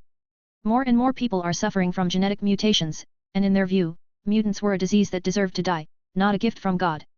According to Bolivar's analysis of the data, 20% of the mutant population is in the Epsilon level, which failed in evolution. 50% were Delta level with no significant defects but weak ability. The number of Alpha level mutants may be only 10%. As for the legendary Omega level, it belonged to the Golden Card class, which rarely appears. Therefore, it was ridiculous for Sebastian Shaw and Magneto to build a mutant kingdom and a powerful world-ruling kind of regime. This is because there is no way to compensate for the genetic defects of the mutant population alone. Not to mention normal reproduction and population increase. Thank you for helping me find Jimmy, General. Sabretooth thanked Luke while calling his brother's nickname and acting as a brother. Wolverine standing beside him was dumbfounded, wondering if there was something wrong with his ears. It was unbelievable that Victor, his grumpy brother, should say the words thank you. I thought you were just going to curse again. Wolverine couldn't resist spitting and was directly elbowed in the abdomen by his older brother Sabretooth. The latter smiled stiffly and tried to show his docile side. Sabretooth did this to avoid being pulled over and sliced up by the dwarf scientist named Bolivar. These days, that damned dwarf is always looking back and forth at himself with eagerness, as if he's wondering which part of his body would be better to cut. Sabretooth was already scared enough to leave a trauma. He couldn't fight his way out, and he had to endure Bolivar's covering eyes every day. This is no way to live. If Luke hadn't been there, Sabretooth would have to complain to his brother, Wolverine. Sabretooth, do you know how I spent my days lately? Wolverine, shaking his head. Sabretooth, you'll find out soon. Wolverine. James Howlett, let me see your ability. Luke glanced at the young Uncle Wolf. When he saw the sharp bone claws, he couldn't help feeling pity. Wolverine, with no adamantium metal injected into its body, doesn't live up to the name. Since both of you are here, come on, and let's practice together. After a few casual exchanges, Luke took off his coat and moved his muscles and bones. These days, thanks to Sabretooth as a sandbag for practice, Deathstroke's skill card Master Assassin has almost become muscle memory. Fight? Can you? General, forget it. Anyway, we aren't your opponent. Sabretooth interrupted his brother's death flag. He understood very well that the so-called sparring was to be a human sandbag. Even if there's a self-healing factor in his body, and the injury would recover. He isn't a masochist who liked to be beaten, so there's no need to experience being beaten that badly. Wolverine looked at his old brother in shock, his eyes filled with disbelief. Is this the Victor the First? No. What on earth happened to him these days? How did you become so polite and friendly? Wolverine suspected that this wasn't his grumpy brother but someone else with a string of suspicions popping up. Then let James come first. Mutants here all have a code name, you can take one too. Luke was too lazy to pronounce his name and said, how about Logan? Use your middle name. No problem. You are the boss here, you have the final say. Wolverine's eyes dimmed, nodding in agreement. James and Logan are both his father's names. Victor, you don't look like a tough guy now. Aren't you good at fighting? Wolverine, who got a new name, laughed and then said, General, if I hurt you, will I be locked up? Luke shook his head and smiled, no, Logan. To be honest, it's been a long time since I've experienced the feeling of being hurt, and I'd be happy if you could let me relieve it. On the contrary, General, I am injured almost every day. Wolverine. Logan grinned. His whole body revealed a bit of wildness. He isn't as violent as his brother Sabretooth, but his temper wasn't mild. He remembers that when Professor Charles and Magneto searched for fellow mutants, they found Wolverine and just introduced themselves. They only got a fuck you back, directly letting the leaders of the two mutant camps return without success. It's no wonder that later when Magneto saw Wolverine, he was severely beaten. It must have been more than a grudge. Be careful, Jimmy. Sabretooth patted his younger brother on the shoulder and told him, when you find that you can't resist, you can try to, enjoy that feeling. It won't hurt too much, only for a while. Logan was puzzled by his brother's remarks. Then, he followed Luke into the spacious reinforced training room made of alloy. Not long after, there was a continuous booming sound that came from inside. 131, Chapter 128 Task Force X. Read 40 advanced chapters on Patreon. 2 chapters per day. Visit patreon.com/binge-translations. Victor, guess how long your brother could last? A big, burly man asked. His name is Fred, and his code name is Blob. His own strength is endless, and his physical defense is fantastic. He once tried to punch back a shell fired by a tank. Usually, besides Sabretooth, this guy was also one of the sparring partners. He is mainly responsible for taking punches and giving Luke practice punches. Jimmy said. 20 minutes. Sabretooth crossed his arms in front of his chest. This was his first achievement. The demon-like Major General had been beating him for over 20 minutes. It almost drained him. When he walked out of the training room, his legs were weak, as if he had lost all his strength. I think he could last a little longer than you. A Texan man laughed. His name is John, and his code name is Kestrel. Like Azazel, he can move instantly, but the range was much smaller than the other party. I think so too. The last speaker was a young girl named Kayla, code name Silver Fox, who can control other people's thoughts through physical contact. These mutants are the suitable candidates found by S.H.I.E.L.D. recently. They had all revealed their identities before, so the agents quickly discovered them. As Luke led S.H.I.E.L.D., the attitude towards mutants wasn't as brutal as Bolivar Trask or William Stryker. He prefers to use gentle tactics, to package himself as a kind man unless he was facing a cranky old man, he would fight and skip the small talk. One hit, and it's over. Therefore, these mutants, who have special abilities, are favored by SHIELD.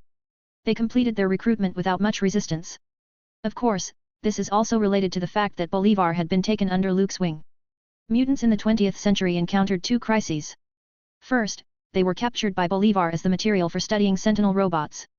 Second, Stryker's research on Weapon X also persecuted and massacred them on a large scale. The mutants, which the capitalist society hadn't educated, hadn't reached a serious level of hostility towards humans and the military for the time being. Sabretooth was quiet, he didn't think his brother could be better than him. When it came to killing people and fighting, it's apparent that he should be better. Phew, Victor, your brother is such a stubborn guy. After the warm-up period, Luke walked out of the training room with a satisfied expression. Sabretooth glanced at the time, 34 minutes. Damn, I lost to that weak Jimmy. Sabretooth, an older brother, was a little upset and took the initiative to apply for a beating. General, do you want to continue? I can hold on longer. Luke was refreshed and had a good vent. He looked at him strangely. What's going on? Addicted to being beaten? You've been a sparring partner for a week now, Victor. Are you sure you want to continue? Luke asked. Yes. It's an honor to fight with you, General. Sabretooth nodded. How could he lose to Jimmy? He had to prove himself. It doesn't matter if he was beaten. Luke raised an eyebrow and wondered if he had brainwashed Sabretooth.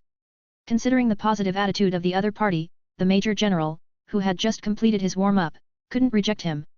Well then, I hope you'll make some progress. Luke turned and walked into the training room, and Victor eagerly followed him. Crackle.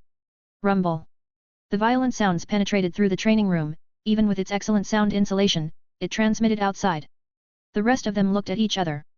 Fred, the Blob, closed his eyes and showed some sympathy. Having been a punching bag a few times, he could imagine Sabretooth's tragic end. 40 minutes later, the spar was over. Luke was full of energy as he strode out. The mutant brothers weren't so bad, he could force him to exert 50% of his powers. Anyway, as long as he doesn't cut off their heads and crush their hearts, they could heal quickly. Okay, the exercise is over. Luke clapped his hands, ignored Sabretooth and Wolverine lying inside, cleared his throat, and said, let's get to know each other. My name is Luke Cavil. You should all have heard of this name. In the days to come, you can call me Sir or General. The free and scattered mutants, who had been separated from each other, stood together and listened attentively to the young general's words. They have heard a lot about Luke since S.H.I.E.L.D. recruited them. The other party is a celebrity, a war hero, Superman, and other titles. Like a bright halo, incomparably dazzling. In addition to S.H.I.E.L.D's identity and powerful personal strength, he was a person no one could provoke. After all, not every mutant is as violent as Sabretooth. The existence of mutants is no secret to SHIELD. As Luke talked, he took out Constantine's expert in deception skill card and used it. Many people may think you're freaks and deviants, but that's not true. Mutants are just a branch of the evolutionary path of humankind, you're no different from us. Genetic evolution has given you special abilities, not for hiding or escaping, it's an innate mission. Join the military, serve your country, and put the power you have to reasonable use. That's the future of mutants. Constantine's ability to fool, coupled with Luke's pep talk, quickly made these young mutants' blood pump and emotions stir. Compared to Sebastian Shaw's extreme theory, the world belonged to mutants and rebellion against human tyranny, the Major General's speech is much more moving. However, the latter didn't overemphasize loyalty to the country but put S.H.I.E.L.D. in himself in a higher position. General, will we be sliced up by Dr. Trask? Big Fred asked. Every mutant had this concern. Why would he slice you up? You're all valuable assets of SHIELD. You are trained, nurtured, and spent money on every day. These expenses are almost comparable to several bombers. Luke seemed to find it ridiculous and asked rhetorically, did I spend all this money just to put you guys on the autopsy table? Fred scratched his head and smiled. The Major General's answer made him feel relieved and gave him a sense of belonging in SHIELD. General, are we still free? Kayla, the young girl, raised her hand like a student and asked. I'm sorry, but no. Luke shook his head. You can go out and have regular holidays, even travel around the world. But you still belong to S.H.I.E.L.D, from mind to body. Ladies and gentlemen, the federal government has different views on mutants. Some people think you are freaks and are ticking time bombs. S.H.I.E.L.D provides you with protection from trouble and asks something in return.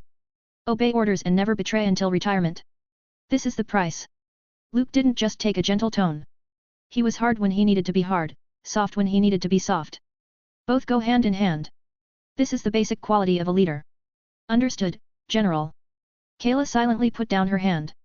Luke took an extra look at the young girl, not because she was pretty. According to the information from S.H.I.E.L.D, the other party had a sister named Emma Frost, the White Queen of the Hellfire Club. The sisters were similar to Sabretooth and Wolverine, and both had identical mental abilities. Starting from today, you have all been incorporated into Task Force X. Luke said seriously. The only task is to search and track a secret organization called the Hellfire Club. 132, Chapter 129. Welcome to the Hellfire Club. Get privilege access to up to 40 chapters in advance on Patreon. Visit patreon.com/binge-translations. Anna Maria Island, on the beach. Namor, who had two strong arms exposed, walked under the parasols carrying a surfboard. As an Atlantean who could breathe underwater, he didn't need it at all. But in order to make himself look normal and not attract other people's attention, Namor always brought a surfboard with him and pretended to be a surfer. Mr. Shaw, you're here too. Compared with the coldness of the last meeting, Namor took the initiative to greet him this time. These days, he often chatted with this middle-aged man who claimed to be a German scientist. Namor is always impressed by the ideas that the other party occasionally threw out. Like a lost ship, he suddenly saw the light from a lighthouse from the darkness of the sea. Unknowingly, Namor came to see Sebastian Shaw as a life mentor, with a little more respect in his heart. The warm Florida sunshine isn't often seen in the cold climate of Berlin. Sebastian took off his dark glasses and smiled kindly. Because of the Third Reich's high-handed policies, there's a tension in the atmosphere. Everyone is worried that they might be the next victim of persecution and execution. War is a terrible thing. Don't you think so, Namor? Namor, who had put down his surfboard and sat next to Sebastian, nodded his head. He also hated the war. In the past, the Allies and Axis powers threw mines and bombed submarines everywhere in the Pacific and Atlantic waters, which caused a lot of trouble for Atlantis. It's like someone fighting and quarreling in front of your house every day. If Atlantis didn't hold on to the conservative and reclusive old ideas and didn't want to communicate with the outside world, Namor would definitely teach these people a lesson. As for joining the Allies or the Axis powers, it depended on his mood. Mr. Shaw, do you think a powerful person must hide himself? After these days of in-depth communication, Namor began to let go of his defenses and trust Sebastian Shaw. Of course, there were psychological hints from Emma, the White Queen. And, Namor had his own reasons. His father was a captain. When he went to the Antarctic to explore, the route was blocked, so he ordered the sailors to blow up the ice floes but ended up injuring the Princess of Atlantis and brought her to the ship for treatment. After that, it was the usual soap opera tragic romance story. The captain thought that the Princess of Atlantis was very pure and unpretentious. She was different from all the American girls she had known before. The Atlantis princess had no contact with the outside world and knew almost nothing about human beings, so she was easily seduced by the ship's captain. The two of them fell in love, got married, and did everything they had to do. However, when the king of Atlantis saw that his daughter hadn't returned for several months, thinking that something had happened, maybe being kidnapped or abducted by human beings, he directly dispatched his army, found their whereabouts, and killed everyone, including the ship's captain. A few months later, the widowed princess gave birth to Namor. This is the tragic story of the Sea King on Marvel's side. If there are similarities, it's purely for reference. When Sebastian appeared, he played the role of a knowledgeable mentor and instantly brought Namor into the equation. Why would influential people want to hide themselves? Would lions hide among a flock of sheep to make themselves look harmless? Unless it's to hide from hunters. Sebastian smiled, so many days of brainwashing finally took effect. Before he came into contact with Namor, he learned about Atlantis through Hydra. Namor's skin color is different from that of a normal Atlantean, which caused him to be discriminated against by his people and considered a lower-class deviant. To protect her son, the princess had to take Namor to the slums and later to Manhattan. When the king grew old, he remembered that he had a grandson. So, he called Namor, who had grown up, back to him. After a series of struggles and battles for the throne, Namor was finally recognized as the ruler of the Four Seas and the new king of Atlantis.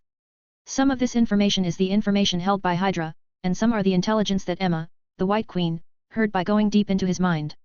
All in all, Atlantis had just completed the transfer of power. The old king died, and Namor succeeded. There were still many old conservative forces in the nation, and it was in a relatively chaotic state. Namor, who ascended to the throne, never received royal education. He grew up in slums and land and was confused about how to be a king. Namor, do you remember the mutants I mentioned before? They have all kinds of special abilities. So, they could be said to be gifted and pioneers on the path of evolution. Sebastian sat up, left the deck chair, and said, word for word, but they have driven away and hunted by humans. Why is that? Because they lack a leader. A king who can unite the mutants around him and give them the courage to stand up against tyranny.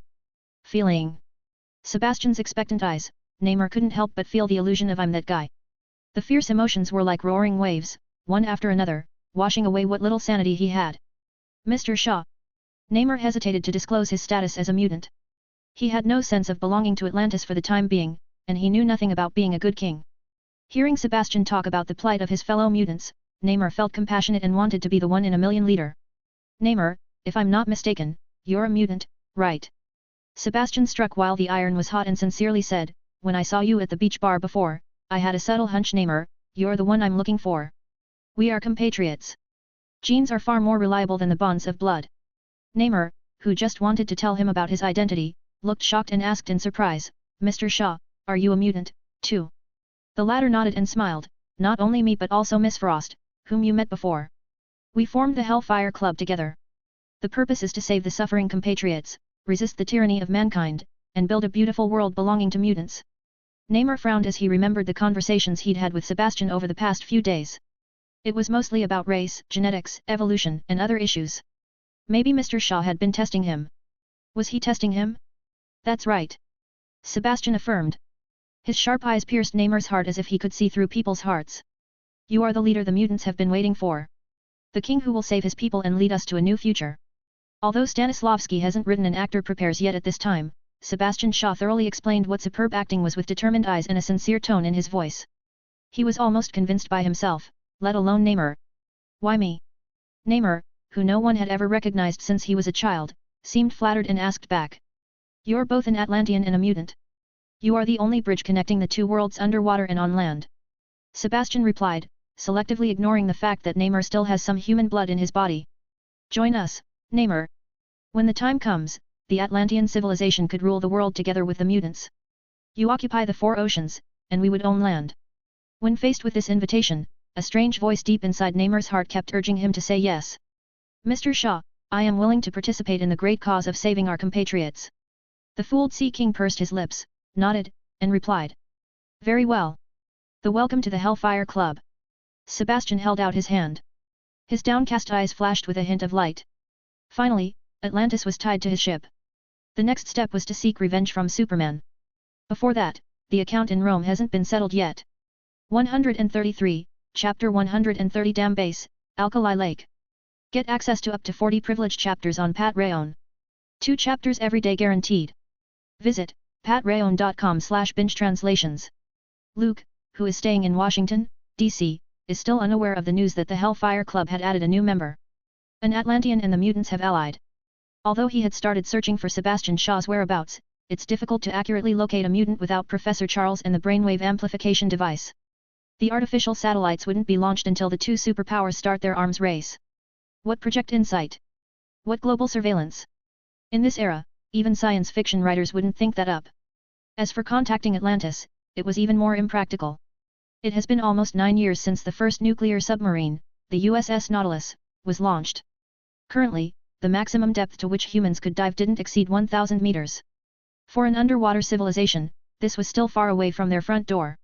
That's why we say that technology changes lives. Luke silently lamented. Compared to the future of steel armor, air, and space carriers flying everywhere, this era of technological development seemed backward. So, he specifically urged Howard to put aside the Tesseract research for the time being and shift his focus to the fusion reactor. Bring out the nuclear submarine, and then consider launching a satellite. Skynet is a communications company anyway. In the future, if the Kree fleet invaded and destroyed their satellite, Ronan the Accuser will see what Superman's Iron Fist was like. Luke's vision has always been looking forward. He's even thinking about asking Howard to scale down the arc reactor. In the future timeline, Tony Stark's phrase "I am Iron Man" officially opened the Marvel Cinematic Universe. Instead of waiting until that day, Luke thought it would be nice for Howard to complete this thing. It's all in the family anyway. As for the technical bottleneck, he believed it would be easy to solve the problem by visiting Wakanda first. Then, establish a diplomatic relationship and friendly exchange with Atlantis. These two countries, in addition to the Fantastic Four's old rival, Dr. Doom's hometown of Latveria, could be called the most high-tech places on Earth. Not to mention nuclear fusion technology, time travel, steel army, and spacecraft could be completed. General, that's Lake Alkali. The accompanying striker shouted. The whirring of the helicopter, combined with the strong air current, forced him to do so. It's a great place. Luke looked down from mid-air at the concrete dam standing tall. It was nestled between snow-capped mountains and dense forests. This was once an industrial area, but it was abandoned during the Great Depression. Later, the military was interested in it and bought it in the name of building a dam. Stryker explained at the top of his lungs. Luke wanted to say that he didn't have to shout so loudly, he could hear him. Superman would never be deaf enough to need him to do that. When World War II began, the Department of Defense, fearing a Third Reich attack on their homeland, began to build strong and reliable military bases throughout the country. One of which was in Lake Alkali. Pointing to the concrete dam, Stryker said, war supplies were stored deep in the dam, but unfortunately, they were never put to good use. Now that the war is over, these bases have lost their original function. The Pentagon generals took over responsibility for the allocation. Of course, only you, General, would have the honor to use a military base large enough to withstand a missile bombing as a laboratory. In the latter part of his speech, Stryker deliberately praised him. This upright-looking soldier was well versed at flattering others. It's just the generals showing some mutual respect. Luke said humbly. In the current Pentagon, who didn't know that the recently established S.H.I.E.L.D.S director was a young general who was good at reaching out to Congress for funding. From cultivating the Super Soldier Rebirth Project, researching the Weapon X project, churning out the Space Exploration Project, one after another, he was close to draining the Budget Committee. The most annoying thing was that, in the face of Luke's insatiable demands, they couldn't refuse. The reason was that those programs seemed to be very promising and worth investing a lot of money into. Howard, who heard the news, laughed with Luke. He said that if Luke were to mingle in Wall Street, he would undoubtedly be able to cheat countless investors. At this, the Major General smiled but didn't say anything. He learned this from a Chinese entrepreneur who kept avoiding his return to the country and facing indictment. The first plan out a big profitable-looking project, excite the concept and look for a few well-known scientists to support it. The White House and the group of politicians in Congress would naturally fork out the money obediently. I was weeding out capitalism, Luke's feelings of guilt. William, who do you think is most deserving of development in Task Force X? The helicopter landed slowly. Luke stepped on the soft snow and exhaled a white breath of air. He was dressed thinly but didn't feel cold. Wrapped tightly, Stryker rubbed his hands, looking enviously at the Major General walking in front of him. Was this Superman's physique? Logan, of course. Stryker answered without thinking. The same mutant, the young officer, seemed to have a fondness for Wolverine. Every time he saw those bone claws, his eyes showed a hint of yearning. So much so that when the two mutant brothers communicated privately, Sabretooth said that the dwarf scientist Bolivar was a pervert who always stared at him with a strange look. Wolverine thought that Stryker was more disgusting. The two brothers looked at each other and felt a chill down their spines. They can't go on like this. Logan. Have you taken a fancy to his self-healing ability? Luke wasn't surprised at all. Stryker and Wolverine are destined for each other. Yes. I think Logan can be turned into an invincible killing machine. Sabretooth is too irritable, and his emotions would affect his judgment, but Logan is different. His claws, the wildness in his eyes, and the stubbornness in his bones. He was simply born to fight. Stryker is thrilled to be involved in Bolivar's research and to learn more and more about mutants. As a soldier, almost subconsciously, the young officer considered applying the X gene to his weapons. General, the Pentagon's attitude towards mutants is far less gentle than yours. Stryker followed Luke deep into the snow and wondered, the use of mutants for weapons research could yield more results in a shorter period. But you don't seem to want to do that. After these days of getting to know him, Stryker figured out part of the Major General's temperament. Most of the time, the other party was easy to talk to and never showed an angry look. Strangely enough, this didn't affect the respect and admiration that other people had for Luke. Stryker attributed this to personal charisma. The head of the Third Reich thought the same way, which is why they used Jews and Poles to test the poison gas and conduct human experiments. Luke pushed open the heavy steel gate and entered the flood control passage. Deep inside this concrete dam, there's something else. All kinds of war supplies, ventilating facilities, weapons, and ammunition are readily available. It was more like a nuclear bomb or a doomsday preparation. It's easy to plant a seed of hatred, but it's hard to get two races to live in harmony with each other. Luke's voice echoed in the empty dam base. I want to be a bridge, not a butcher. 134, Chapter 131 Waiting for Delivery, New Leader. Get access to up to 40 privileged chapters on Patreon. 2 chapters every day guaranteed. Visit patreon.com/binge-translations. A bridge? For humans and mutants to connect? If he heard this sentence from other people, Stryker would only sneer at it and feel it was ridiculous. But he is facing Luke, a war hero who often creates miracles and has done many unthinkable things as the great Superman. The exact words, coming from different people, carry different weights. War hero, Superman, Allied savior, World War II ender, female warlock pile driver. The titles represent unparalleled prestige and status. Many people say that if Luke announces his candidacy for the next presidential election, he will take over the White House by a massive margin without any doubt. It's a pity that this Major General is persistent and has no interest in becoming the youngest president in United States history. General, please forgive my short-sightedness, not being able to see the future that you envision. Stryker said, after thinking for a long time. He didn't think human beings must live in harmony with mutants. According to the primitive law of the jungle, wouldn't the simplest and most direct way be to eliminate them? Do you think it's easy to defeat mutants? Luke visited this vast and solid military base and whispered, as long as Congress allows you to mobilize armed troops, you can rush into their homes and arrest all these ticking time bombs.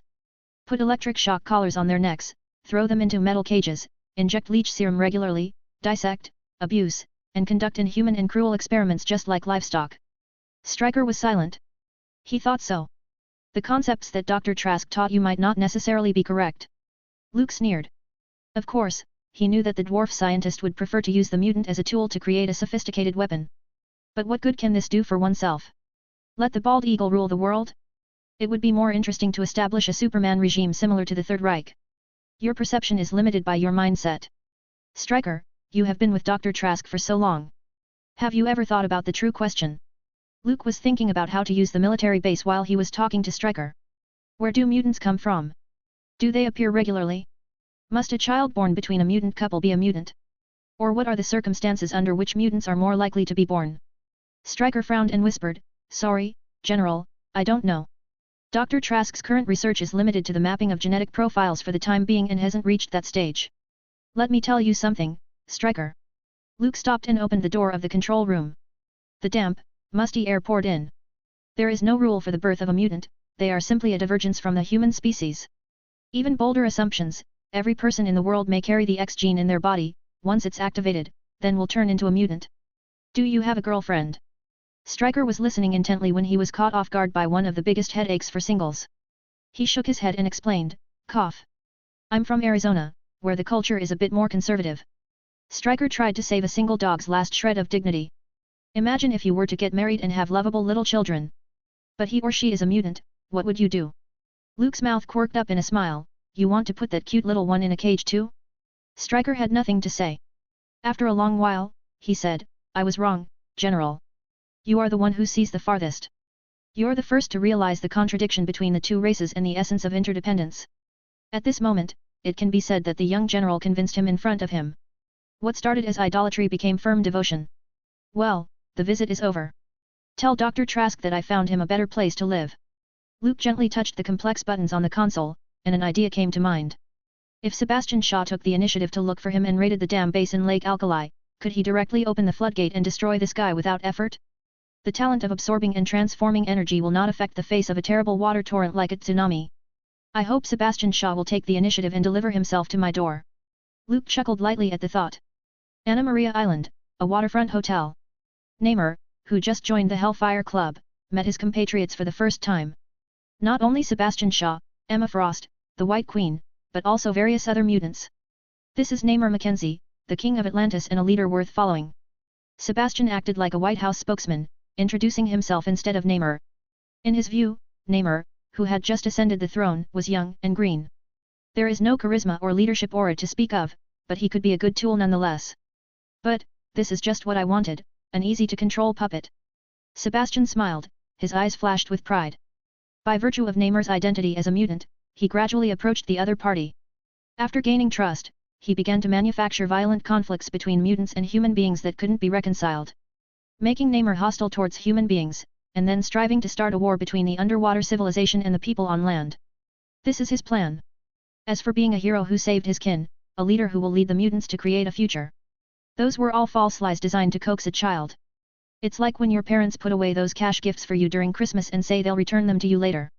If anything, mutants must have a leader. That will only be me. Sebastian Shaw thought so. The mutants have always been in a bad position. Humanity treats us as freaks, outsiders. They reject and persecute us. They don't want to admit that their ignorance, stupidity and blindness cause all this. In the same way that they burned Giordano Bruno and sent the witches to the stake. Sebastian's voice was passionate. He was in full passionate public speaker mode.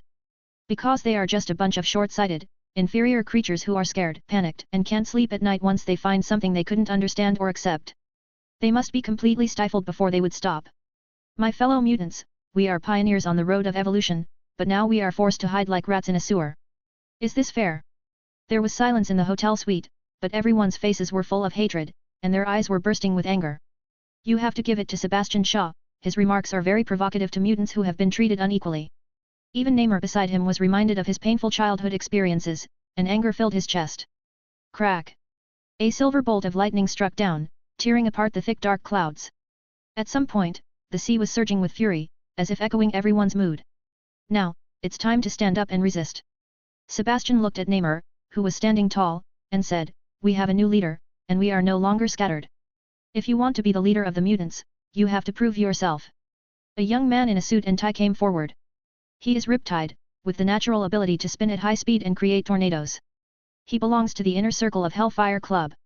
I am not questioning you, Mr. Shaw, nor am I targeting Namor, our new brethren. Riptide, like an invited extra side character, shouted, but, the leadership position is not just a matter of choosing someone at random. At least we have to trust him enough, and he has to show his strength to convince everyone. 135, Chapter 132 Unity in a Fool. Get privilege access to up to 40 advanced chapters on Pat Rayon. Visit, patrayon.com/binge-translations. Riptide, how can you talk to His Majesty Namor like this? He is the King of Atlantis and the Master of the Seven Seas. Sebastian flew into a rage when he heard that, just as if he was the one questioned and insulted. His eyes were full of anger. This kind of reaction made Namor, who was preparing to express his opinions, secretly moved. He lacked family warmth from his parents since he was a child. Atlanteans killed his father, and his mother was afraid to stand up for herself due to the kingdom's traditions. Even the people who should have addressed Namor as prince looked at him with strange eyes, regarded him as a freak, and wanted him expelled from Atlantis. Sebastian Shaw's support and approval simply surprised Namor. The young man nicknamed Riptide stuck his neck out and retorted defiantly, Mr. Shaw, we all respect you. But it doesn't mean that you can just find someone to be a leader and get everyone's approval. Before that, we had never met Namor. We don't know what kind of ability he has. Do we have to obey just because he is the King of Atlantis? Does the Hellfire Club want to hand over the future of our compatriots to a stranger so easily? Riptide has wholly entered the argumentative mode. His face is red, and the veins on his forehead were bursting out, like a hot-blooded young man who was thinking about his compatriots. Once these words were spoken, they drew a large chorus of agreement. Except for Sebastian Shaw, who remained silent, and Emma, the White Queen, everyone else agreed. Then, fierce quarrels and arguments came one after another. It's like a pre-rehearsed stage play, with some acting as the good guy and some as the bad guy. Sebastian acted as Neymar's defender, while the mutants, led by Riptide, expressed their opposition, and the two sides were at odds. That's enough. Neymar, who didn't even notice that it was all a ruse, stopped the crowd. He thought that Sebastian Shaw supported him and felt sympathy for the tragic fate of his compatriots. If the new king of Atlantis could calm down and think about it, he would have found many strange and odd things. Unfortunately, when impulsive emotions dominate the intellectual landscape, reason becomes useless and thrown to the back of the mind. Mr. Shaw, they are all very reasonable. Although we are both mutants, we have never been in contact with each other. We have no understanding of each other and no familiarity. Besides, as a new member, it would be inappropriate to take the leadership position. Neymar graciously showed his understanding and continued, my fellow compatriots, I am also a mutant. My natural ability is flying. In addition, I can breathe underwater and withstand the cold and pressure of the deep sea. I was 16 years old when I awakened my powers. At that time, I slipped and fell down the steps of the subway. I thought I would fall and get injured, but I didn't expect to see myself floating in the air as if I was free from gravity. Sebastian's eyes flickered, and he quietly noted the information. Then, he glared at the Riptide and said, are you satisfied? Neymar has shown his sincerity. He is really on the side of mutants, and he's also eager to save his suffering compatriots, which is exactly why the Hellfire Club was founded. Mr. Shaw, I would like to apologize to Neymar Mackenzie. Riptide softened his attitude and sincerely said, Neymar, I hope you can forgive my rudeness just now. It was all out of caution. We are hiding in the darkness and have seen too many ugly, vile human beings. The ruse ended successfully. After quarreling and reconciliation, Neymar had a strange sense of belonging to the Hellfire Club, as if he had integrated into it and was entirely accepted by his compatriots. In a deep voice, he said, human beings are always afraid of the unknown, then they raise their swords.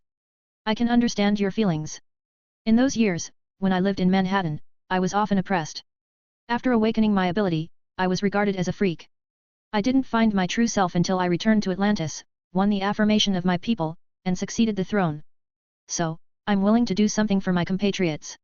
I have no intention of being the leader of the mutants, but we have all suffered so much and should unite. Neymar is right. Sebastian took the time to interrupt. He will not give the other party a chance to build prestige and rally people's hearts. The Hellfire Club is a bargaining chip to grab power and status for him, so why would he let that brat, Neymar, take the limelight? By the way, Riptide, why didn't Azazel Satan come? Sebastian changed the subject, frowned, and asked, today is a gathering day for the club, he shouldn't be absent. Mr. Shaw. Azazel can't come. After receiving the prompt to enter the next scene of the play, Riptide looked sad and bowed his head. He was arrested by the military and put in prison. During this time, many compatriots were caught, and they suffered unimaginable terrible torture, becoming cold bodies on the operating table. The Hellfire Club's ability is limited, and it's impossible to fight against the government. Not to mention the one responsible for capturing the mutants is the youngest Major General of the Pentagon, the Superman who defeated the Axis. Sebastian glanced at Neymar, who had accumulated anger, and added fuel, it's Luke Cavill. I heard his name when I was in Europe. He's an ambitious and unscrupulous guy. The so-called war hero, allied Superman, is all false propaganda. Poor Azazel, he may be lying on the operating table now, enduring cruel human experiments. Neymar is an impulsive character. When Sebastian said this, he couldn't help but clench his fists. His face turned as dark as the deepest parts of the sea. Are we just going to sit back and do nothing while our compatriots are being hunted? He asked indignantly. Neymar, you may not know. Luke Cavill isn't an ordinary man, he is a product of human military experiments, he is a legendary super soldier. He was once alone deep into the Axis, penetrating an army, and even a bomber group couldn't harm him. Sebastian sighed, the Hellfire Club alone can't cope with Superman, not to mention he is a major general of the military, leading the famous intelligence agency, S.H.I.E.L.D., with the support of the government. I am the king of Atlantis. Neymar's eyebrows raised, and his head held high, emitting a domineering aura. For him, a major general from the land's civilization was nothing. Sebastian's dissuasion didn't work but added fuel to the fire. That's what he wanted to see. Luke Cavill. Superman. I will not stand by and watch my compatriots being slaughtered, arrested, and treated like livestock. Neymar said in a loud voice. Mr. Shaw, it's time for the Hellfire Club to take action. We can no longer hide ourselves and escape from reality. We should let the human world know what kind of power the mutants have. But, how can we fight against Superman? Sebastian asked hesitantly. Humph. Superman, I'll take care of it. Namor crossed his arms to inform his chest and looked at the outside world through the French windows. The dark clouds, the silver lightning, and the roaring sea were like the curtains opening for Atlantis, welcoming it to the world stage. I will show that guy that there are stronger fighters than him in this world. Binge. Weekly mass release. Target in the next chapter. Announcement chapter coming in few minutes. 136, Announcement. Have you guys checked out our latest translation we released last week? Synopsis. Transmigrating to the Naruto-verse. Born in Konoha village, he is now member of the Uchiha clan. Can he change the destiny and prevent the annihilation of his clan by becoming stronger? Armed with bizarre strength and huge potential, Manashi Uchiha considered himself as a genius. Until one day, facing the death of his teammates on the battlefield, a monk who had his eyes covered with red silk called out in his mind, "You think you can change your destiny? This is a legend of an Uchiha. A blind Uchiha." Author, Asta. Translator, Random Alex, who is also translating Marvel's Superman. Editor, Luffy Lucy. Search or visit my profile for the blind Uchiha. Add it to your library right now. Weekly mass release goal, every 600 collections equals 1 extra chapter of Marvel's Superman. Check collection rankings for progress. Extra chapters earned will be released alongside tomorrow's chapter. 137, Chapter 133 Flooding New York, Diplomatic Incident. Get privilege access to up to 40 chapters on Patreon. Visit patreon.com/bingetranslations. Time quietly advanced to November 1945, and the lively atmosphere before Thanksgiving became more and more intense. People began to prepare for the parade, and many supermarkets or shops planned price reduction activities and distributed coupons. New Yorkers were looking forward to gathering with family and friends soon to enjoy a turkey dinner. Well, it was a fierce battle. Luke woke up from bed contentedly, glanced at the clothes and high heels that fell on the floor, and couldn't help smiling. He went into the bathroom naked, washed, and threw on a robe. He opened the heavy curtains to welcome the morning sun and beautiful day. A calm New York City is a rare sight to see in the future. Luke stretched out and bathed in the warm sunlight. He had lived a relatively relaxed life recently, and the operations of S.H.I.E.L.D. were gradually getting on track and growing at a steady pace. The headquarters expanded from 3 departments to 8 departments. The number of spies, agents, operatives, and field teams was also increasing. All this was Carter's credit. He had to say that she's suitable for this job. Luke was able to get things in order without much effort. If we keep up this pace of development, we might soon be free from the constraints of the Pentagon and the White House. Luke thought with satisfaction. Recently, the 3 labs have also gained something. The nuclear fusion reactor proposed by Howard has created its latest model, waiting for the test results. Dr. Zola's idea of using Woden's blood to transform cells and improve energy absorption efficiency has achieved initial success. Maybe in another week, Luke will be able to receive the injection. As for the mutant genetic mapping project led by Bolivar, it's in progress. It's worth mentioning that Task Force X, led by Wolverine and Sabretooth, performed well. Acting as S.H.I.E.L.D.'s outside help several times and helping the agents complete their missions has demonstrated outstanding results. So much so that the Pentagon generals, at every meeting, hinted at Luke to recruit more mutants as soon as possible. It is better to form a large enough army, put them into the overseas battlefield, attack in all 4 directions, and easily win. Toward this, the Major General was unmoved and pretended that he hadn't heard anything. These old guys who experienced World War I and World War II knew how to turn all available people or things into mass-produced assembly line weapons. But Luke has his ideas so that they won't influence him. It feels good to have a new house. He stood in front of the French windows, overlooking Manhattan at his feet. The constant flow of traffic. At the fantastic height of the 46th floor, there's a breathtaking view of half of the Upper East Side. Thanks to the enthusiastic sponsorship from Congress, Luke has enough money at hand. He bought a 48-story apartment building in Manhattan without even blinking. According to the real estate agent, this high-rise is called the Baxter Building, designed by a famous French architect with a high-end and upscale atmosphere. The only drawback is that it is expensive. This can be considered an investment for its future value. Luke muttered. Now, shortly after the end of World War II, the United States hasn't seen inflation yet. In the future, on the Upper East Side of Manhattan, where every inch of land is valuable, the cost of buying a high-rise building wouldn't be covered without owning billions. But what impressed Luke wasn't just the demand but also the fact that the Baxter Building is only 3 blocks away from the New York Sanctuary. It's safe to put Malena here. It's a ruse to make the Sorcerer Supreme a bodyguard. General, there's an emergency. Stryker's anxious voice came through the phone as if his house was on fire. What happened? Luke asked, frowning. It was the weekend. He wanted to have a slow breakfast, then go to Brooklyn to talk to Rogers. After catching up with old friends, they could go to their luxury yacht docked at the Hudson River port to bask in the sun and talk about their life ideals. Considering the integrity of Captain America and the paparazzi waiting outside, Luke gave up the idea of calling a group of models to have a party that's Howard's style. Before the boring and tedious rich man's day could begin, a phone call from Stryker put a damper on the whole plan. What the hell happened? A tsunami. Luke shook his head, sighed, and said to Malina, who was still lying in bed, it looks like I have to go save the world. Tell Steve that the noon get-together is cancelled. Boom. As his voice fell, the tall and straight figure rose to the sky. A few minutes later, Luke appeared in S.H.I.E.L.D. headquarters. Stryker couldn't speak clearly on the phone, so he simply came over. What's the situation? What made you all look so frightened? Luke walked into the conference room. Carter, who was sitting on the left-hand side, looked solemn, and Howard looked severe. Stryker, who was still a follower, stayed quietly in the corner. In a word, the atmosphere is rather depressing. Maybe, the Kree came early? Luke narrowed his eyes and sat in the main seat. A horrible, diplomatic incident. Carter spat out these words. She turned on the heavy projector and projected the blurred black and white photos on the wall. A tsunami. Luke's eyebrows were frowning. The continuous flicker, which eventually formed a coherent picture, presented a wrecked scene after a disaster. Buildings were washed away, bridges collapsed, and the waves never overshot the land. This is Florida's Anna Maria Island, just yesterday. Local residents were hit by the tsunami, which is probably at a level 2 orange alert severity. Carter grimaced and explained, but that's not the point. Look at this. The female agent brought up a photo and image of the gloomy sky, wind, rain, and a vague figure.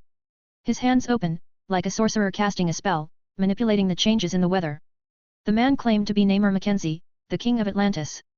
Because the government arrested his compatriots, he artificially created the disaster. Carter's voice was a little low. She softly said, he sent a tape to SHIELD and the FBI, admitting that the tsunami attack on Anna Maria Island was made by him alone. And said, if the military doesn't stop the brutality of catching mutants, the next city hit by the tsunami will be New York.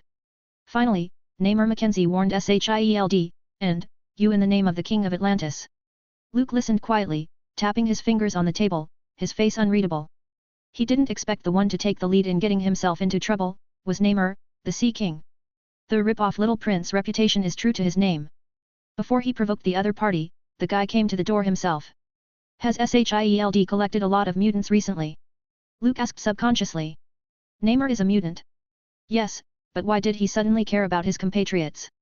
This guy is only interested in tearing people apart and picking on them, and he doesn't even care much about Atlantis people that much. Carter shook her head and replied, no. According to what you ordered, we always start from the school years and pay attention to the young students who have had unusual incidents. They are easier to control and don't resist as fiercely as the other mutants. All these things were done in a very low-key manner. When things go wrong, there must be a cause. Namor warned S.H.I.E.L.D. and him for no reason, there must be some other reason. After thinking for a few seconds, Luke spat out a name, Sebastian Shaw. 138, Chapter 134 Surfacing, a call from the White House. Get privilege access to 40 advanced chapters on Pat Rayon and 2 chapters/D. Visit patrayon.com/binge translations. The mad scientist who turned himself into a mutant. Howard asked with interest, stretching his legs. He isn't only the manager of Lab 1 but also the scientific research consultant in SHIELD. Howard has the right to vote in case of any significant problem that is difficult to decide on provided that Luke and Carter are absent. I remember your story about him. Like the dwarf in Lab 3, Sebastian Shaw is obsessed with the mutant gene. The entire SHIELD is aware that Howard and Bolivar don't get along. The former felt that Bolivar was not only a dwarf in stature but also lacking in knowledge. The latter believes that Howard is nothing but a hormonal, dirty mind. Every time the two met, they had to have a bit of a tit-for-tat, full of hostility. Initially, Luke wanted to reconcile, but considering that it would help stimulate their sense of competition, he dismissed the idea. The man calls himself the King of Atlantis, the Master of the Seven Seas. Would anyone give himself such a long list of titles? It's almost as long as a restaurant menu. Feeling Carter's cold eyes, Howard shrank his neck and realized that it wasn't the time to be smart and humorous. He coughed twice, glared at the gloating Luke, and continued, Namor Mackenzie is a mutant, so just give him a shot of leech serum. Wouldn't that work? It's not that simple. Howard, Don't you get it? This is a diplomatic matter. Carter frowned, thinking about how to deal with it. Atlantis is an underwater civilization that human beings have never touched or known. Before Namer's appearance, people only heard of this from dialogues of Plato and the legend of Poseidon. But now? It appeared as a country and a civilization. This means that SHIELD has to be careful and reconsider whatever decision we make. Congress, the White House, the Pentagon. No one wants a war right now. Therefore, we should negotiate, contact, and establish relations, which is what we should do. Carter deserves to be the commander. She had a thorough analysis of the problem. Luke pondered, if the tape of Namer's threatening speech had flowed into the White House, the president would have called him by now. After all, the other party deliberately said S.H.I.E.L.D. in his own name. A few minutes later, as he expected. General, a phone call from the White House. The phone on the desk rang. Stryker picked up the receiver and covered it with his hand. The president wants to see you. Luke, who guessed it, looked relaxed and said, I'll go to the White House in half an hour. He can answer questions from the president and Congress at any time. The urgent problem right now is to find Namer's whereabouts and stop his madness that could flood New York. The Sorcerer Supreme might not make a move. Millions of deaths in New York may not give the Ancient One much of a psychological impact. Kamar-Taj is always a neutral bystander. The Black Death that ravaged Europe, World War I, where thousands of people died, and World War II, where the Third Reich made a comeback. If she wanted to prevent these disasters and wars in human history, the Sorcerer Supreme could make them disappear. Before, I ordered Task Force X to search the Hellfire Club's whereabouts. Any clues? Luke asked. Not yet, but I think Silver Fox might know something. Silver Fox, Kayla, is a mutant recruited by SHIELD. She is Emma's sister, the White Queen of the Hellfire Club, which Luke had known for a long time and told Carter. Then let's use her as a breach. Luke thought about it. If he could do it himself, he could use Constantine's expert in deception and fool the other party with some words. But he was sure that Namer would stand up and speak for mutants inexplicably and was ready to flood New York. Someone in secret drives all this. Sebastian Shaw, the main suspect. Kong the Conqueror is also possible, but according to this guy's style of doing things and his usual routine, he would be pretending to be a historical figure and a national leader. Secretly stirring up problems, but also involving mutants. Sebastian Shaw was more suspicious. Let's disperse, I'll deal with the president. As for Namer Mackenzie, I will try to find him. Luke waved and smiled confidently. As the director, if he behaved calmly, the people under his command wouldn't feel pressured. Namer. Atlantis' stronghold is in the Atlantic Ocean. Luke recalled the information in his mind, and he remembered that the guy had the sacred trident of Neptune, which was the symbol of Atlantis' kingship. It can manipulate the sea, raise the waves, create a tsunami, and release electricity. It can be said to be an artifact-level weapon. With the Horn of Proteus calling for marine life, Namer's combat power should rank among the top 10 on Earth. Who told the gang of superheroes to be still infants or not born yet? We'll take it one step at a time. But with Namer's personality, it's impossible to hide. Luke got up and flew to the White House after finalizing his rough plan. Unlike the image of Sea King in the studio next door, in Marvel, he is more like a villain, with a moody personality and temperament. To sum up, it's a Chiyunobutu syndrome with an easy-to-manipulate personality. White House, lawn. The upright figure dropped rapidly like a cannonball. Dong. When landing, Luke turned on his bio-force field, causing no damage except for some noise. General Cavill, the president is waiting for you in the office. The White House security chief is used to the way Luke shows up. The no-fly zone was in vain for this young man, and no one could stop him anyway. Many old-school generals who have opinions about this only dared to talk behind his back and keep silent when facing him. A few minutes later, Luke walked into the Oval Office and met the president with a solemn expression. Major General Cavill, do you have anything to say about Atlantis and the mutant who started the tsunami? The president took off his glasses, pinched his nose, and wearily said, the Pentagon is going crazy. Admiral Bullock and Admiral Richardson of the Naval Forces have called. The two carriers in the Atlantic have been attacked, but fortunately, there are no casualties. Mr. Hoover, of the FBI, played me a tape a few hours ago in which a mutant named Namer Mackenzie confessed to doing this and threatened us with flooding New York if we don't do as he says. The president looked at Luke, who was expressionless, and asked in a heavy voice, Major General, I could have had a happy weekend and had dinner with my wife and daughter, but now I have to face all these troubles. I hope you can give me a satisfactory answer. Mr. President is blaming me. Luke raised his head slightly and asked calmly. At the end of the sentence, the atmosphere in the Oval Office suddenly became heavy. The staffer sitting on one side had gulped. He wasn't sure whether he could protect the president if Major General Cavill went on the rampage. Translator, this This is why Batman kept a small chunk of kryptonite in his belt. This 139, Chapter 135 The Eternals, Primitive Humanoids. Get privilege access to 40 chapters in advance and get 2 chapters every day. Visit patrayon.com/binge-translations. Major General, you misunderstood. Feeling the changing atmosphere in the Oval Office, the President put on his glasses again, just like a master of disguise, instantly changing faces. He put on a gentle smile. I just got carried away by the bad news. I didn't mean to blame you. S.H.I.E.L.D. is responsible for the shelter and control of mutants. Now that there's such a big mess, it's reasonable to answer those generals in the Pentagon. Similar words were spoken in a softer tone this time. No one could hear any half-hearted complaint, but more like a friendly discussion. The art of language is a fundamental skill for politicians. With all due respect, generals in the Pentagon should be more poised. Maintaining a high level of vigilance and preparing to plan for war is what they need to do. Not act like a frightened, chattering coward who appears to be asking the White House for everything. Luke wasted no time in accusing the old guys rudely. The President was shocked when he heard it. If this spread, the contradiction between the Naval Department and the Army Department would intensify again. At that time, he was still the one to get a headache. Major General Cavill, we put these questions aside for the time being, said the President, covering his face. Let's talk about Atlantis. Where are they really from? The President changed the subject. He didn't forget that the young Major General standing in front of him was only 20 years old. It was the impulsiveness of age, being unruly and frivolous. As the saying goes, politicians prefer to deal with politicians because there were default rules between them. But when it came to young people like Luke, it was a headache. He may not abide by the explicit rules of the political game and may overturn the table on impulse. In addition, the other party once flew to Berlin to end the war. The strongest super soldier of the military, the designated Superman of the Allies, and many other glorious things. Not to mention the Pentagon, even the White House had to give some respect. In Eisenhower's words, how can we restrain a walking atomic bomb and put it in a cage? Don't worry, Mr. President. We are not ignorant of Atlantis. Luke pulled out his chair and sat down, showing a relaxed expression, as if this was no problem for him. Atlantis is an ancient civilization. They existed together with the Lemurian civilization on Earth, thousands of years ago, but they were sunk in the flood of extinction. Perhaps it was because the Atlanteans, as the people of the gods of the sea, had a strong reverence for the sea, they didn't die out but miraculously preserved the flame of civilization and began to carry on their legacy in the deep waters of the Atlantic Ocean. In the past century, many archaeologists have found the remains of prehistoric civilization near the Atlantic Ocean. Luke's eloquent language showed the attitude of I know Atlantis better than anyone else, which made the President and Chief of Staff in the office secretly admire him.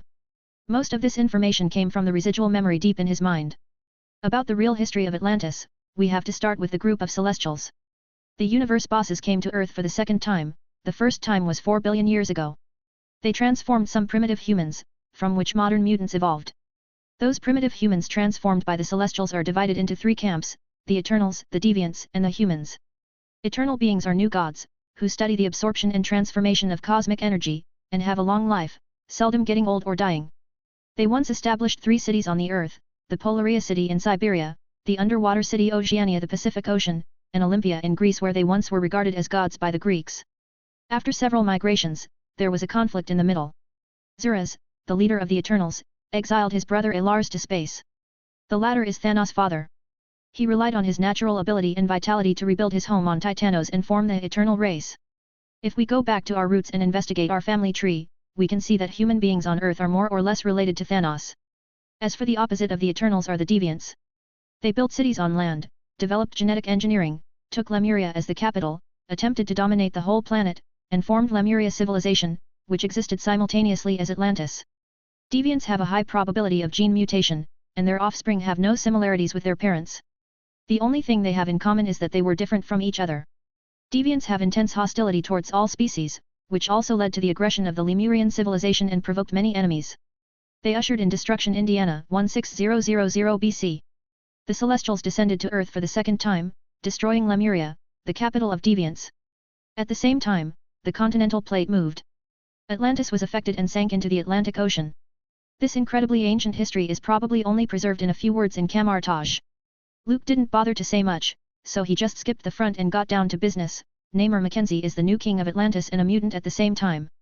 The rejection and persecution of mutants by humans have made him harbor hatred in his heart, wanting revenge. The President looked solemn and asked softly, S.H.I.E.L.D knew the existence of Atlantis long ago, why didn't you report it?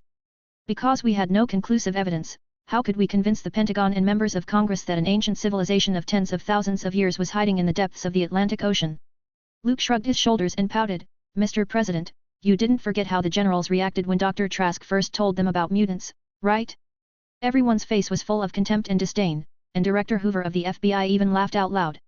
He said that it was just a clumsy lie invented by S.H.I.E.L.D to defraud research funds.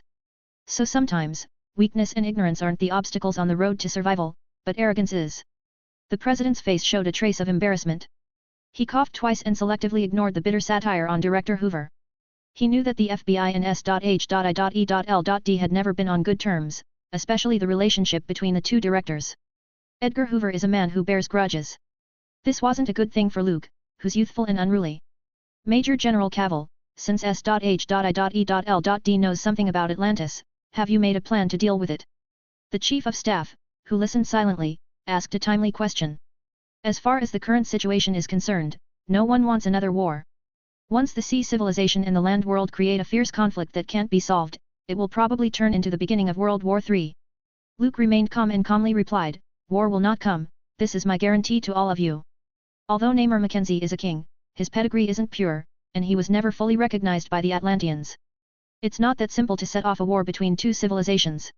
His speech on that tape was more of a threat to force the military to give in. The president pondered for a long time and thought Luke had a point. The Pentagon and the White House were mainly frightened by the sudden emergence of Atlantis and the tsunami that hit Anna Maria Island. Human beings often think they know enough about the world, but in fact, the planet beneath their feet didn't only belong to them. Mr. President, tell the Pentagon generals that New York will not fall. Luke had told him the story of Atlantis, Sebastian Shaw and the Hellfire Club. After a while, he stood up and looked down at the president who was still sitting in the chair. Because I will go to Atlantis myself and show the Atlanteans that the land is far less fragile than they think. 140, Chapter 136 Land and Sea Disputes.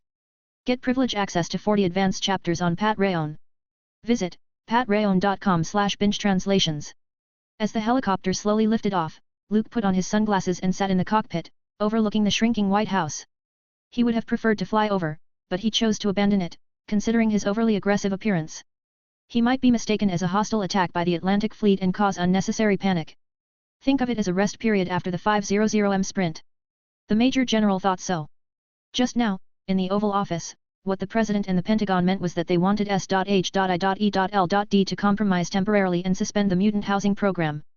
This will buy more time for the Pentagon to contact Atlantis. Luke can see that both the White House and the military were interested in learning about a marine civilization that has existed for thousands of years. It's like two hunters in a jungle, always studying each other before shooting. Atlantis' strength is much stronger than that of the US. It was unrealistic to expect them to be treated as indigenous people. The corners of Luke's mouth tugged in a sarcastic smile. When the Pilgrims arrived in the New World, they began with the idea of living in peace with the indigenous people. But later, when a large number of immigrants arrived and the living space was crammed, and the conflict between the two sides ignited like a barrel of gunpowder, and it exploded instantly. Today's indigenous people have already lost their land, culture, and religious beliefs. For the top brass of the federal government, they wanted to repeat history. Confirm whether Atlantis is hostile, then confirm whether their technological level is backward or advanced. This is related to the strategy to be adopted later, whether it is war or diplomacy. The president and generals didn't want to fight. Not because they are pacifists. Instead, there was no benefit in opening a war so rashly. But, what does this have to do with me? Luke doesn't want to look at the big picture, he doesn't have to sacrifice for the White House and the military. The mutants are good cards to play and can be helpful in the future. It doesn't make sense that Namor would just give a couple of warnings, then later, would obey orders honestly. No matter how mighty Atlantis is, can it be compared with the future overlord of the universe, the three galactic empires? It's kind of like two kids fighting over each other's toys. Luke smiled to himself when he noticed the slightest hint of displeasure within. He knew that the Pentagon wasn't calling the White House to get the president to develop a solution. The real purpose of the guys from the Navy Department was to put pressure on him. Or, more accurately, to see Superman make a fool of himself. How does a powerful Major General face a threat and warning of an unknown civilization? If he were too tough, he would bear the responsibility of provoking a war. Being too weak means losing the country's dignity, and it will cast a shadow over Superman's dazzling aura. This was a difficult multiple-choice question. Unfortunately, only children make choices. Luke smiled, took out a first-generation product promoted by Skynet, a brick-sized mobile phone, and dialed a number. This thing hasn't been put on the market for the time being. It is only used as a military product, provided to the various military bases and government agencies. Its civilian use will probably have to be delayed for a while. However, the promotion work by Stark Industries was already in full swing. Howard is a fast learner and has absorbed Luke's usual business concepts such as speculative hype and market prep. Advertisements such as the only thing that will change the way of communication in the future, the first choice for families with cars and a must-have for people at the cutting edge of technology, and so on, continuously bombarded people with marketing slogans. Completely pack this stupid, big, black, and thick mobile phone as a high-end item that only successful people and elites could afford, as if owning it would significantly enhance their status. He had to say, the hype gimmick and false packaging tactics were very useful in any era. Luke considers whether or not to make persistent efforts to develop such methods as hunger marketing and fake reviews. Turning Skynet's mobile phones as the light of the country and the cutting edge of technology. I must have chosen the wrong plotline. The Major General shook his head, restrained his thinking, and said to Colonel Phillips on the other end of the phone, "I'm going to the 2nd Atlantic Fleet. Are you familiar with General Ingram?" "You know? That's great. Tell him that I need the temporary command of the 2nd Fleet. The White House is still in the middle of a meeting, so there's no time to give orders. You call Nimitz and ask him for a favor. Although the relationship between the Naval Department and the War Department has always been bad, we are all acquaintances, so there is no need to make things awkward." A few minutes later, Luke hung up. Before searching for Wolverine, MacArthur, who took charge of the supreme command of Allied powers in Japan, gave generous support. Now it was the time to ask for the temporary command of the 2nd Fleet, and he wondered if Chester Nimitz would show kindness to him. The other party is now the Chief of Naval Operations. The Atlantic Fleet participated in the Sicily landing campaign. He and Luke had a chance to meet at that time. Later, when they returned to New York, they also attended the commendation banquet together. It's a pity that the current president isn't Roosevelt, who was more interested in nuclear weapons. Luke thought silently. Bordered by the Atlantic Ocean to the east and the Pacific Ocean to the west, the United States is a traditional maritime power. This is also why the Navy had a special status and could become the #1 military branch in the future. At the end of the 19th century, the United States naval and military experts put forward the theory of sea power, which advocated establishing an offshore naval fleet and the mastery of the sea. They would build overseas bases and gain world hegemony. This strategy was widely accepted, and since then, the Navy started to build battleships of over 10,000 tons and entered an unprecedented stage of accelerated development. In particular, when Roosevelt was in power, he was determined to build a first-class naval fleet and set the fantastic goal of catching up with Britain and becoming the first in the world. A few years later, the Atlantic Fleet was formally established and went through 2 world wars. It had 1.5 million troops, nearly 20,000 ships, and more than 10,000 aircraft at its peak. So, it's no wonder that the Army Department's people have been acting all day strangely, and frankly, it's just feeling sour. After all, they aren't as glamorous. Luke recalled that every time there was a meeting, many generals from the 2 factions of the Pentagon went head-to-head. The scene was no different from the Irish mob fighting over territory. The former only talks about national interests and military strategy, while the latter is about insurance coverage and street division. In fact, I'm now in the Army faction. Nimitz wouldn't necessarily show politeness. Luke crossed his fingers, thinking that the plan would have to be slightly changed if the Atlantic Fleet didn't cooperate. At the end of World War II, when Japan surrendered, President Harry Truman wanted MacArthur, the Commander-in-Chief of the United States Army, to officiate at the surrender ceremony and sign as a representative of the Allies. This proposal immediately aroused the intense dissatisfaction of the Navy's leading officer, Nimitz, who even publicly said that he refused to attend. The fierce and apparent opposition forced the president to withdraw the proposal and come out to comfort. Later, they placed the signing ceremony on the battleship. After that time, the dispute over land and sea powers in the United States was basically out in the open. The top generals from both sides of the faction saw each other in an unfavorable light. S.H.I.E.L.D., which is under the Army's leadership, provoked Atlantis and caused the loss of 2 Navy carriers. Luke mulled it over for a while, estimating that several Navy Department bigwigs would like to see him eat a loss. "I'm not even a part of it, just an innocent observer." S.H.I.E.L.D. will be positioned as a large organization responsible for maintaining world peace, contacting and communicating with extraterrestrial civilizations in the future. It doesn't belong to the naval faction or the army faction at all. Idiotic disputes, what does it have to do with my SHIELD?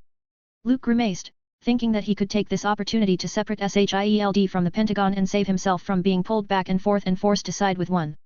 "General, we have arrived at the 2nd Fleet." Hearing the pilot's reminder, Luke looked up. The aircraft carrier of the 2nd Fleet quietly creeps on the surface of the sea.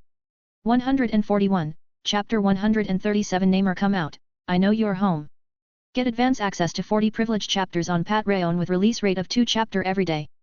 Visit patreon.com/binge translations. Major General Cavill, I have received orders from General Nimitz. Now, the fleet is all yours.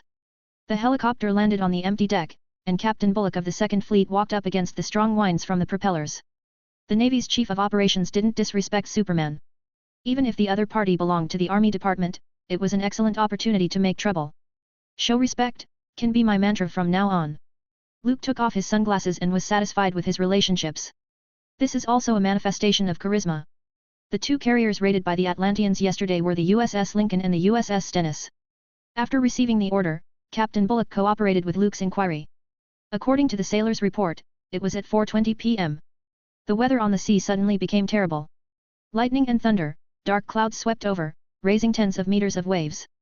Luke narrowed his eyes. This kind of appearance that creates a wave of ambience and builds up the effect could be very Namor. This is similar to the scene when Magneto shows up. He can lose in a fight, but the momentum wasn't destructive. They all belong to the expensive special effects category. Then a man came on deck, claiming to be the king of Atlantis, and said a bunch of nonsense that he didn't hear clearly.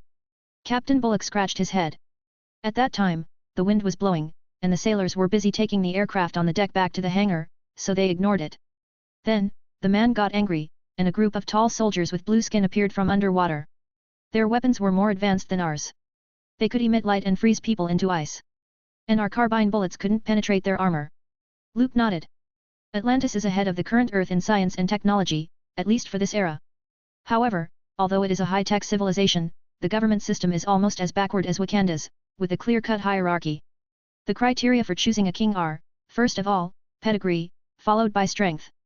If not for the small number of royalty in Atlantis and even fewer direct bloodlines, it might not have been Namor's turn, as he is a half-blood. The Atlanteans quickly took control of the two aircraft carriers.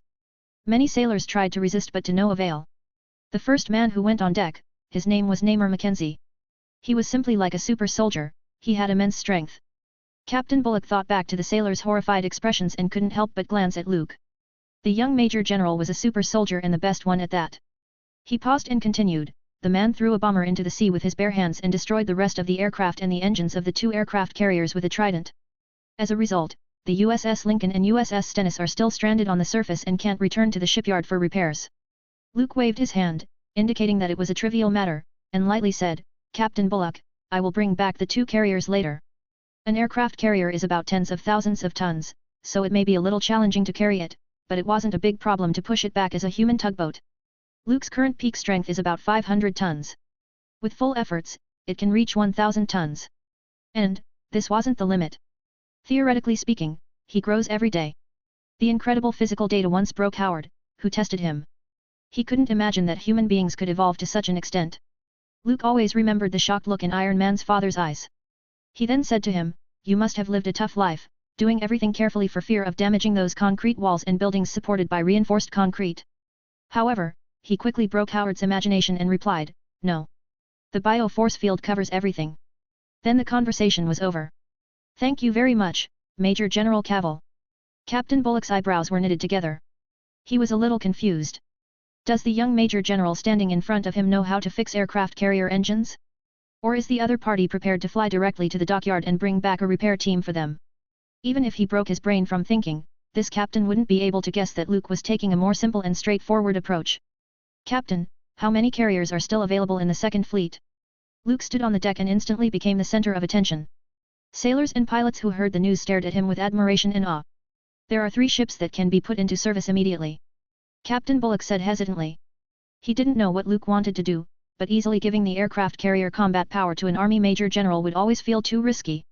If Chester Nimitz, who is the leader of the Navy Department, hadn't called the captain, who is known for his reliability, he wouldn't have handed over the command. That's good. Then you ordered them to drop torpedoes on the target, the sea in the Strait of Gibraltar. Luke's eyes flashed, determined to give Namor a good payback. Bombing with torpedoes is probably igniting detonators in front of Atlantis door. Maybe it won't hurt the huge city located at the bottom of the sea, but it will undoubtedly disturb Namor, who had a bit of a temper. Torpedo. Captain Bullock was a little confused. Would this be effective? Don't those Atlanteans live on that sea's floor? So, torpedoes shouldn't be a threat to them. Luke didn't say much but smiled confidently. The plan has to be implemented to determine whether it would work or not. Atlantis, Poseidonia. This is the center of the four oceans, the most sacred place for marine life. The magnificent city stands at the bottom of the sea, retaining the mysterious aura of an ancient civilization. The magnificent square dome is supported by large stone pillars standing tall. Many blue-skinned Atlanteans, riding on seahorses or shuttles, form a gorgeous ribbon of light around the capital. Under the deep sea, it wasn't as dark and cold as people thought. Those colorful algae, or giant jellyfish, exude charming light and reflected dreamy colors. All these things remained unseen by humans. Through the vast film of water that enveloped Poseidonia, one enters the center of the city. You can see a magnificent palace and many armed guards patrolling back and forth. Powerful high-pressure water cannons were set up at various posts. Once an outsider breaks in, he will be met with the fiercest possible firepower. In the council chamber of the palace, Namor, holding a trident, leaned back on his throne. His eyebrows were tightly twisted into a frown, his face revealed negative emotions such as irritability and impatience. The many robed nobles standing at the bottom are none other than the elders of Atlantis. They repeated the same boring rules repeatedly, and Namor, on the throne, could almost smell the rotten stench. It was ridiculous that an ancient civilization that has been passed down for tens of thousands of years still held on to the rules and regulations set by its ancestors. Thinking about the evolution that Mr. Shaw spoke of, Namor looked at the Council of Elders with an even more annoyed look. Your Majesty, we shouldn't communicate with the land world. Not to mention in a terrible way that might start a war. An elderly Atlantean nobleman in robes looked distressed as if Namor had done something treacherous. Atlantis has long adhered to the tradition of seclusion and closure. Only in this way could we better preserve ourselves and avoid unnecessary troubles. But, Your Majesty, you took the initiative to expose the existence of Atlantis to some mutants. Even threatening war. Do you want to get your people involved in a war for a bunch of outsiders who have nothing to do with Atlantis, Your Majesty? Namor grunted heavily and loudly said, will Atlantis loses to the land world? We have far more technological power than they do and occupy 70% of the planet's territory. Why are the Atlanteans hiding? We are more powerful than the land people, and it is they who should be afraid and bow down to us. There was an outcry from the robed nobles, who began to accuse Namor of being a madman without regard for the etiquette between monarchs and subjects. Since Atlantis sank into the Atlantic Ocean, they rarely set foot on land. On the one hand, being out of the water for too long can make Atlanteans feel very sick and even show symptoms of fainting. On the other hand, the great disaster of the continental plate shift left a deep psychological fear in them. We don't need to plunder the land's territory and resources at all. War is pointless, Your Majesty. The robed nobleman admonished. Of course, it has a point. Let the people of the land know we exist, understand our strength, and worship Atlantis as a nation of gods. Isn't that enough? Namor's mouth picked up a cruel smile. He thought Mr. Shaw was right, the process of evolving was always accompanied by slaughter and annihilation. Survival of the fittest, this is the law of nature. Your Majesty.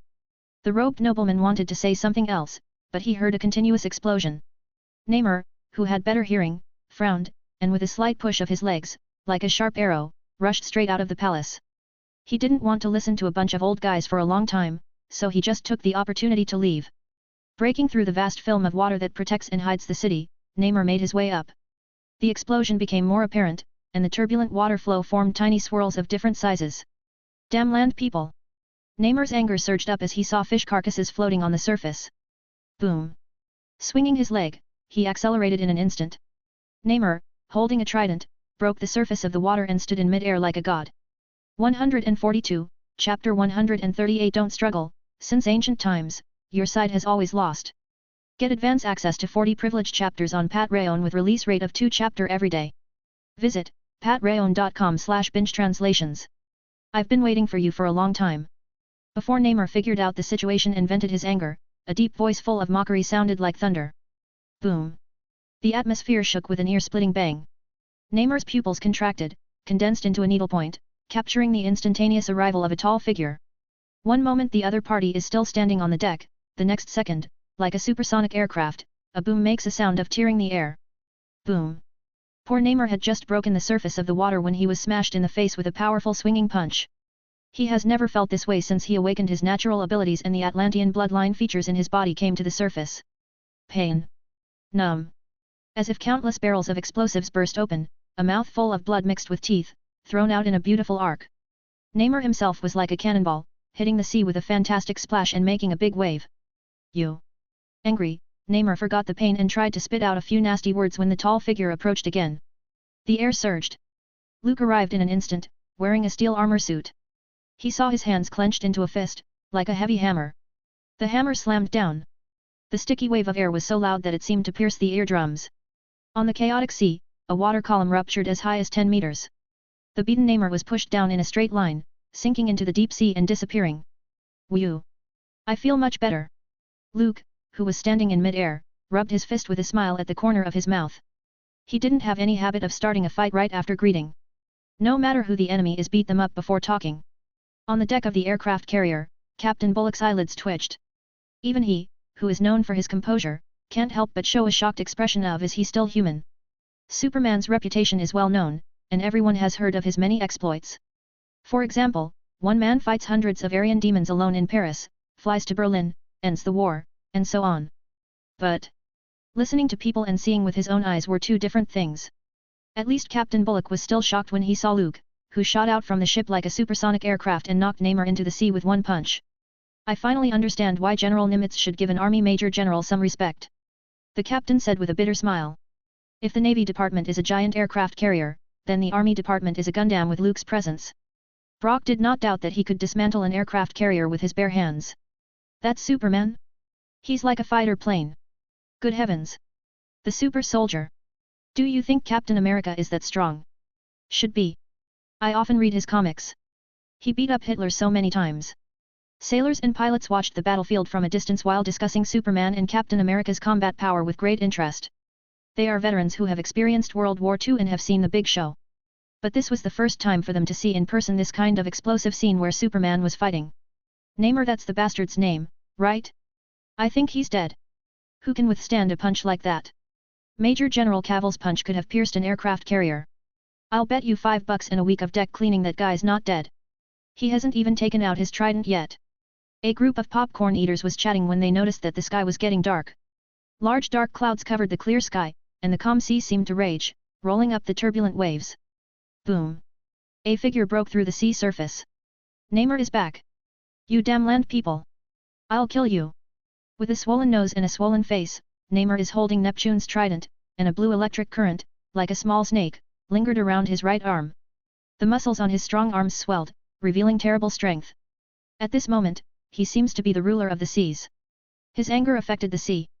Dark clouds piled up, lightning and thunder surged, and the day was dark as night. The carrier, which is quite deep in the water, was pushed by wave after a wave and began to sway. Can you spare me those boring monologues? Luke curled his lips and scorned Namor, who lacked words. He watched as several massive tornadoes rose abruptly, pulling the water with terrifying force. Like a doomsday scene, as if the heavens and earth were collapsing, the audience watched. As the king of Atlantis, Namor did have the power to flood New York. This guy has home advantage. Luke is thinking, as an Atlantean, Namor is very different in the sea and on land. After setting foot on land, he must be exposed to water from time to time to survive. If not, the physical quality and ability will gradually decline and degenerate into an ordinary person. If dehydration lasts longer than 7 days, it may kill him. But the problem is that Namor couldn't stay in Atlantis forever. Because he is a hybrid with normal human and Atlantean genes.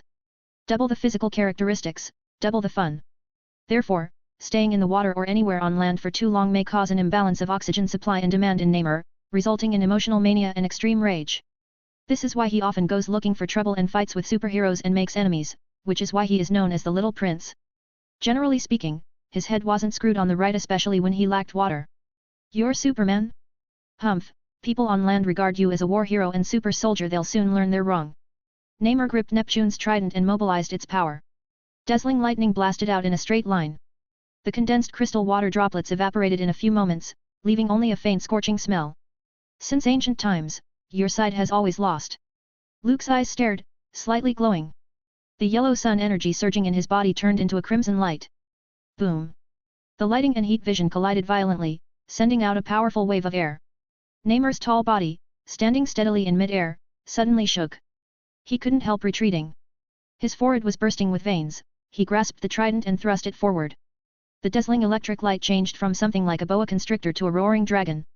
No matter how hard you try, it's impossible to fight against losing fate. Luke was talking calmly, but his heat vision didn't let up. He is physically stronger than Namor, who can lift hundreds of tons of weight at most. Even if Namor had home advantage, it was limited. Boom!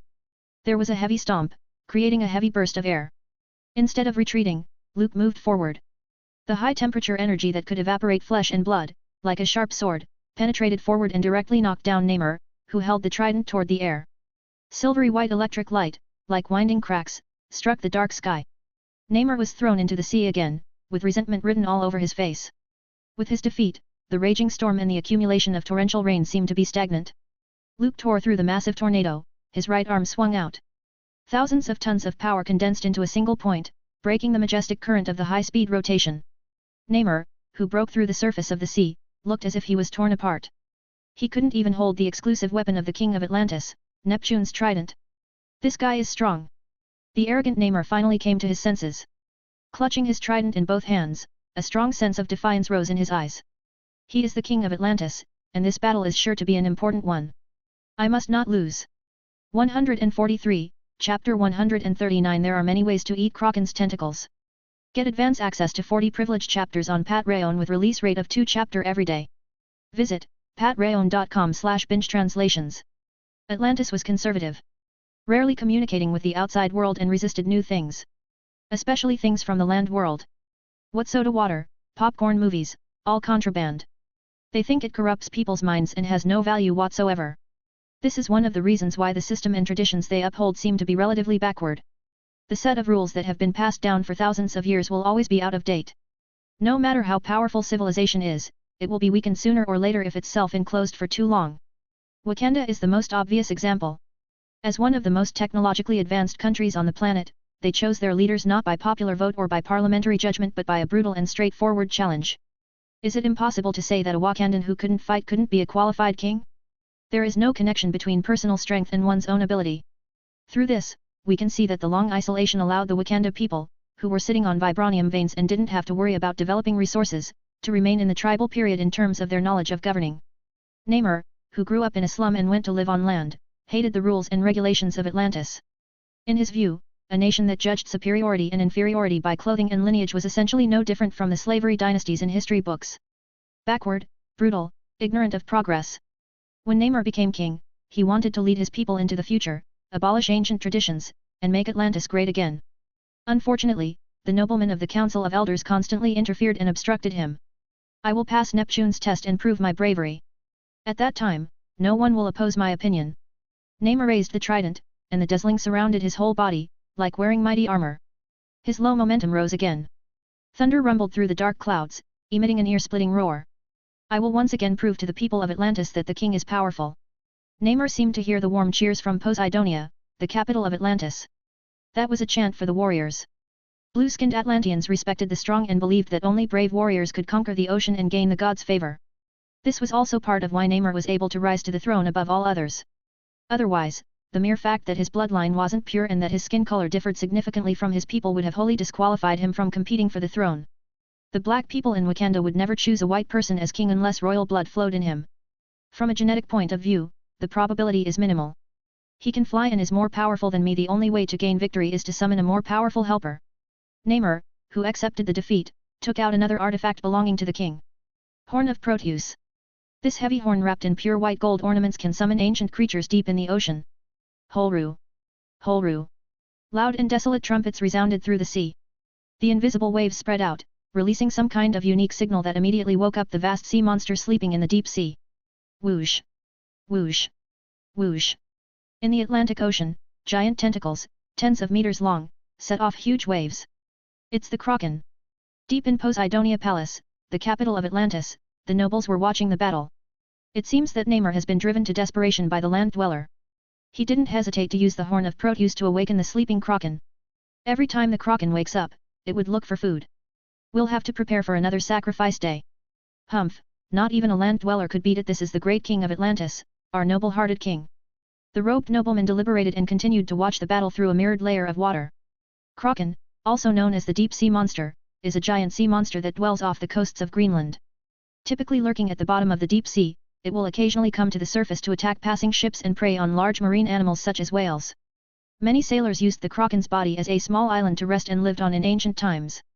Until the sea monster dived, they became food and were buried at sea. It is one of the guardians of Atlantis, and like the giant whale Giganto, it obeyed the call from the Horn of Proteus. I never thought there would be such a strong person among the land people. A robed nobleman looked at Superman, who had forced Namor into a disadvantageous position and couldn't help but grunt softly. The existence of Atlantis is even older than the Sumerian civilization, the oldest known human society. So, naturally, they didn't think very highly of the so-called land people. It's all about whether Namor gets the final victory or not. If he fails, then is a hybrid. What other qualifications does he have to sit on the throne? Another robed nobleman laughed mockingly. I am ashamed at the thought of groveling to a bastard and addressing him as your majesty. The council of elders looked at each other, but they didn't reprimand the treacherous words. Namor is too impulsive, not stable enough, and he isn't fit to be a king. The most respected robed nobleman gave the final word and said, if he loses to a land dweller, it proves that the god of the sea has abandoned him. A king who has lost his favor is not worthy of loyalty. If you can't win, you call a helper. Luke laughed softly as his eyes let out a hot, unparalleled high-temperature beam. The Kraken is almost 150 meters long, like an enlarged version of the giant squid. A dozen powerful tentacles, enough to entangle the carriers parked in the distance and overturn them. Considering the safety of Captain Bullock and the others, Luke used heat vision to cut off a vast tentacle that was coming at him. Rib. The crimson beam slices through. The giant tentacle of the Kraken was cut off at the hip. In pain, the Kraken emitted an ear-splitting wail that shook the eardrum. The remaining tentacles were like mountains, wrapped in terrifying power, smashing the air and sweeping in. Luke unleashes his bio-force field, creating a solid barrier to block the ferocious, powerful thrusts. Boom! Like a baseball hit with full force, he flew backward in an instant. Under the gloomy sky, the dark red cloak left a blurry line of shadow. A silver lightning bolt tore through the sky. Luke stabilized himself with a deep breath and swooped down like a fighter plane. Boom! Boom! Boom! Heavy explosions resounded in the air. Under the sudden acceleration, the dark red residual shadow broke through the sound barrier and traced a beautiful arc.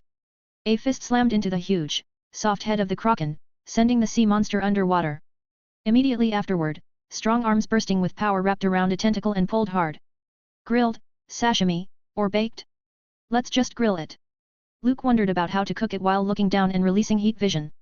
The high-temperature beams that could vaporize flesh and blood, like a dazzling red sword, slashed down. Hiss, hiss.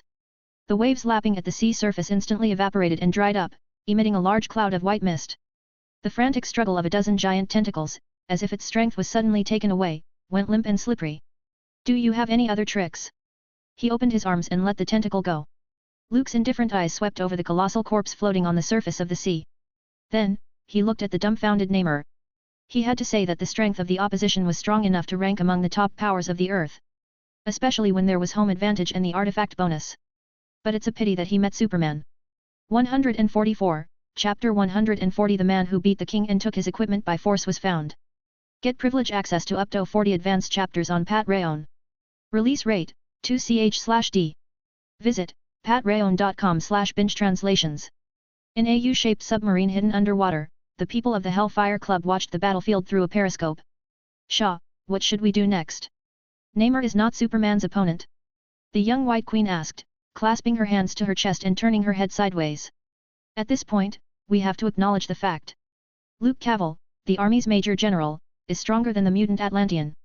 I really wonder if he's a human. Sebastian was so angry that he couldn't maintain his usual demeanor and cursed, Namor isn't weak, and he chose the Atlantic Ocean as the battleground. Coupled with the summoned Kraken, he's still no match for Superman.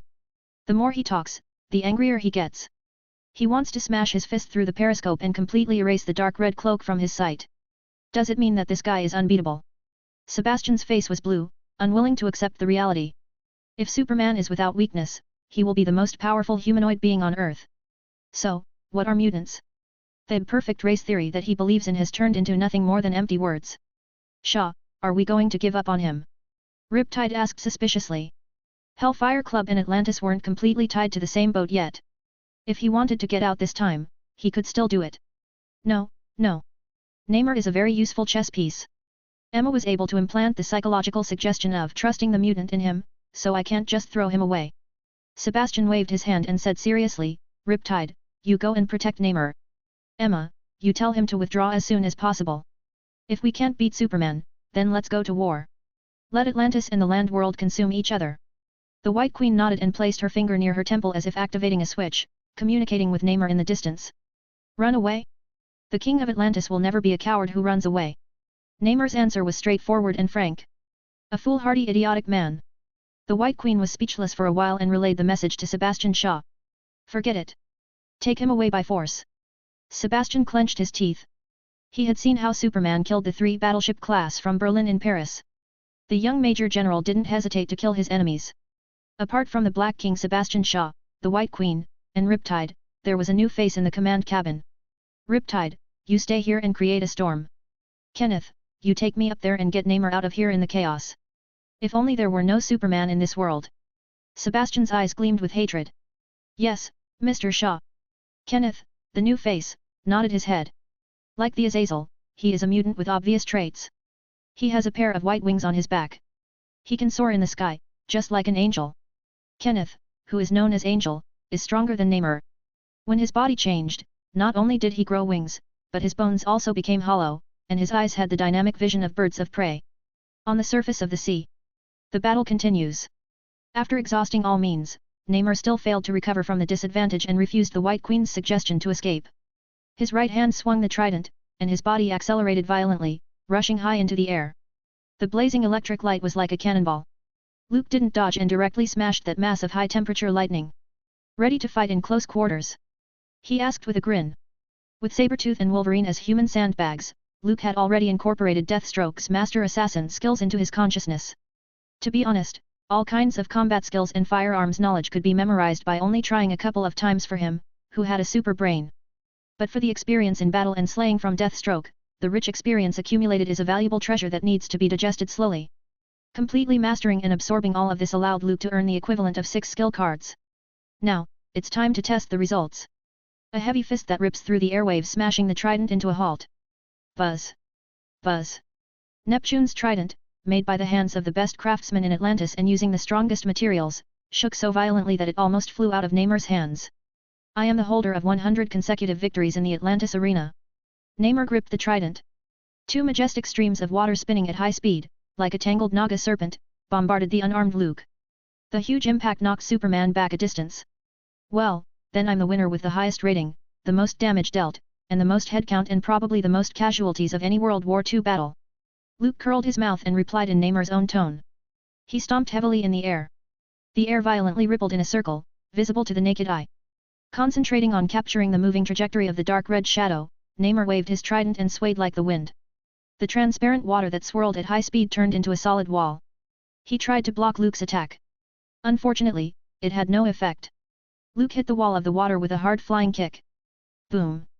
The terrifying force scattered the high-speed spinning sea water. Namor raised his trident, laced with electricity, and slammed it down with great force. The level in the arena in Atlantis isn't that good. Luke caught it with a quick hand and drove an elbow into Namor's face. The original swollen nose and face suddenly faced another impact.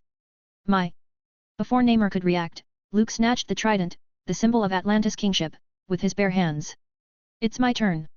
Luke, the villain who beat Namor up and stole his weapon, laughed graciously. Eat this. The Neptune's trident, forged from the cold iron of the deep sea, is one of the King of Atlantis sets. It directly pierced Namor through the heart. For a manic patient like you, reasoning would definitely be useless. In fact, he didn't want to kill the Sea King of his own world. Luke sighed. If they could communicate normally, they could recruit these people into SHIELD and form a copycat version of the Justice League. Unfortunately, Namor wasn't really a good person to team up with.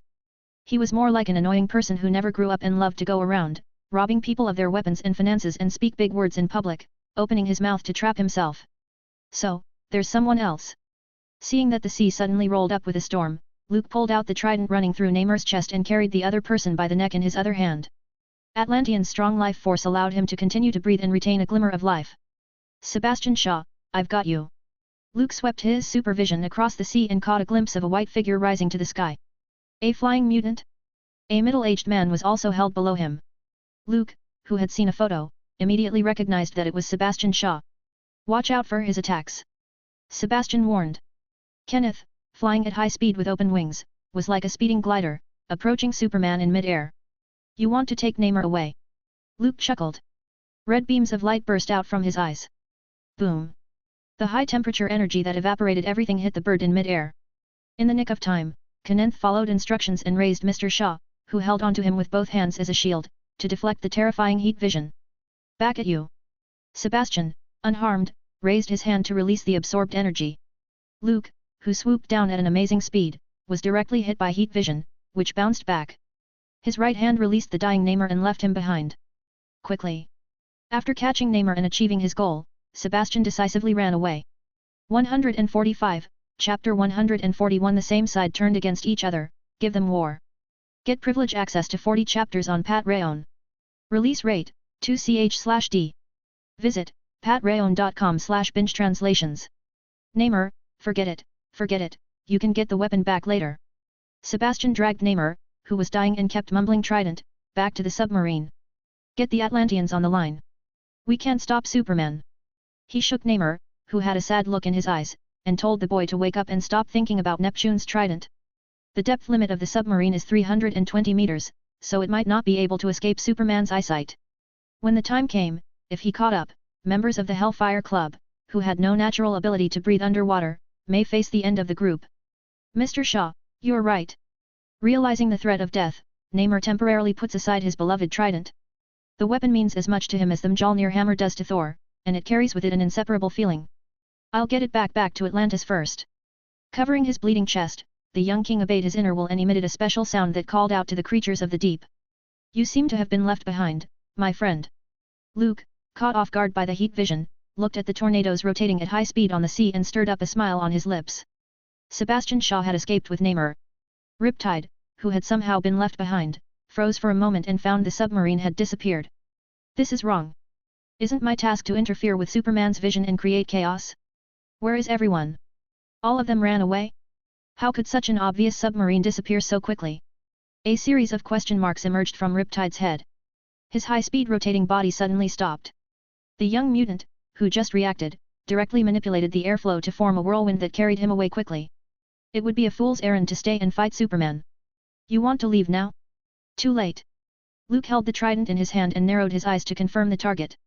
Just like throwing a javelin, it shot out in a straight line. Whoosh! The atmosphere exploded. A golden shadow, like a flash of lightning, directly hit Riptide, who was running away. I'll consider this as finding experimental material for Dr. Trask. Luke dived down and caught Riptide, who was skewered by the trident. Don't let me down, Sebastian Shaw. With your ability to make things happen, you should have no problem creating a war. The young Major General stood at the surface of the sea and looked down. The U-shaped submarine drifted underwater, but the command module was empty. Atlantis, Poseidonia. Namor, who was seriously injured, climbed out of the large nutrition pool.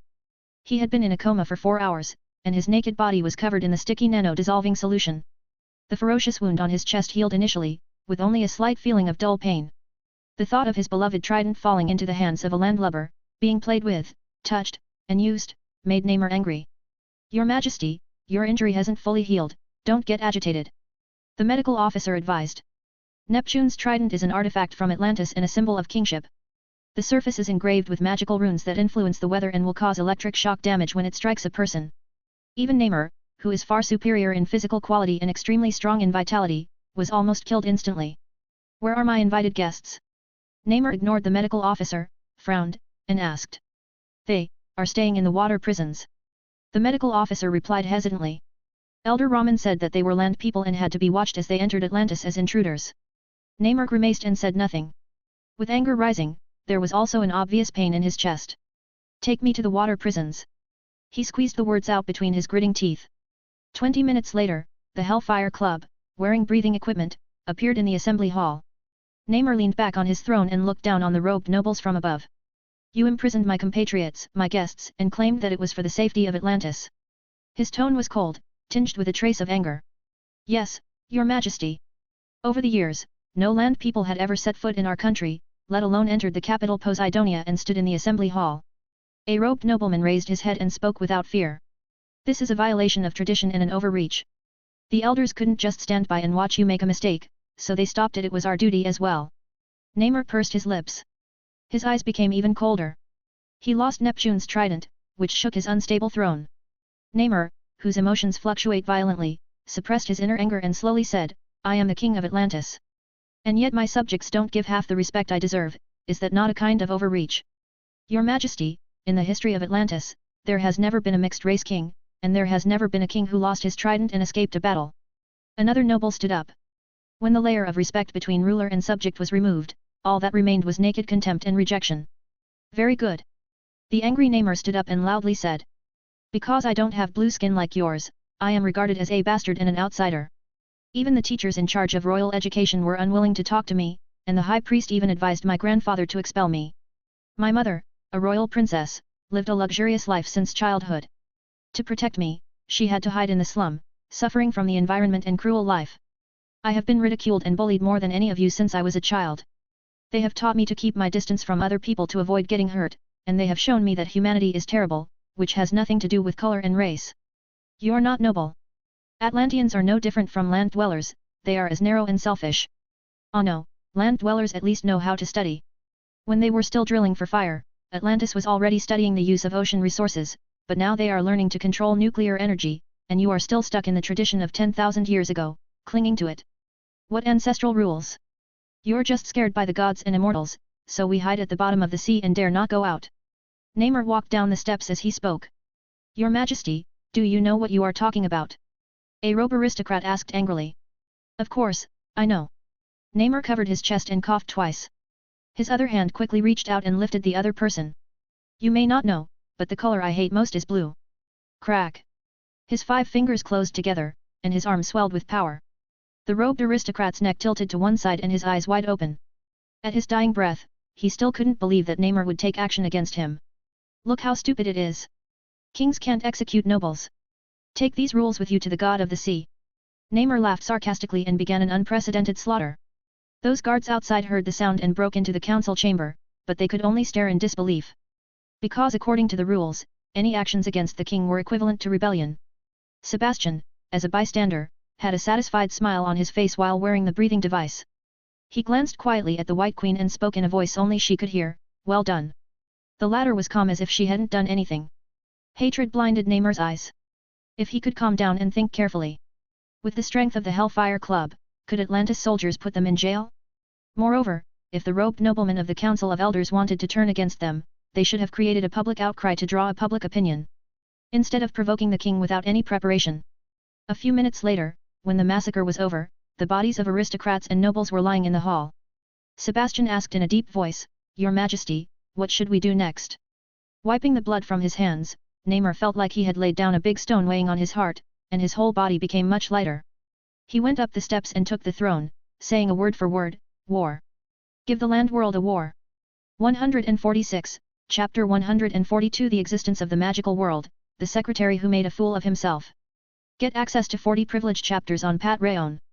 Visit patreon.com/bingetranslations.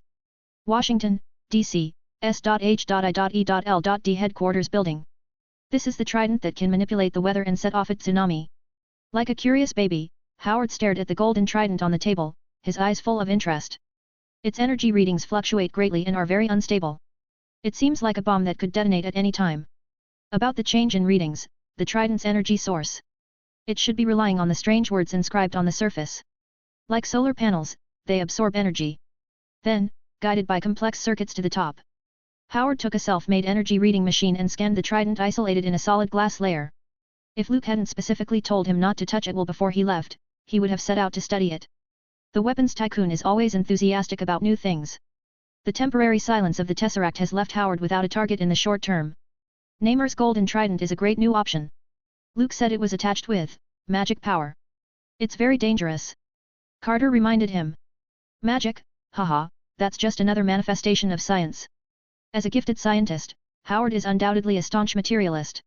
He doesn't believe that there were magicians, witches, vampires, and werewolves in this world. Those were fantastical creatures imagined by third-rate writers, satisfying people's longing for the unknown. I once thought so until Luke told me that under the surface of the world, there was a magical society in which sorcerers and demons coexisted, and werewolves and vampire clans coexisted. Carter shrugged her shoulders. As the commander of S.H.I.E.L.D., she was naturally entitled to know the existence of the Temple of the Three and the Karmitage. Besides, she saw Luke conjure up a fireball out of thin air. This led Carter to wonder if the rumor that Superman and many female warlocks have a super-friendly relationship was true. Luke, who originally wanted to explain what magic is, ended up smearing his image. He had to affirm that he wasn't a demon hunter repeatedly, no scars on his face, wouldn't be stabbed to death by a pitchfork, and wouldn't jump from a height of 3 meters and then fall to his death. If you have the opportunity, you can let him take you to see it and satisfy your curiosity. Hearing Carter says this, Howard felt dubious. Although he often makes fun of Luke by calling him a warlock pile driver, he never thought that any kind of horned, flaming Aryan demon, scantily clad, glamorous, and charming female warlock existed. But if he had to choose, he would like the former to be false and the latter to be true. I'd like to see what a female warlock who plays with other people's emotions and indulges in carnal pleasures looks like. Howard said with a slight hum and a straight face. It's almost like writing "Come, seduce me, I'm easily seduced by women," on his forehead. Carter rolled her eyes. She didn't want to get involved in this topic. She swept a glance at the trident surrounded by electricity and said in an agitated tone, I have to organize the information on Atlantis, you'd better not touch it. I don't want to wait for Luke to come back and find that S.H.I.E.L.D's chief research consultant has turned into a lump of charcoal. Carter knew perfectly well that every time Howard discovered something new, he couldn't help but want to study it. Moreover, he had that too bold he could die aggressiveness. Before SHIELD had been reorganized, it was called the Strategic Science Reserve. This gifted and intelligent weapons tycoon was almost killed because he was testing the energy equilibrium of the Tesseract. I am not a brat who's ready to make a mess when my parents aren't home. Howard curled his lips and acted as if he didn't care. The Tesseract is my best toy, and this pitchfork is only the second best. Is that right? Why do I hear that your research on the Tesseract is going nowhere, and you're moving on to other projects? In the face of Carter's relentless breakdown, Howard's face was a bit embarrassed. Since the Tesseract was motionless and unresponsive, it only looked like a cold block of steel. Howard, who lost interest at the moment, had gone through building a nuclear reactor. To do so, he and Luke teamed up and pulled another wave of funding from the budget committee. The councillors who usually held onto their money bags and refused to let go of them easily were now scared when they heard SHIELD's name. There's no way out, they didn't have a single drop left. By the way, where's Luke? Where did he go? Howard digressed and solemnly said, to be honest, I've recently become interested in marine biology. Carter gave the other party a blank look. You, interested in marine biology? It was obvious that he was bored and wanted to do something interesting. Luke told her a long time ago that Howard was an adventurous and unusual guy at heart. Only scientific research could make him tolerate loneliness a little, but nothing else, not even women. After all, it is a stark family tradition for men to change their bed partners more often than their clothes before getting married. At this time, Luke should be in the White House. Carter tossed her hair and whispered, this isn't over yet. The emergence of a marine civilization is enough to spark a heated debate around the world. Testing, inquiring, collecting information. Faced with an unknown civilization, each country pulls out all the stops. Moreover, Luke defeated Namor Mackenzie and proved the power of the land world through a battle, but this doesn't mean that Atlantis would choose peaceful coexistence. In any case, we're all ready for war. From now on, SHIELD will be busy. Howard scratched his head, thinking about the war between marine civilization and the land world. Then Stark Industries will receive another wave of orders, won't it? White House, Oval Office. The couch was filled with people.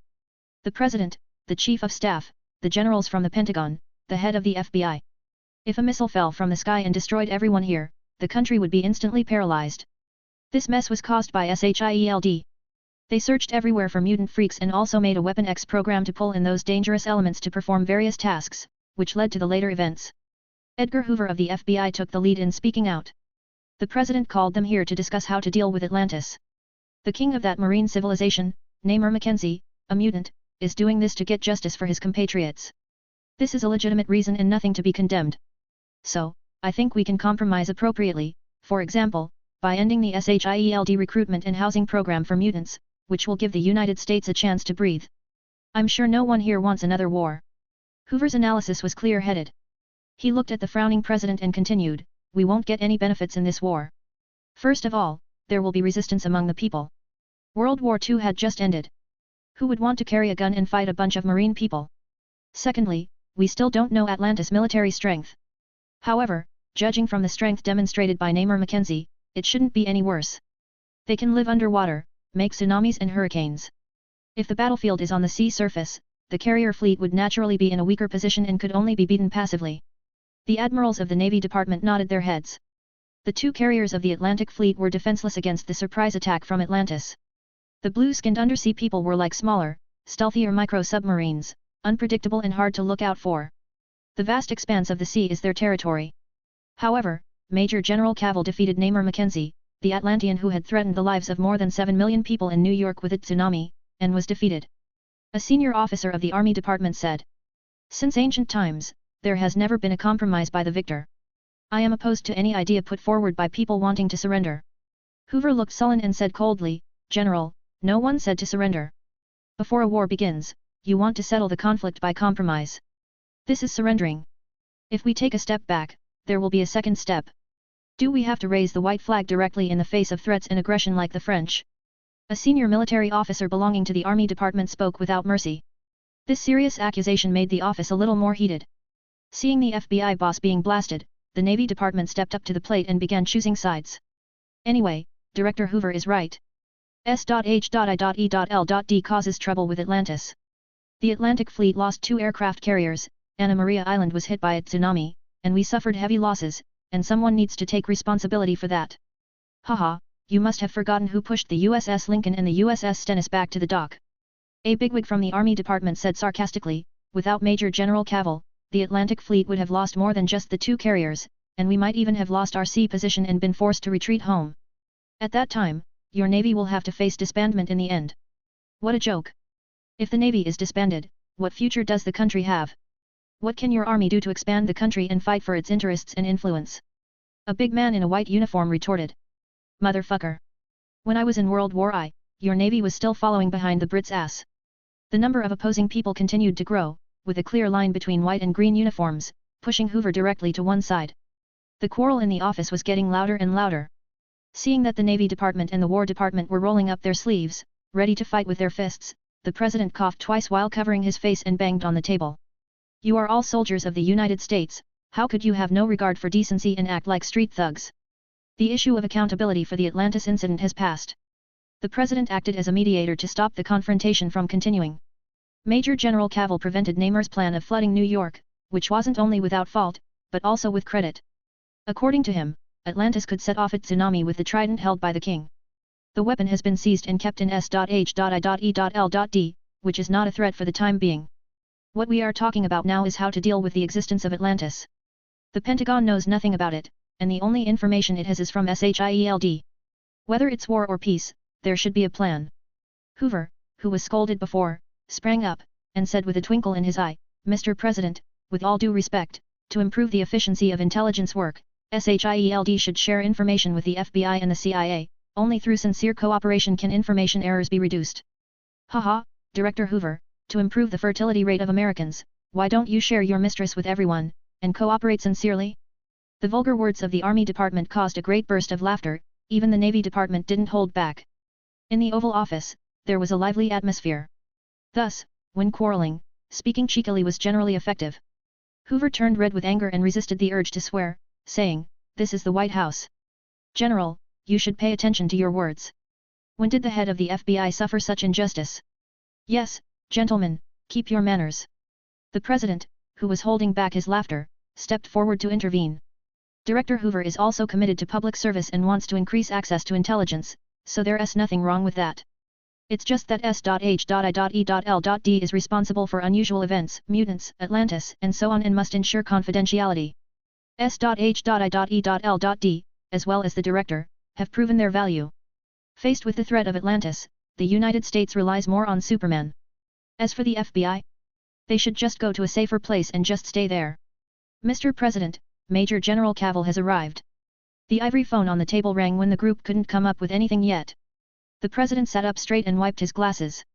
Those generals who had been quarreling with each other just now had also tidied up their messy military uniforms and showed a steady appearance. Half a minute later, the tall figure pushed open the door and walked into the Oval Office.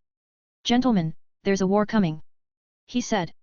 147, Chapter 143 Hand-pushed aircraft carrier, walking nuclear weapon.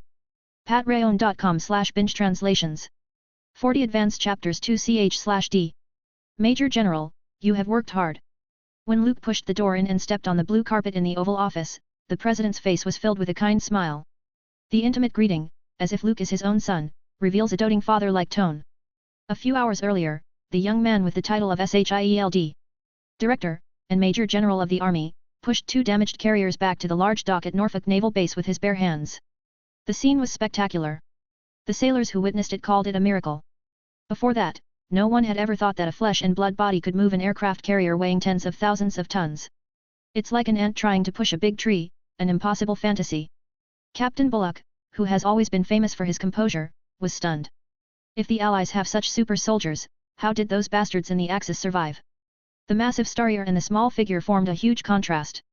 Thus, creating a sense of power, causing everyone to hold their breath and were too afraid to make a sound. It was not until the USS Lincoln was in motion that the enthusiastic cheers and applause broke out. Afterward, Nimitz, the Navy commander, heard the news and joked that there was no need for the country to invest huge sums of money each year in nuclear energy research and engage in a covered competition with the Soviets.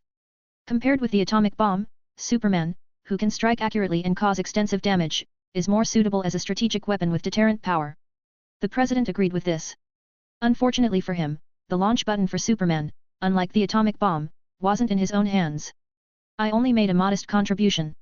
Luke said a few words and walked over to his desk. After beating Namor hard and pushing the aircraft carrier by hand, his reputation rose slightly. It's easier to make a big splash than to keep a low profile. Colonel Phillips hired a private photographer for him, for the scene of pushing the aircraft carrier. Later, it was the USS Stennis' turn, so they took a lot of pictures. By tomorrow morning, Luke will be dominating all the headlines in the New York papers. The threat from Atlantis doesn't end there. Namor Mackenzie holds a certain amount of hatred towards humans. Instead of squeezing into the large sofa occupied by the Pentagon generals, the Major General pulled out a high-backed chair and sat down. For Superman, the amount of exercise to push the aircraft carrier with bare hands was almost equal to the average person's 20 bench presses. He still felt a little tired. Major General Cavill, are you warning us to be prepared for war? The president looked solemn, pushed the glasses on the bridge of his nose, and whispered, what should the Pentagon do next? The Red Bear on the Siberian plains was already causing enough headaches. The emergence of an ancient Atlantean civilization is a disaster. Although it is said that the 21st century bald-headed eagle liked to stir up trouble and intervene in other countries' politics through the threat of force. However, that is based on their own military strength and overseas branch operations everywhere. The world landscape is now gradually shifting to two poles. The prologue of the Cold War has begun to take shape. There was still a long way to go before the age of dominance of a single country and a superpower. I am just an ordinary general who hasn't mentioned anything. For such professional questions, the president should ask the generals here. Luke made a modest expression and waved his hand. They are all experienced and outstanding generals who have experienced World War I and World War II and have a profound understanding of the situation of the war and the various tactics of the air, land, and sea. How is it my turn to express my views? The president, who was holding his forehead in his hand, took a deep breath. He didn't know what to say. He had to turn his attention to the generals from the Pentagon, who were all silent, with no sign of their high intensity from the quarrel earlier. They don't even know the exact location of Atlantis, let alone how to fight it. No matter how much money was invested in the aircraft carrier budget, it would be vain to encounter Atlantis, a marine civilization. Major General Cavill, S.H.I.E.L.D. has a certain degree of understanding of the people at the bottom of the sea. The president, who was being tossed around like a ball, had no choice but to look again at the young general sitting across from him. You will be the commander of the upcoming war, this responsibility is yours. With a smug expression on his face, Luke said, how can I, an unmeritorious general, take up such an important task? Wouldn't that mean that the generals are incompetent? What's more, the efficiency of S.H.I.E.L.D.'s work is far less than that of the FBI under Director Hoover, whose leadership skills and strategic vision are far superior to mine. Edgar Hoover, who played the role of a small transparent person since Luke arrived, immediately became the focus of the entire room. The FBI bigwig said, no, no. Major General Cavill must be joking. Sir, part of the reason for this incident with Atlantis is SHIELD. But ultimately, my ability is still limited. With a sincere face, Luke continued, I have done some deep self-reflection and have decided to step aside as S.H.I.E.L.D.'s director. The next intelligence work can be handed over to Director Hoover, who has always had a reputation as the top agent, making many successful apprehensions of Soviet spies. I believe that he will soon be able to find Atlantis. Hoover, who was sitting in the corner, was restless. He was now regretting it, very remorseful. Why did he mess with S.H.I.E.L.D? Feeling the various eyes focused on him, Hoover decisively and bitterly said from the heart, those are all false rumors. The FBI's ability to do its job has been lacking, far less than that of SHIELD under Major General Cavill. The president nodded in agreement. At this time, of course, they need to be close to the person who could solve the problem. Although Major General Cavill always asks for funds and doesn't do things properly, making people feel a little stifled. But when it comes to critical moments, he can demonstrate good use. Major General, since Secretary Hoover has said so, you are still in charge of the war plan for Atlantis. The command of the Pentagon will also be transferred to you. The president gave the final word, fearing that the other party would refuse. That's fine. Alas, I am a mediocre army major general. Luke smiled, seemingly helpless, and reluctantly accepted this appointed task. No way, the greater the ability, the greater the responsibility. In that case, I would like to say a few words to do my job better, to carry out actions, and to confirm my credibility. I think we should separate S.H.I.E.L.D. from the Pentagon. The Major General, who held power, spoke eloquently as if he had a plan. Atlantis isn't a small country. It has a long history, profound background, and military strength to be reckoned with. As you can see, Namor alone is enough to flatten the Second Fleet in the Atlantic Ocean. Ordinary weapons, and ordinary soldiers, can hardly threaten Atlantis. Therefore, S.H.I.E.L.D. must recruit more people. Only a strong enough team can cope with an even more terrible crisis. The young Major General, who said that his ability was limited and difficult for him to take on the big job, gave 23 detailed and specific guidelines, dumbfounding the President and the generals. It feels like it was written in advance and memorized. The above is my little, insignificant personal opinion. 40 minutes later, Luke, who didn't even feel thirsty, finished his speech. 148, Chapter 144 Old Friends Meet, Codename Invaders. Get access to 40 advanced chapters on Patreon. Visit patreon.com/bingetranslations. Major General Cavill, do you have anything to add? After listening to the long speech, the president's brain was a bit inflated, and he asked subconsciously. He didn't expect Luke to prepare so well, just like an examiner who prepared the answer in advance and filled out the questionnaire. In particular, the plans for the future development of SHIELD are detailed and specific. Up to the enrollment expansion of personnel in various departments, down to the application requirements of fixed funds every year. This made the Chief of Staff sitting on the other side of the sofa's eyelids twitch, and his heart fluttered with concern. The poor budget committee, if he kept on pulling the wool over their eyes like this, their heads would go bald. Then I'll say a few more words. Luke, who was going to stop, said with surprise. It seems that the president wasn't bored with his ideas. So he cleared his throat and started a repetition mode. Some common sentences have been changed from his previous proposal, the amount of budget and funds, the number of staff in various departments, and so on has increased. Then, he said it again. When the long rambling was over, the president sitting across the table and the generals on the couch were expressionless and dull-eyed. For the second time, Luke used Constantine's expert in deception skill card.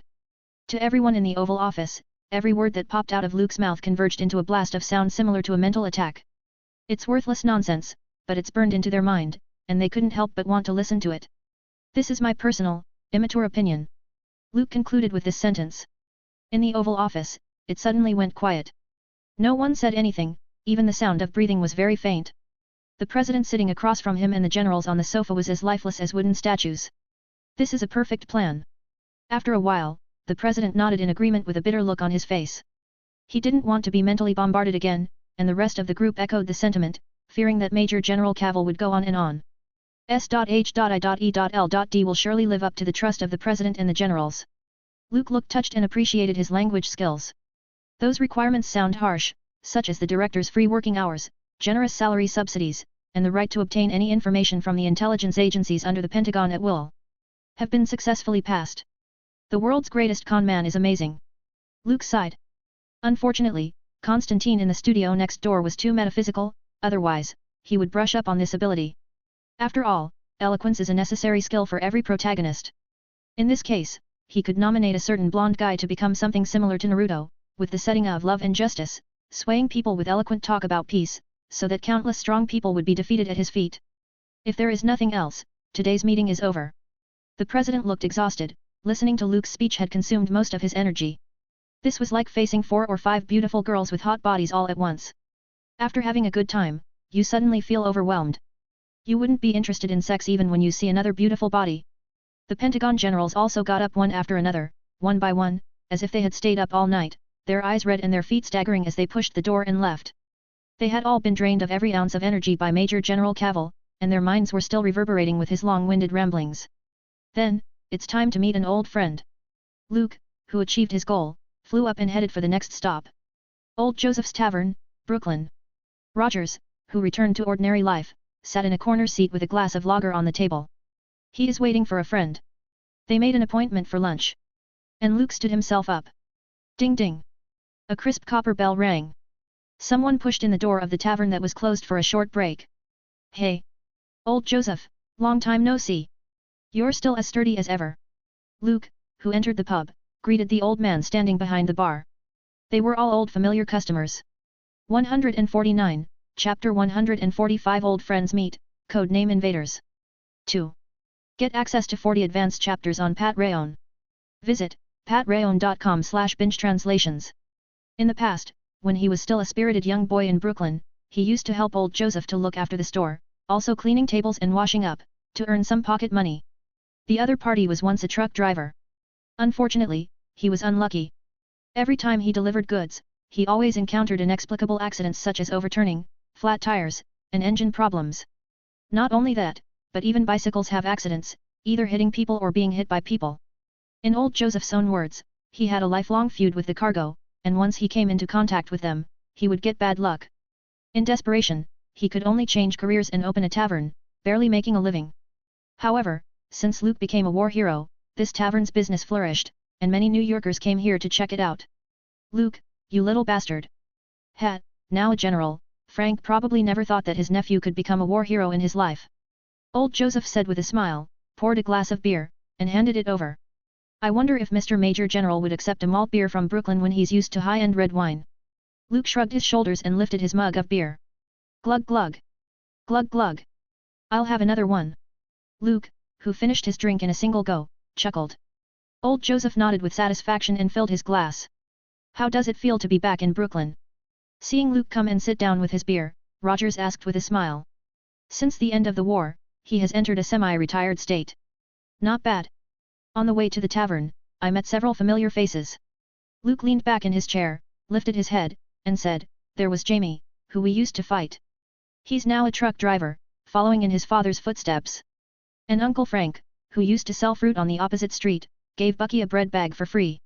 At that time, everyone had a hard time. Yet. You know what? That Jamie guy is always bragging to people that he was beaten up by Superman once and boasting about it.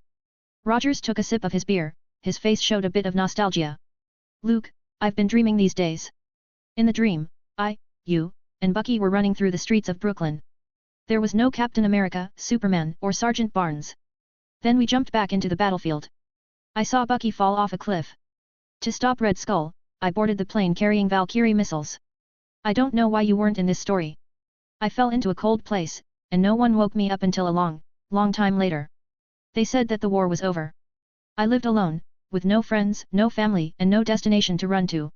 Luke stared at the bubbling wine glass and laughed, you sound like an old man in his 70s. Haha, that's what Marjorie said. Perhaps I experienced too much in the war to forget all those memories. Rogers restrained his sentimental mood. He is now on the military payroll, and all he needs to do is punch in regularly and sit in the office all day with a newspaper to read. Occasionally, he would cooperate with publicity work and be interviewed by the media.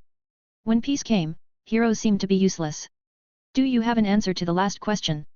Luke looked at Captain America and whispered, Captain America can't sit in an office and read newspapers all his life. Pick up that shield, go back to the battlefield, and shuttle through the rain of bullets. Such a tense life would make your heart beat violently and leave you with a genuine feeling of being alive. I quite agree with Howard's point of view, one of the greatest pleasures in life lies in the adventure. The pursuit of excitement. Willing to be ordinary is the life that you should have after experiencing everything and despising everything. Rogers kept silent. He lives in an old house in Brooklyn.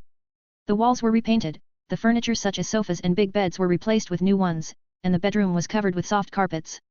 He did all these trivial things himself. Marjorie, who came to live with him, said she was bored and wanted to pass the time. Rogers agreed to this. He had space in his heart that he couldn't fill. That's why he had to find something to do. You want me to join S.H.I.E.L.D. because of Atlantis? Rogers asked. The attack on 2 aircraft carriers and the tsunami that hit Anna Maria Island have all made headlines. In addition, being in the Army Department, Captain America had heard some rumors. Not all of them. Major General Cavill needed a partner, so he thought of his old buddy, Captain America. Luke looked at the hesitant Rogers and smiled, Are you ready to go to war, Steve? In a trance, Captain America remembered the rescue operation he and Luke did to recover Bucky, and the other party asked him the same thing. Ready, sir. Thinking about the good times of fighting side by side, Rogers smiled and raised his glass. Then, welcome to the invaders. Luke said. The 2 glasses clinked, making a crisp sound. 150, Chapter 146 The Name Apocalypse, Nautilus. Get access to 40 privileged chapters on Patreon. Visit patreon.com/Bing Translations.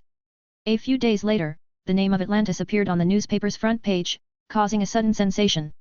An ancient marine civilization, which has never been heard of, had officially entered the public's eye. Governments have long known about the amazing battles in the Atlantic Ocean and the existence of Atlantis.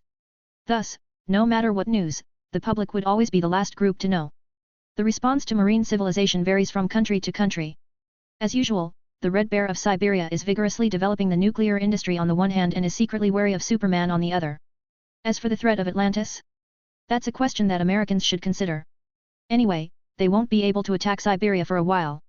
England, increasingly weakened, is actively communicating with the White House to get some information about the situation. Although they have MI6, people worldwide could pick up hot chicks full of James Bond style. But in the face of Atlantis living at the bottom of the Atlantic Ocean, they didn't know where to start. The Prime Minister once wanted to turn to the hidden forces of the dark world, such as the witch groups active in London, werewolves, vampires, and the like. Unfortunately, there was little success, and no useful information was obtained. This group of dark creatures was born no more than 1,000 years ago. Nothing is known about that period of history tens of thousands of years ago except for vampires. Those nocturnal creatures who were afraid of sunshine had a wonderful connection with Atlantis. Their ancestors came from an oceanic country deep in the Atlantic Ocean. At that time, Atlantis hadn't sunk yet and was in its heyday and glory. Varney, the great wizard, got the Book of Darkness left by Thun, the elder god, and gained great power from it, turning himself into a vampire. This was the birth of the first vampire on Earth. Later, the continental plates collided, and Atlantis sank in its prime. Varney, the great wizard, felt that he had lived long enough to see through life and intended to stop wandering, so he passed the power to Dracula. Since then, the vampire clan has thrived in the land world, gradually becoming a hidden force in the dark world. England's side is at a loss, while the ancient countries of the East across the Pacific aren't concerned. Even the S.P.E.A.R organization that could tear apart the Japanese Superman thought blue-skinned Atlanteans in the area were nothing. If they dared to go ashore, we could eat you up like crawfish. The Atlantic Ocean, Poseidonia. This capital of Atlantis was no longer as calm as before. Troops from all sides are gathering, and the pre-war tension is spreading. The land world is in turmoil, and the marine civilization isn't much better. Namor, who slaughtered the robed nobles in one fell swoop, succeeded in taking power even though many people denounced his tyranny and chose to stand up against it. But there was no storm, and it was soon suppressed. This is one of the benefits of class hierarchies. Namor leaned back on his throne, his right hand hanging down somewhat uncomfortably, as he usually was holding his beloved trident. When there is a lack of competent leaders, it is difficult for the weak to threaten the rule of the strong. The rebels formed multiple forces and stormed the royal palace in the center of Poseidonia. However, the soldiers were scattered and couldn't build a proper army. Namor didn't even have to do it himself, the guards took care of those people. I think there's a reason why the majority of the people of Atlantis are in favor of the war. Sebastian wore a breathing apparatus. Through the transparent shield, he spoke in a jarring tone. For many years, there has been a clear line between the lower class and the nobility in this country, with lineage and birth determining the future of each individual. Your Majesty, you have grown up in the slums of Poseidonia and have seen the Atlanteans at the bottom. They repeat similar lives every day. When they see the aristocrats and nobles, they have to take the initiative to salute. They pay high taxes every day, every month, and every year, and bear the pressure of a hard life. The way upward is blocked, and the conflict between the nobles and the commoners grows fierce, but the submissiveness rooted in the bones of the Atlanteans keeps them docile. Sebastian Shaw spoke eloquently as if he were a trusted advisor to the king. Sitting on the throne, Namor nodded and felt deeply impressed. When he was very young, he fled to the slum with his mother and experienced the warmth of human kindness. He had a certain understanding of the lower class in Atlantis.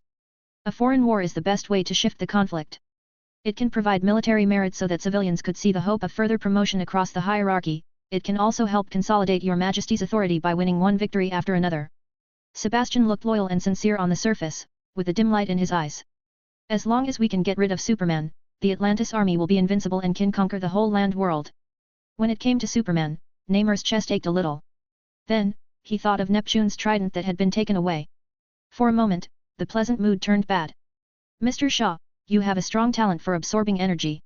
If you join hands with me, will we have a chance to defeat Superman? Thinking for a while, Namor asked in a low voice. As Superman's defeated opponent, he knew very well that his opponent was among the top in strength, speed, and combat sense. He was no match when fighting alone. But when dealing with a land dweller, Did he need to follow any rules? It would be wise to attack him together. In the Hellfire Club, the only one who could restrain Superman was Sebastian Shaw. Namor thought that if they worked together, they might have a winning chance. Ahem. Your Majesty, I'm just a scientist. I'm not good at fighting. Feeling the look of anticipation from above, Sebastian looked calm and steady like an old dog on the surface, but he panicked.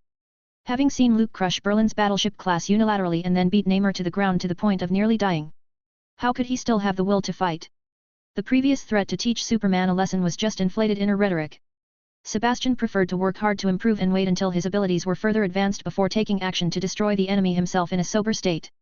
The nuclear industry is being actively developed, and soon they will be able to build the first generation of nuclear reactors. In time, I will absorb the energy and make myself stronger. Sebastian, brimming with confidence, exclaimed, I believe that even Superman can't withstand the terrifying power of an atomic explosion.